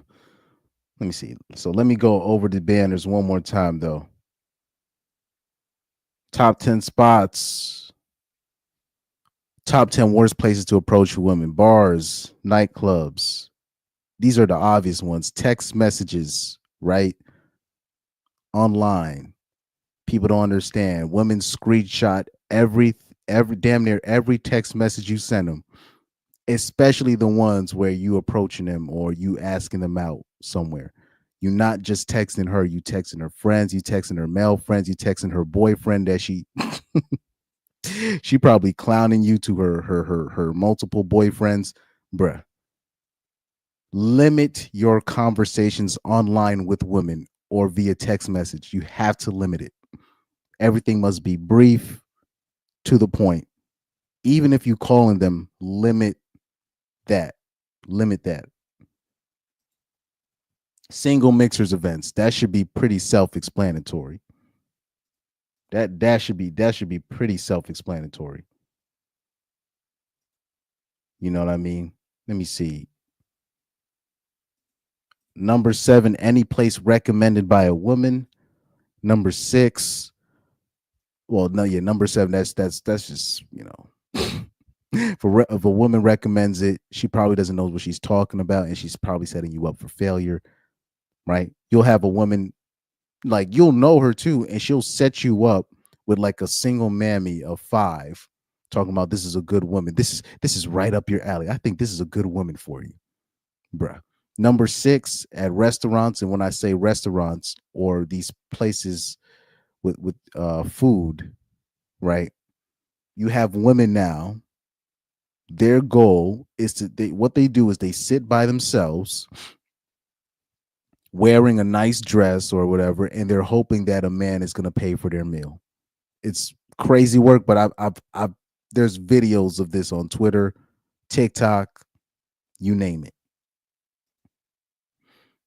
5, female employees at drive-thrus and front desk jobs, and that includes the female cashiers, female workers at these department stores.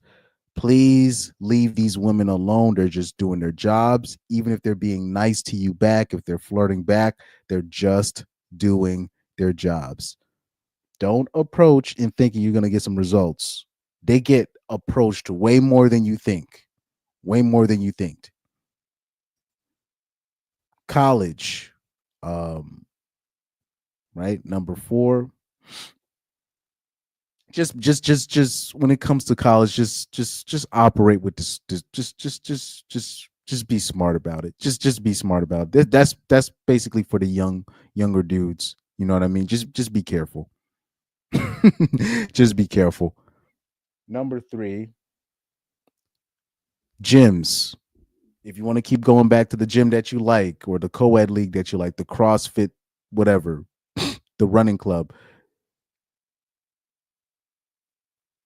be cautious in terms of approaching women at your place of refuge, the place where you get you're working on your physical health. Now, if you're traveling, you're on vacation, you at a hotel gym, you at a spot, you at a hotel you're not going to be at anymore, or you at a beach at a spot that like you at spring break, right? Fine, maybe, but just remember, the more you approach, the more you put like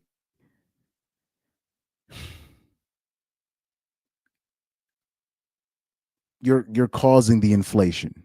The more you're cold approaching, the more you're the worse you make the inflation. Right? Number 2, at your work. That should be self-explanatory.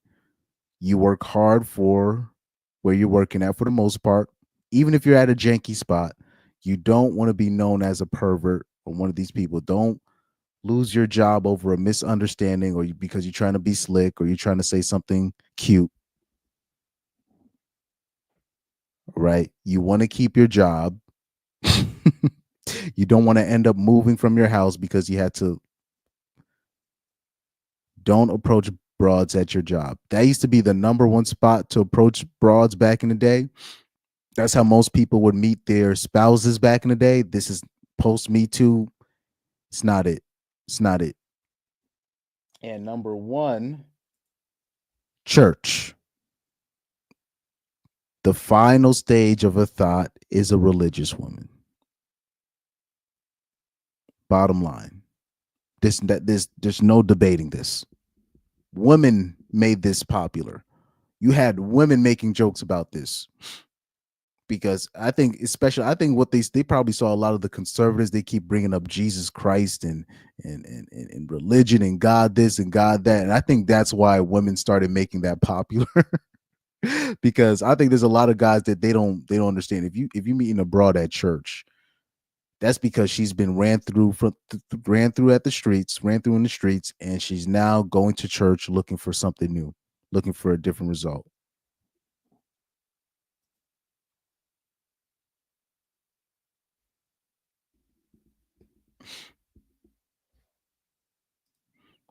Educated Pookie said female group chats are way wilder than male group chats. Of course.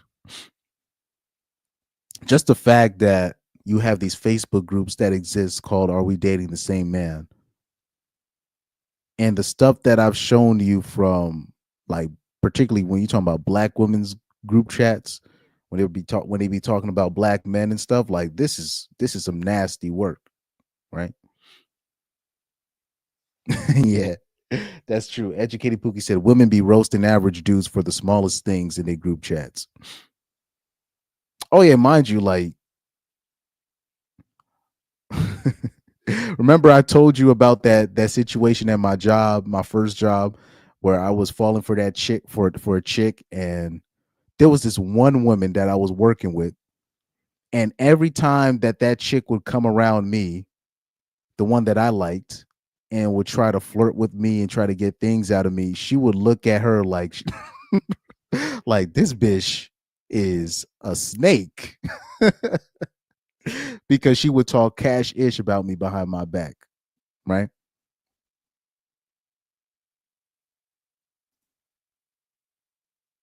Educated Pookie said, I've had mostly girlfriends in college. I actually less reckless than in my 20s.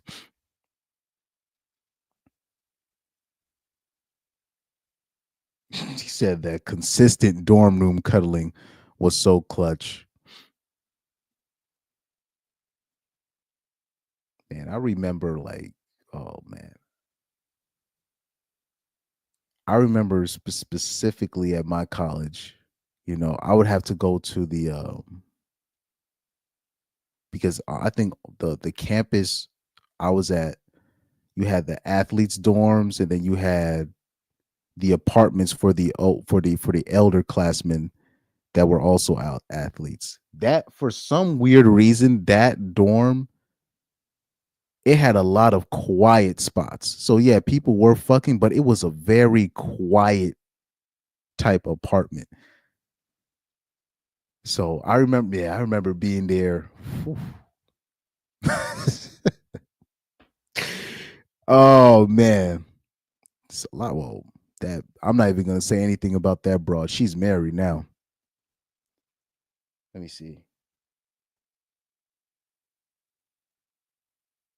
He's Educated Pookie said they be making fun of dudes for buying flowers.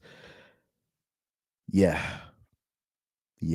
I'll say that's I don't know if that I would consider that a black pill, but that's a very humbling pill. Once you start seeing those text messages, or if you know a woman and she's showing you the text messages that the simps are showing that the simps are sending her, it'll be, and the stuff that the woman is laughing at them for, it'll snap you into reality real quick. It'll slap you right back into reality. You'll be like, well, I know not to text women that. Thank you very much.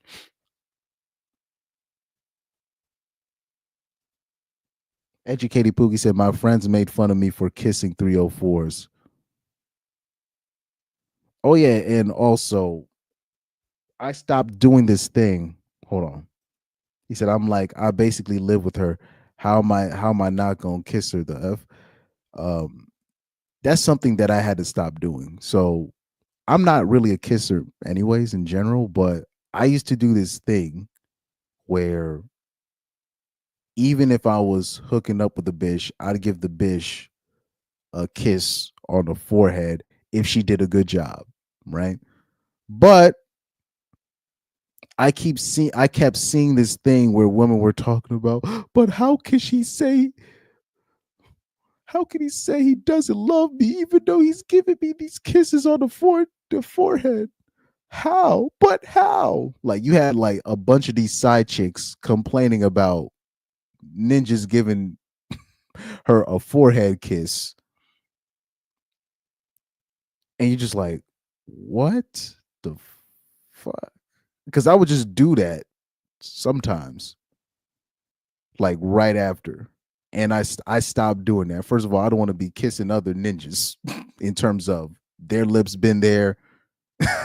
I'm thinking I'm cheating the game by not eating girls out, but here I am kissing bitches on the forehead, but other ninjas is doing that same thing. So I was like, let me stop doing that.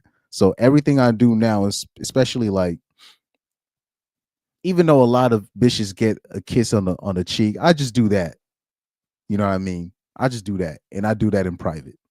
Nothing more, nothing less, right? Just that. So I stopped doing that. I would see these bitches complaining about that so much, and I was like, I'm like, shit, how many ninjas is doing this? What the fuck? Hell nah. I had to stop doing that ASAP. That's something I was doing when I was like 18, 19 years old. I said no more. Educated Pookie said, I'll exchange gifts with girlfriends, but we just tell each other what we want specifically. Yeah, I do that too. Like,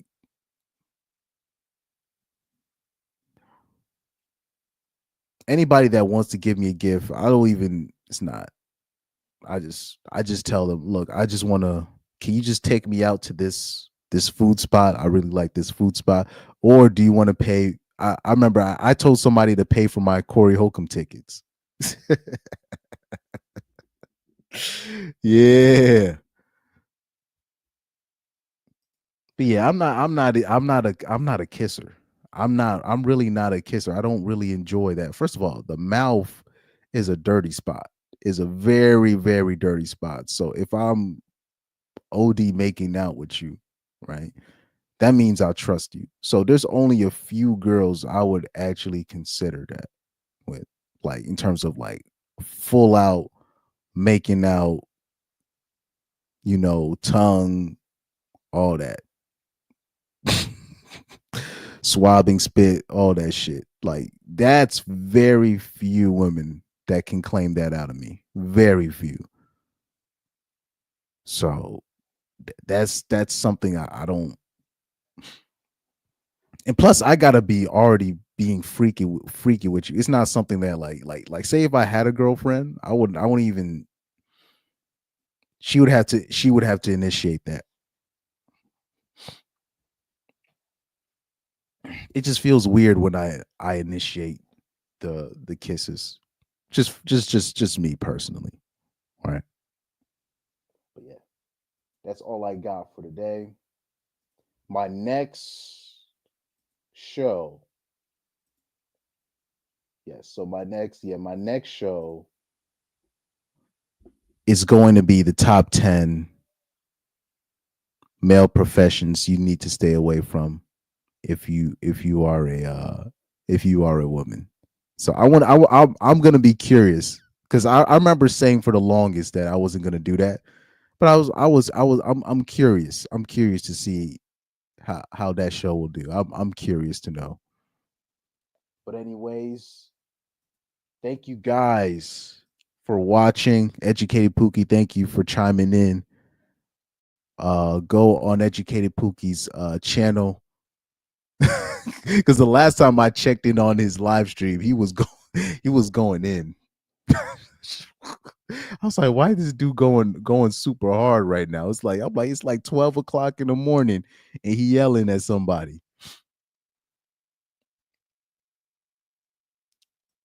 And then I think Pookie was talking about the white dudes that was mad at the black dudes for dating the Asian dude. I'll say this, I'm seeing less of that now. I'm seeing less of that, a little bit less of that now, but yeah. You know, I don't even worry about that stuff no more. But I'll say I use it as a joke now. I use it as a joke. Black dudes start dating if a black dude dates a white woman, white dude and black woman gets mad. Black dude dates an Asian woman, white dude gets mad. Right? So I just use that as a joke now, right? If black dude dates black woman, black dude dates black women, you have other black women get mad. It's an interesting dating life for the average black man. Yeah, facts. He said it's too stressful arguing and beefing with the race pillars. Yeah, facts. But yeah. But anyway, shout out to you guys. Thank you for watching. Thank you for tuning in. And I'll say this, my next live stream, I will have new clips. I will have new clips to do an outro to. So thank you guys for chilling with me. So shout out to you guys. Oh, I got to look more into that because I wasn't even interested. I wasn't even interested in that story. I got to look more into that story. The Vegas unaliving between the two YouTubers. Sin City Man, yeah. Unaliving the dude and his wife at the Vegas Strip. Remember, was it first of all, Educated Pookie, was a gun involved with that? Was a gun involved? It was a shooting? Was it a shooting? Please answer before I sign out. Was it a shooting? It would be funny if it's a shooting because I was in my last live stream. I was just talking about this when it comes to guns. Like, I'm not a liberal. Trust me, I'm not a liberal. But when it comes to guns, it's just too many people that I know that I run into, and I'm like, they should not have guns. I'm like, the government should be keeping an eye on you. Like for real, like people should be keeping an eye on you. It's too many emotional ninjas with guns. Too many emotional people with guns. Too many average folk that feel that they have a gun and they love the power that comes with it. I was just talking about this in my last live stream. You can't make this stuff up. Because I do believe people should have guns, but it's just like at the same time, it's just too many times I run into people they should have, and I'm looking at them, I'm like, they should not have a gun. They shouldn't. Oh man, he said they beefed for years. It was wild. It's crazy how a YouTube beef can turn into somebody passing away. This is wild. These are people that have emotionally, they haven't left high school. Emotionally, they haven't left, middle school. They haven't evolved past that. They don't know when to take an L and just move on.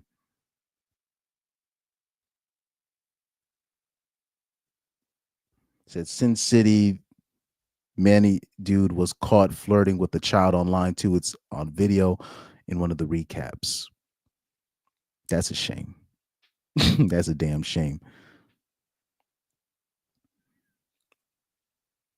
But anyways, I'll look more into that. But like I said, most of these. Oh, you watch I Smoke Hip Hop Live? I like him. I Smoke Hip Hop Live is a funny dude. I Smoke Hip Hop Live is a funny dude. Anyways, yeah, we'll sign off with this one. Let me see which video I can sign off with. Yeah, same thing with, I'm gonna just sign off with Corey Holcomb. I'm gonna sign off next live stream with a different type of video. I keep sign. It'll be probably a different Corey Holcomb video that I'll sign off with. I do got to switch it up. But anyways, thank you guys for tuning in. Shout out to you guys. Peace. Exactly. I was with Floyd Mayweather when I met him. I couldn't believe it. Floyd was like, "Hey, what's up, man? This my fiance. This my girl." They was both standing right there. That's what paper do, boy. You got that paper, people fall in line. I don't care for Now, it's a shame that people fall in line because of the paper, but this is a fact. If you got that paper, you can bring your whole family to the barbecue. Not the family you hide. I'm talking about if you got that bread, you can bring everybody to the barbecue and demand they act like they got some goddamn sense. That's my boy about her. That's my boy about him.